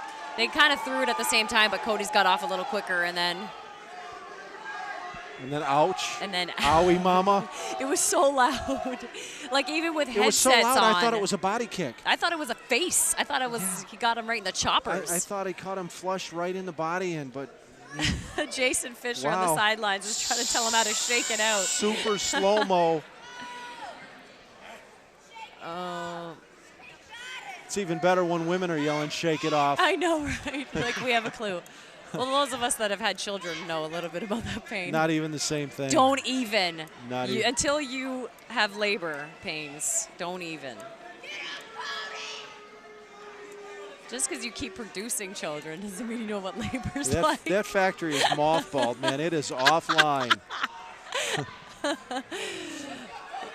Yeah, you've contributed enough to the population of the world. Let me tell you something. Anybody else tries to claim that there's a child on the way, they better have photographs and signed affidavits from the angel of the Lord that visited them for the Immaculate Conception. Here we go, back into round number one. Jeremy Sarsnecki in the white compression, Cody in the black, and Jeremy coming with that right hand. Both of them have clean hands, which makes for an exciting fight. You just don't know when somebody's going to get dropped. Jeremy sliding in and then hitting that jab at an angle, which was good. There's Cody catching that low kick, and this time instead of trying to pull it forward, he circled around and brought it straight to the ground. Right now, kind of just getting stagnant here in the center. You know, a guy comes out of the Murcielago fight team, he's going to be able to handle himself on the ground. Cody Stamen, absolutely a superior wrestler. Got to be careful he doesn't get himself long. Slowly trying to work his way to the side of the cage, and you can see Jeremy just trying to turn a little bit to the left to keep it from happening. These guys are playing chess on the bottom right now. Well, it's like what you said. Both camps, Michigan Top Team and Murcielago, they come with well-rounded fighters. You're not going to see, them lacking in an area. Cody getting himself in a little bit of a pickle here. But he's so relaxed. relaxed. Get caught. Just got to get that arm out, and he'll be right back in the guard again. But for a second there, it looked like Jeremy had thought really seriously about that omoplata attempt. Jeremy doing a good job of listening to his corner. And that's what you need. You got to have a corner with that kind of experience that can give you back-to-back instructions. Cody's got to be careful that he just doesn't sit there and let the time get away from him. Big left elbow to Jeremy's face. Well, you know what it is? I think with Cody, he's so confident. Sometimes he's so relaxed that that's where you're not seeing the work that he can do. Well, he's trying to stay busy, but at the same time, he's got to keep his hips in tighter, and he's got to make Jeremy carry a little of his weight. He's not, and that's allowing Jeremy to get those feet down on the hips and push off a little bit. There, now he's got him right where he wants him, limiting that movement from Jeremy. Oh, that was a hard shot, too. Yeah, I know. I mean, there it shows proof, the blood all over Jeremy's face, but at least it's dripping to the side, not into the eye until he stands up. Jeremy doing a good job of turning off the cage, but he is just taking steady and consistent abuse at this point. Cody, both of his elbows on the ground, now finding his arms trapped and locked up. Oh, big elbow again, Kara. Yeah, I mean, he's more methodical than we've seen him, but he's landing everything so accurate. Well, he's doing a good job of taking advantage of these 5-minute rounds, too. Right. He's making this transition into a full-fledged pro career now in his 6th fight. And that's the thing, you got to give Cody a lot of respect too. Both of these guys taking such tough fights, not looking for an easy way out. Landing that big left hand. Cody looking to follow him in now. Cody couldn't get his footing to push off, but he does come with that knee up the center. Well, now's when he needs to get that head right on that cut and just start rubbing it a little, open it up. Not that I would ever advocate anything like that. Ever. Cody again with the heavy pressure on the side of the cage. Looked like he was looking to turn and set up a lateral drop, and now deciding to drop, trying to get a hold of that knee and start to work the single. Well, he's got his whole Michigan top team over there giving him instructions. It's a great place for him to be. Head down the center a little too long. And then, didn't take the bait as Jeremy just came firing back. I mean, what a tough guy, landing a lot of clean shots. So accurate. Oh, he strung 6 or 8 together in that lengthy exchange there. 10 seconds, Kara. And the great thing of what he did is he threw a couple together, looked at Cody, and then kept throwing. In between all of that, he was able to keep that composure and throw out another 3-piece. Well, that's the end of the first round. How do you score it on the Kara Rowe fight card? Oh my gosh, it's so hard not to be swayed by that final flurry from Jeremy. Let me think. You can. Well, I'll tell you, damage always scores first in mixed martial arts, and from that standpoint, Cody Stamen got the round for me. Yeah. However, we're talking about judges who, it's subjective by nature. At this point, neither one of these guys can feel confident about that round. Yeah, the big difference was, Cody was methodical and he was accurate. He did not have the volume that Jeremy had, and that's where it depends on what you're judging. Are you judging for those impacts or, that volume that we saw from Jeremy? Because right from the beginning, we saw him string a lot together. Absolutely, and so if you're Cody Stamen, you have to be aware of that. And I would go into this. You had a great round, and you can't count on the fact that you won it. Exactly what I was going to say. I would go into this thinking I lost that first round. And that'd probably be a good idea for both fighters, absolutely. Yeah. All right, fight fans, seconds out. State officials are out. We're just waiting for this cage door to get closed. Here we go. Referee with some last-minute housekeeping here. Looks like Cody's corner bought him a couple extra seconds with some water on the floor. Cody's the one coming in with a big boxing background, but Jeremy's the one that seems to get his hands off. He's using his range really well, and when Cody breaks in, he's actually letting his hands go. He's done that a couple of times, just thrown out the 1-2 to set up a kick. Well, he's just used his range so well against the shorter and more compact Cody Stamen. And he'll sit in the pocket to let that straight punch go, and then he moves, which is the key. Cody's a little bit like Darren Cruikshank. It's no surprise that they're training partners, and, he trains under him, that he's going to do some highlight reel. You don't know what's coming. A spinning back fist. It could be who knows what, a flying knee. That's where you got to be very careful. Good footwork there. He got a great angle, but he should have fired off that angle. Well, you saw him shake his arms out right after it. I wonder if he's getting a little fatigued, a little lactic acid buildup from remaining so clenched and stiff through the first part of this fight. I think Cody's probably a little bit surprised at the hands of Jeremy. I don't know if he'd anticipate his hands being this clean. Oh, and Jeremy landing some clean shots, and you can always tell when he lands because that's where Cody closes the gap and tries to wrestle, absolutely. Well, and you can see the confidence in Jeremy just starting to develop and expand as he gets settled in. He's found his range. His accuracy is pretty close to 100% at this point. What a great title fight this is. What a great matchup. Because really, there's guys out there that are 145 that probably saying, I don't want to fight either of these guys. And that's when you know it's an accurate title fight. Cody over there relentless now, having to honor that guillotine attempt of Jeremy's. Not really in a lot of trouble at this point. Out comes the head. Never panicked, just real methodical about working out of it. But what did happen was Jeremy was able to turn this so that Cody is on the side of the cage.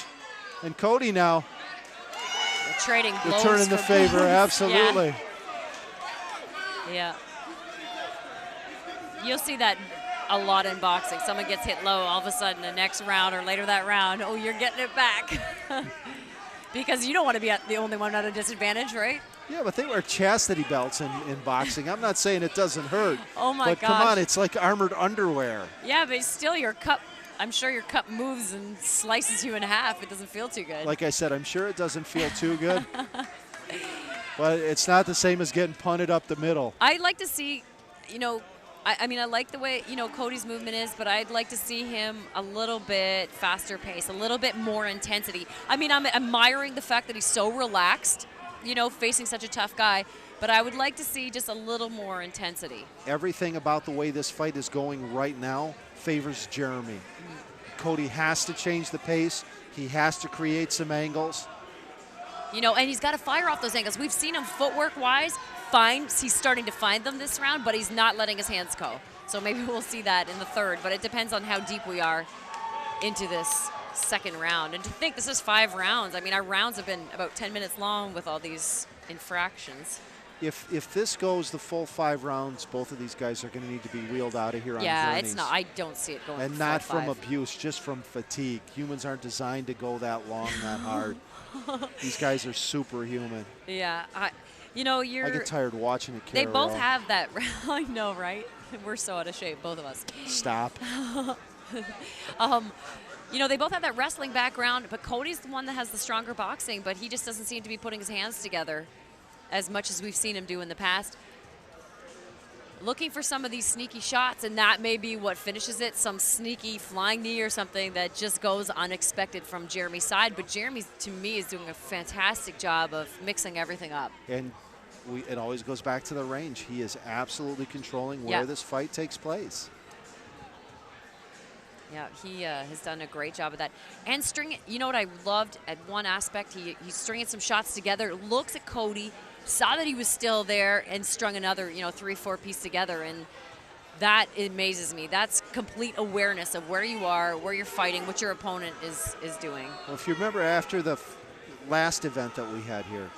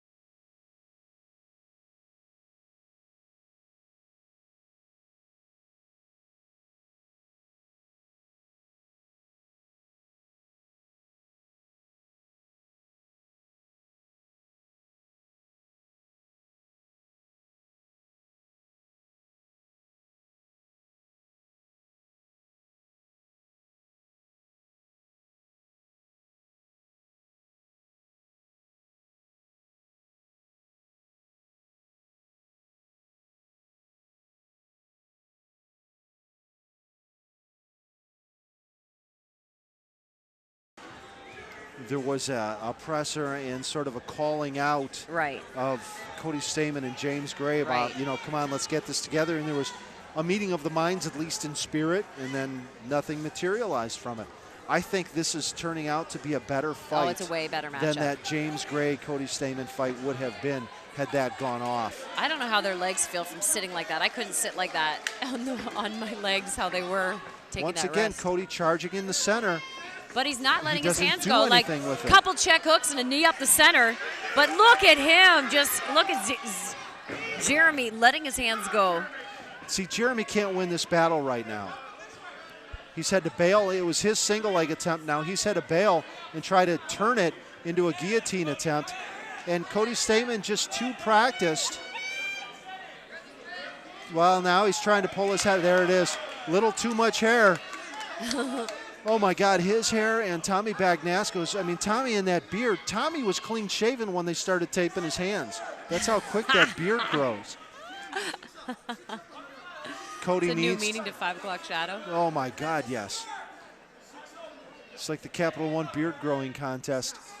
Cody needs to try to find some separation at the same time keeping his hips close and start scoring from that position. It's too dominant a position to not do damage, Kara. But like you said, Zarnecki is like crafty on the ground as well. He's preventing a lot. Well, just like he uses his range when they're on their feet, he uses his length to keep Cody from staying heavy on him. Got to be careful. He got in trouble here last time. This fight is exciting, I find. You just don't know at any second what's going to happen, who's going to pull out some sneaky move.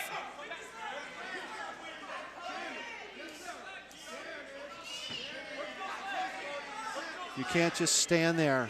Yeah, see, like again, I'm surprised at the pace that Cody's bringing. He misses with that shot and hits the ground. And that's that flashy stuff you were talking about. Yeah. He got very lucky there, Kara. Yeah, flashy stuff can get you in trouble.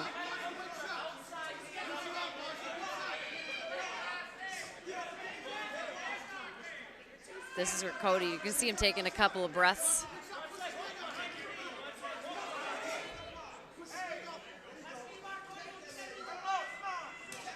I know we got dead air here, but we got a dead fight right now. I know. They're just. Cody, gotta be careful. Oh, he landed that shot. Like I seen blood out the side, the right eye of Jeremy. But I mean, you again, like you said, you got to be careful because you're going to put yourself in. Well, he's got himself in a triangle right now, and he's got to be careful about that arm. But just posture, poise, control, and strength was able to get himself back. But he was in a very bad position there. Both his leg was in jeopardy, and he was in the beginnings of a triangle there. He cannot take Jeremy Zarnecki for granted. No. What a great fight.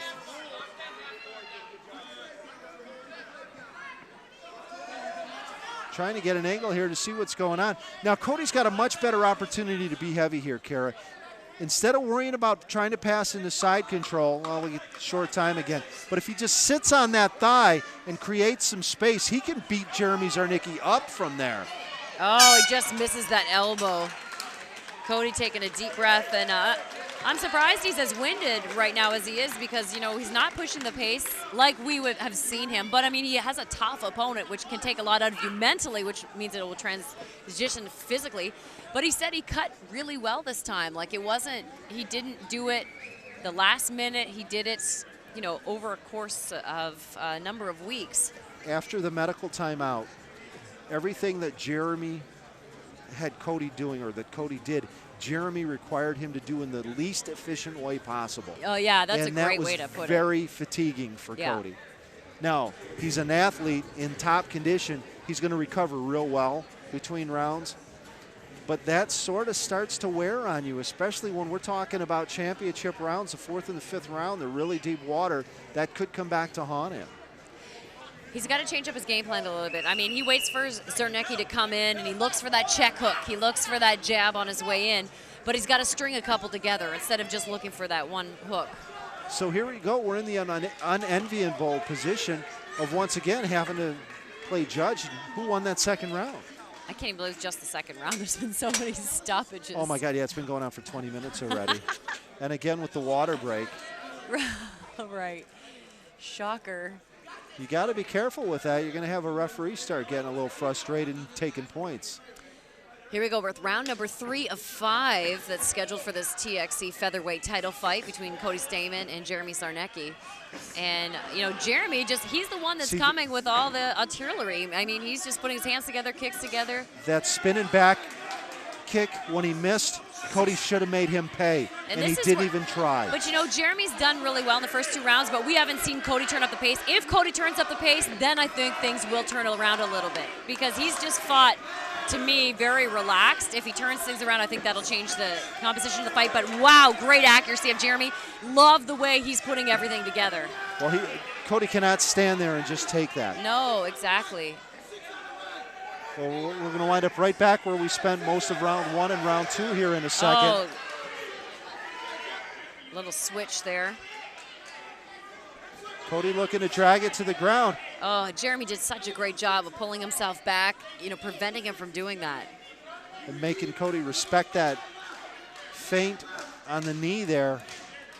Had to completely bail on the takedown attempt and found himself with his back to the cage again.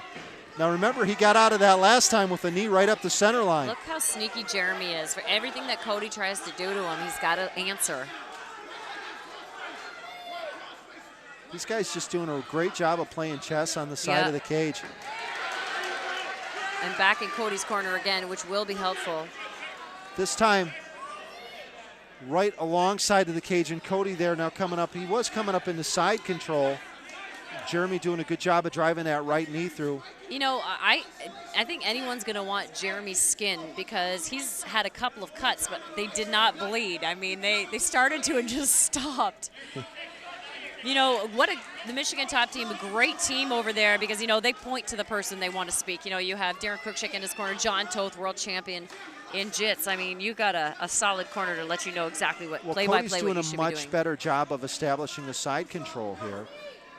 Jeremy in the past able to, the earlier rounds, able to pull back in the guard, and now this is evidence of fatigue. Well, this is what my concern is for Jeremy. Like, if, you know, the pace has been to his advantage, but then if Cody turns things up or if Jeremy gets tired, I mean, that's where things could turn around quickly. Big elbow in this war of attrition. I like Cody a little bit more than Jeremy on this. Yeah. But he let it come off the side of the cage. Cody didn't. Here we are right back in guard again. Because Jeremy's just so crafty. He just seems like he's bringing so much experience to the cage. Big elbow from Cody to the side. You can see that little knot on Jeremy swelling up a little bit. You know, and Cody needs to stay busier, because these little body headshots from the bottom. I'm surprised to see his pace, like I said, so methodical. They're not damaging at all from the bottom, but they score. Oh, and Jeremy throwing from the bottom, and Cody's really got to have that head movement, because Jeremy seems to be scoring with either hand. Cody thinking too much too from this position he's in right now. Yeah, and that's where you wonder how much coaching is he doing. Sometimes when you spend a lot of time coaching, you start to think way too much instead of react. You know, you've got to do something. So there we go. Oh, and Jeremy always answering with something. I mean, you cannot hesitate. You have to be ready on defense after you fire at him. Jeremy is actually scoring from the bottom more than Cody is scoring from the top. Exactly. He's winning this round from the bottom, almost unheard of. We're back to this one shot at a time from Cody. That's the problem. He's got to go back to high volume, what we typically expect of Cody. And maybe, again, trying to conserve. He knows he's doing 5-5s. You know, you train for 5-5s. Well, you got 2 rounds that are in doubt. The third round, where you can argue that Zarnecki is actually winning from the bottom. Right. You know, so now how much more can you conserve at this point? You're going into the championship rounds, and you need to end the fight, because if it goes to the cards, you're probably not getting your hand raised. Oh, he's landed that jab every single time. Oh, and he finishes up. See, he does such a good job of cleaning his stuff up. Your left hand will always clean everything up, whether it's a left hook or a jab, and Jeremy does such a great job at that. Putting his hands together. Cody's got to answer back. I mean, this is where he's got to jump on him. He's got to bring that intensity that we're used to seeing out of him. If he's got to answer for any reason, only to stop the momentum and the confidence. Exactly. I mean, Cody's got a cut under his right eye, but it's in a fantastic spot. Not that a cut is great at all, but I mean, at least it can't drip into his eye.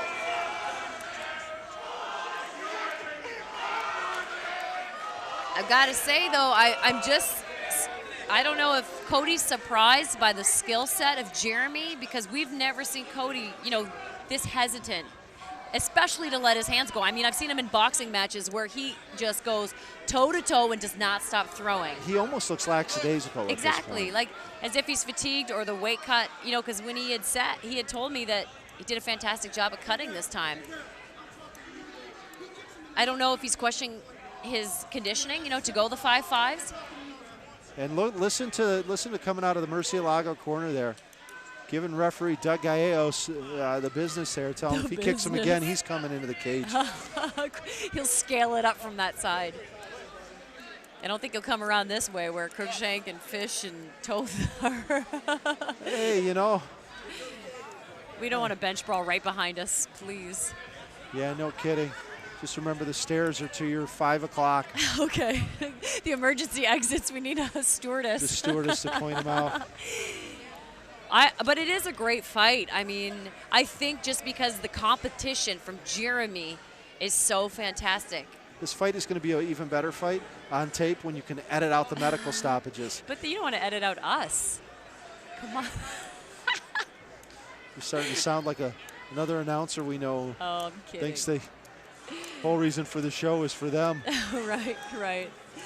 See, the way they're sitting right now, the way Cody's sitting, like I couldn't even sit like that on a regular basis. My legs would cramp up. Especially with his meaty legs, it's got to be restricting the blood flow a little bit, All right, here we go. Continuing on with round number 3. Again to the center of the cage, and this time at least getting a kickoff. Oh, big overhand right lands for Jeremy, but now we're actually seeing Cody bring a little bit of pressure, and we've been expecting that. 10 seconds left in this third round. A knee up the middle from Cody, another knee.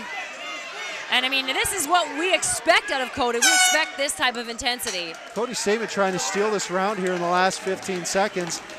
I don't know if the judges are going to buy it. Yeah, I mean, it's hard to even remember what happened before that because there's been so many layovers, it seems.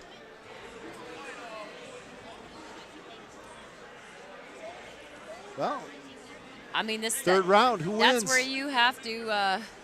Is this third round? No, that was the third round. Who wins the round? Well, Jeremy had the whole round until that last 10 seconds. And what's remarkable, Kara, I can't stress it enough, it was from his back. Oh, right. Now he had some really nice exchanges standing up also. This is what is fantastic about Jeremy. He finishes everything. You know what I mean? He throws a shot, he finishes with his jab. Well, he gets hit, he comes back, and he cracks. He threw that spinning back fist, and he didn't try to withdraw and reset. He missed, but he threw another punch. This is not the Cody that we are used to seeing. We did see 10 seconds of him in the finish of that last round, and we're going to see if that same Cody comes in for this fourth round because I really feel that if he changed his intensity, he may come out with the victory in the stoppage. Well, at this point, he needs to get a stoppage. Yeah. If he lets it go to the cards, it's going to be ugly for somebody because this fight way too close to accurately call in that regard. Just the skill set that Jeremy has shown us. He's done such a great job with his range. He's done a great job at firing back. This is where Cody's just got to pick it up. Good feint from Jeremy. And that's what you want to do, see how your opponent's going to react. Wow, look at him following up his shots. Well, his confidence has got to be running at peak levels right now. Yeah, I mean, he's just in pot shot mode right now. Look at that, 2 nice, clean jabs. And with 4-ounce gloves, a jab can be as good as a right hand. His footwork, look at him move around the cage. Cody's got to stop following him, and he's got to cut him off. And don't stand in front of him because you know what? You never know where a weapon's coming from out of Jeremy. That's where Cody needs to take that hard step to the right to cut Jeremy off. Got to make him miss, make him pay. That's the problem. Jeremy keeps swiping at his face. I wonder if he's getting blood or maybe that's sweat. Leads with a right hand. Good job there. And he's just like going for those pot shots. I mean, he's just basically boxing. Cody, see, for you to have your weapons around your waist doesn't make any sense. Yes, maybe defensively you're going to be elusive, but you've got to be able to throw back. And Cody's got to follow with that right hand, man. He's clipping him with that 3. I mean, you don't have to with that left hook. That's just a measuring stick. He's got to follow up with that hard shot. You know, every time he steps in, he's just getting pieced up, Carrie. He's got to be completely frustrated at this Jeremy point. hitting that left hook, spun out with it. And you know who's doing a great job is Jeremy's corner. When you get that cheering section, that's what the judges are hearing as well. Well, absolutely. Not only that, they talk in code. I don't know if you've noticed that. They've got a whole, big high crotch looking for the takedown. Finally able to pull it off. I'll tell you what, Cody Stamen has to go for broke right now. He's got to get this to the side of the cage and just start bringing down heavy elbows. Yeah, I mean, this first half of this round so far is definitely Jeremy's, sorry. He's just too far down in the center of the body there. Jeremy does a great job of using the difference in the length between the two of preventing Cody from getting anything off there. And Cody been completely ineffective from this position, and he just stands up and takes it willingly. Because you're unsure. He's just looking for that one big bomb where he's going to fly in with an elbow or fly in with a punch. And we've seen him miss a couple of times from there, right? And there it goes again. Well, we've seen him also almost get himself in trouble from that position. He gets that lead leg is a little far up into the armpit of Jeremy Zarnecki, and Jeremy automatically starts to turn looking for leg attacks. You know, it's hard to tell, but Jeremy's nose looks like it's almost broken. I don't know how much it stuck out before, but, I mean, if it is, he's a ridiculous warrior. Well, I mean, if he keeps you caught touching his it. profile when he was coming into the cage, it's been broken plenty before. Okay, just checking. He does have a cut on it, though, and it is puffing up. He's a got- big left hand and a big elbow landing. He's got from that Cody's. Don Richard Picasso look going on, too, you know. One at a time from Cody, though. This is what I'm talking about. Nice big shot from Stamen, finally. But he's got to bring something else behind it. I mean, just these one at a time, he's got to finish. Oh, and another big shot. And now you can see fatigue taking its toll on Jeremy a little bit. A lot less active from his back. He's trying to hold his head off the mat to fight fatigue a little bit. I just don't think his nose is okay. You're probably right. I just think it looks broken. I've seen plenty of broken noses. And you can see now he's not able to keep Cody off as well. Cody able to drive his weight down and then drop in with that shot, which allows the target to stay put. I mean, Cody's dropping those big bombs, but the volume that we typically expect isn't there. He's trying to end it with one punch, and this guy is just too tough to allow that to happen. Yeah. It's got to be a hell of a punch. Got to be coming up on short time here at the end of this fourth round. In the deep water, the championship rounds in this TXC Featherweight Championship. Cody Stamen, Jeremy Zarnecki. At this point, it's anybody's fight, but if I'm a judge, I got Zarnecki ahead a little bit. Yeah, but you know what? This round, this round two seemed to be, the first half was Jeremy and the second half was Cody. Cody causing damage now. Oh, he lands a big left 10 hook seconds. on Zarnecki. 10 seconds, we're going to see what happens here. But I really have to say that this was a 50-50 round, too. Cody looked fantastic at the end of this round, but Jeremy had the first half of this round. And I think I'll tell you what. His nose, I mean, Cody heard that's my the concern. bell while he was in the air and pulled his punch. And God bless him for being a great sport, but he had already initiated the technique. If he clips him, oh well. What a now we got great cage fight. side medical staff in there at the request of the state. Take a look at the blood situation of Jeremy Zarnecki. This is the fifth round we're going into, correct? Getting lost in it. It's a great fight. Well, the fight started almost an hour ago. I just really feel if Cody picked up a volume, he could do just a lot of damage. But Jeremy, what a fantastic fighter as well. Here we see a replay. Cody looking to land that last shot. That was right at the buzzer, and Cody pulled off of that. I mean, again, God bless him for being such an honorable sport. This is your fifth and final round for your TXC Featherweight title. Put your hands together and welcome these warriors back in for the fifth round. Seconds are out. At this point, it is anybody's fight. Neither one of these guys could be comfortable leaving it in the hands of the judges. No, no one's safe here right now. Jeremy doing a good job. He comes in with that same combination.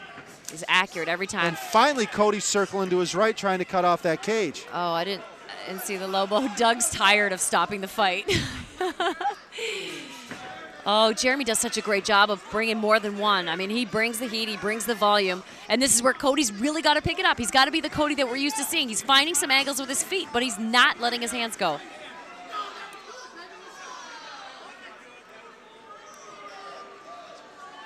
It's, you know, I really think it's tricky too. I may be completely wrong, but Cody's bouncing up and down, and in that transition of Jeremy throwing the kick, he catches him. But it doesn't look intentional. At this point, the referee needs to take a little stronger control of this and let him know, accidental or not, the next one is a point.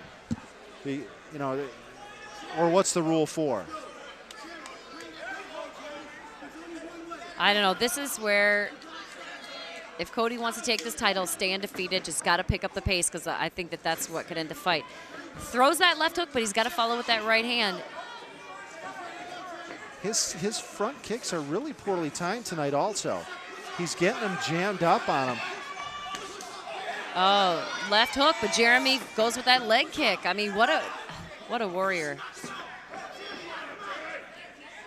I'm just amazed at how well Zarnicki is controlling the range. He's done such a fantastic job, even and especially with Cody. You know, his movement. Now he's going back and forth. He's moving laterally. These guys got to move their head when they're in close with each other, though, because they both can crack. Jeremy's got to get back on that stick. Just pop that jab out. Looks like he thought about it for a second.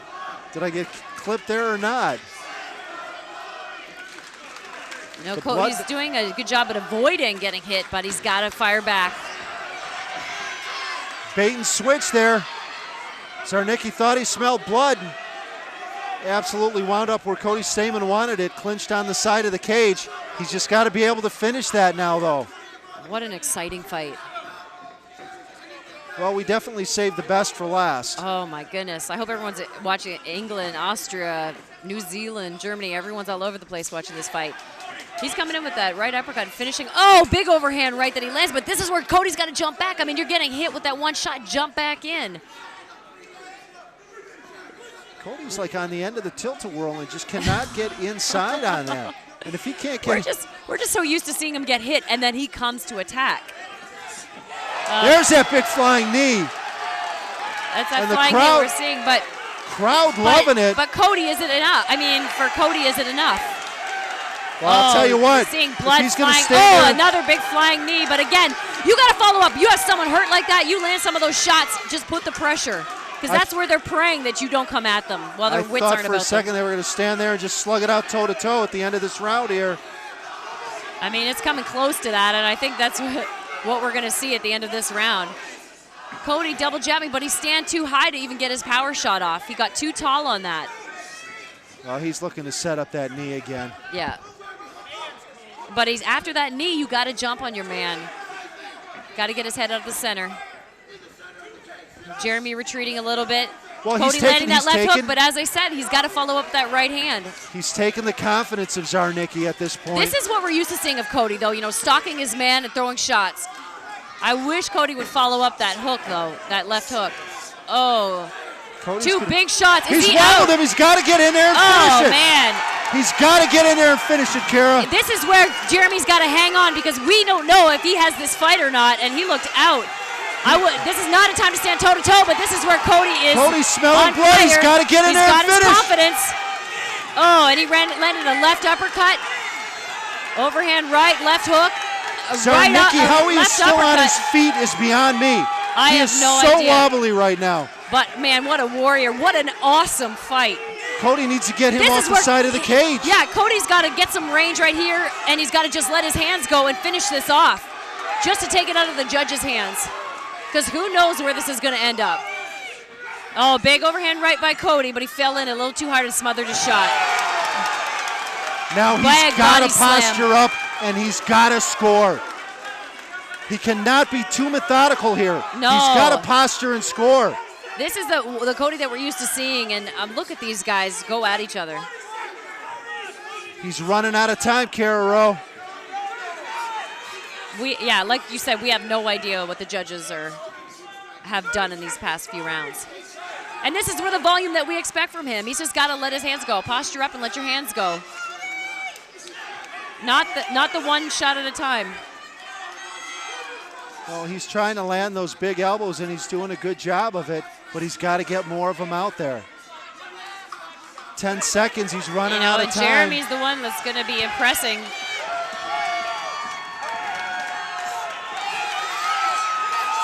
Oh, wow. That was the longest 10 seconds in the history of mixed martial arts.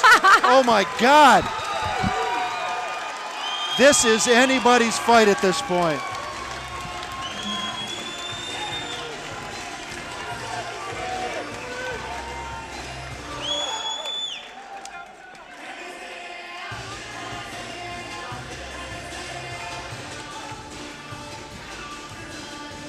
What an incredible championship fight we just witnessed.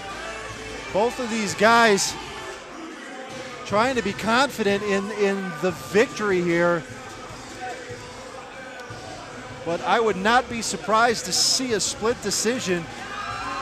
Somebody coming away very unhappy. And the rematch already being negotiated.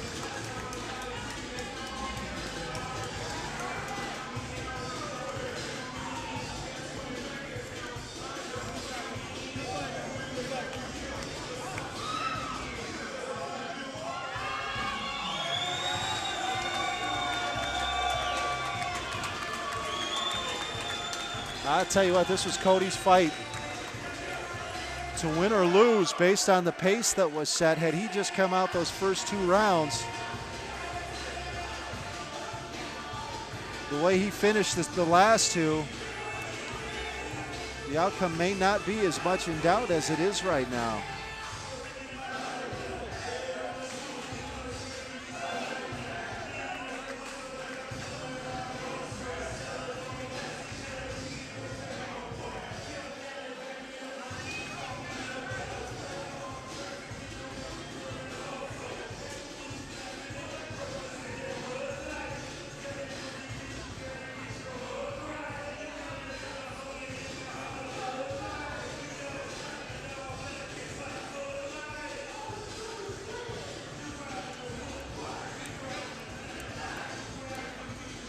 Somebody is leaving Mount Clemens tonight feeling like they've been robbed, I'll tell you that. All right, fight fans, after 5 rounds, we go to the scorecards. First of all, let's give it up for these 2 warriors. What an amazing fight tonight.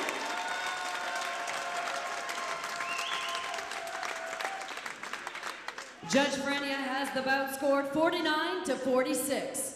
Judge Pigeon scores the bout 50-45. And Judge Gross scores the bout 48-47. All in favor of your winner by unanimous decision.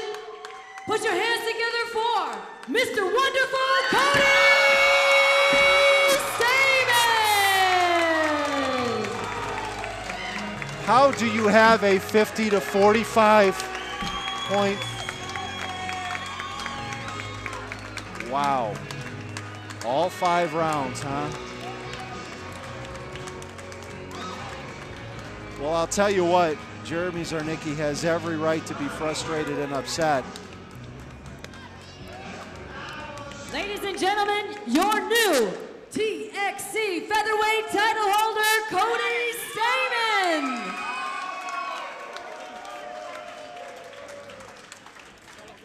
All right, Cody, congratulations. 5 hard rounds. I mean, you guys went toe-to-toe. What a fantastic opponent. Talk to me how you feel about this fight tonight. You know, I just won a world title. I got to give all the glory to God. You know, without him, I cannot do this. My family, I cannot believe they support me so much in this crazy dream, this crazy lifestyle that I live. You know, my trainers, Darren and Dean Cruikshank, John Toth, fucking love you, Johnny Glover, Dino Newell, everybody that's been in my corner helping me, all my guys in Michigan Top Team, Jason Fisher, I love you guys so much. My sponsors, you know, Patino Diet, Frank Patino and Josh Burns, I love you guys so much. Evolution Javier, the man, Icy Restoration, that's my pops. Metro Kale, Blazans, thanks you guys. Contact Fightwear, F3 Fitness, Dr. Stopa, Thanks so much, man. And everybody, I can't, this doesn't happen alone. I want to make a million excuses about this fight. I got a really bad chest cold. I was having a hard time breathing. That's not me. I'm better than that. I'm so much better than that. The whole time I was fighting, I was like, what am I doing right now? What am I doing? I know I'm better than that. I'm sorry, you guys. I can do better than that. I know I can. Got it. Oh, I'm so glad that's over. Thank you, guys. Let's go have a crazy night tonight. Thank you, everybody, for coming out. This is so amazing. Joe Pataki, Frank Patino for making this happen for me. You guys, this doesn't mean shit. This doesn't mean anything without you guys in my corner. I can't tell you. I do this for you guys. I love you guys so much. Everybody that supports me in what I do, I'm gonna start crying, so I'm gonna stop. Thank you guys so much. Caro, thanks for interviewing me. Yeah. All right, once again, let's give it up for our new champ, the TXC featherweight title holder, Cody Stamen. Thank you guys so much for coming tonight and continuing to support us here at TXC. We really appreciate it. Keep checking us out at cagefightinglive.com and always TXC. You can find us on Facebook as well to find out when our next event is. Thank you guys. Drive safe, and we appreciate you. And all our sponsors, PatinoDiet.com. Thank you for being a part of our cage fights again, and also Players Club, the girls, and the Patino Diet girls. Thank you.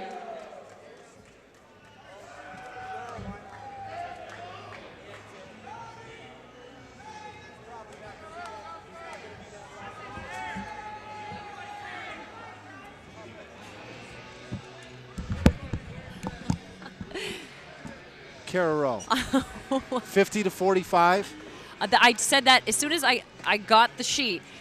I said to the inspector, I said, that's asinine. 50 to 45 is ridiculous. It is Which just, judge that's a was it? shame. That's a shame. Which judge was Pigeon. He's new, brand new. That's Yeah. I mean, 48 to 47 was accurate to me. I think that was Rose Gross. But 50 to 45, you did Jeremy a complete disservice. That's a disgusting score. I expected a split decision.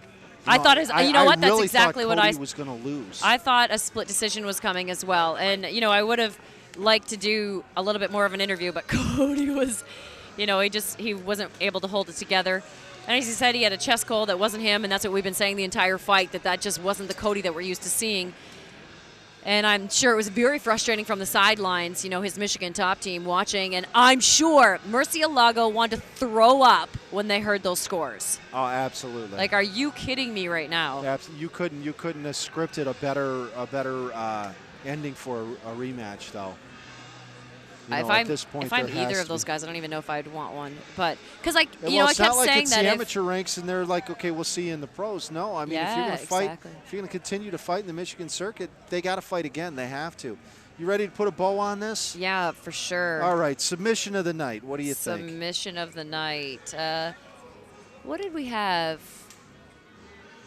I mean, Corey Cuppy can't get it because it was Anthony Smith. Like, no offense, but you just can't. No, and I don't think that was the submission of the night either. I like the armbar. Yeah, me too. I definitely like the armbar. Eric Ramirez in that armbar. Yeah. That would be my pick. I mean, Eric did such a great job in there as well for his debut. Fight of the night. Fight of the night was what we just watched. I Nobody 100% else agree. even I came mean, close. other than the scores. And then the KO was, I mean, there was only one real KO. Mike Zielinski putting Tony Zielinski to sleep. Mike Zielinski. Mike Hernandez putting Tony Zielinski to sleep. And I mean, we could have probably predicted that before the fights even started tonight. Mike Hernandez pulling out the KO victory, the KO of the night. I really expected to see a little more pressure and a little more attempt to control where the fight took place from Tony Zielinski, because he really is a top shelf wrestler. He did, though. I mean, he did do a great job at his range. Yeah, but I mean, Mike Hernandez not being anything but a brawler, which is how he started.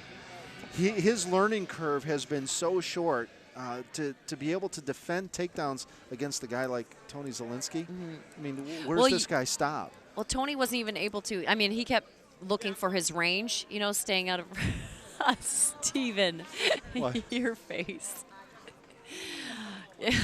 I can't even carry on. You know, I defer to Chris Rock in these situations, and he said that if your daughter's vocation involves the brass pole, you failed as a parent. Brass pole. So. Oh gosh, I'm sure with the brass pole they don't have too many dads. So. Either way, are we done? Yeah. Okay. So and we went definitely. So what a learn, fantastic. What did we learn tonight? We learned that the judges need more practice. Eric Ramirez off to a great start. Fantastic. Didn't miss a beat transitioning to pros. We learned that Mike Hernandez, absolutely, the guy's just phenomenal. He is, yeah. For a guy with no background in fighting, where's this guy going to stop? The only thing I'd like to see Mike Hernandez do is when he's in his movement mode to sink a little deeper into his legs so he's ready to punch at all times, because he's kind of either on offense or defense. You know what I mean? So he's got to be able to do that movement but still have the ability to punch. And that's just me being picky. And finally, we learned that if you're going to require judges be licensed, there should probably be more criteria than filling out the application and paying the registration fee. You weren't very happy with the referees either. Well, you know, I think Doug lets the cage get away from him a little bit, but he tries to do a good job. But we saw some times in there where a referee was just out of position every time. And I didn't want to name any names. Oh, but, well, duh, you already said Doug, so there's only another referee, Steven. I'm not dropping names here. But, you know, that's how people get hurt. So, you know, I would like to see that get cleaned up. The retirement of Brad Burke. Oh, that Brad Burke, Ray Lopez fight. Brad didn't fight Ray. No, but that's who they told me they want to see for the heavyweight TXC title. They want to see Ray Lopez and Brad Burke fight off for it. Brad said he's retiring. This was his. Yeah, all fighters. I've what's retired it gonna be like twice. The Who? They're their farewell tour 14 times. Yeah. Come on, man. All right, fight fans, that's it. All in a nice, pretty bow. You got it for free tonight, and you got it global. We've had people watching from every continent. Here I have a nice list for you too. Ah. England, Albania, Germany, New Zealand. That's it. Probably Canada. Middle East, I'm sure, was in there. Oh, Canada, yeah, that's a real foreign country. Yeah, I know, right? All right, for Kara Rowe, I'm Steve LaFrate. This has been TXC Legends 3, and we'll see you next time right here on Cage Fighting Live.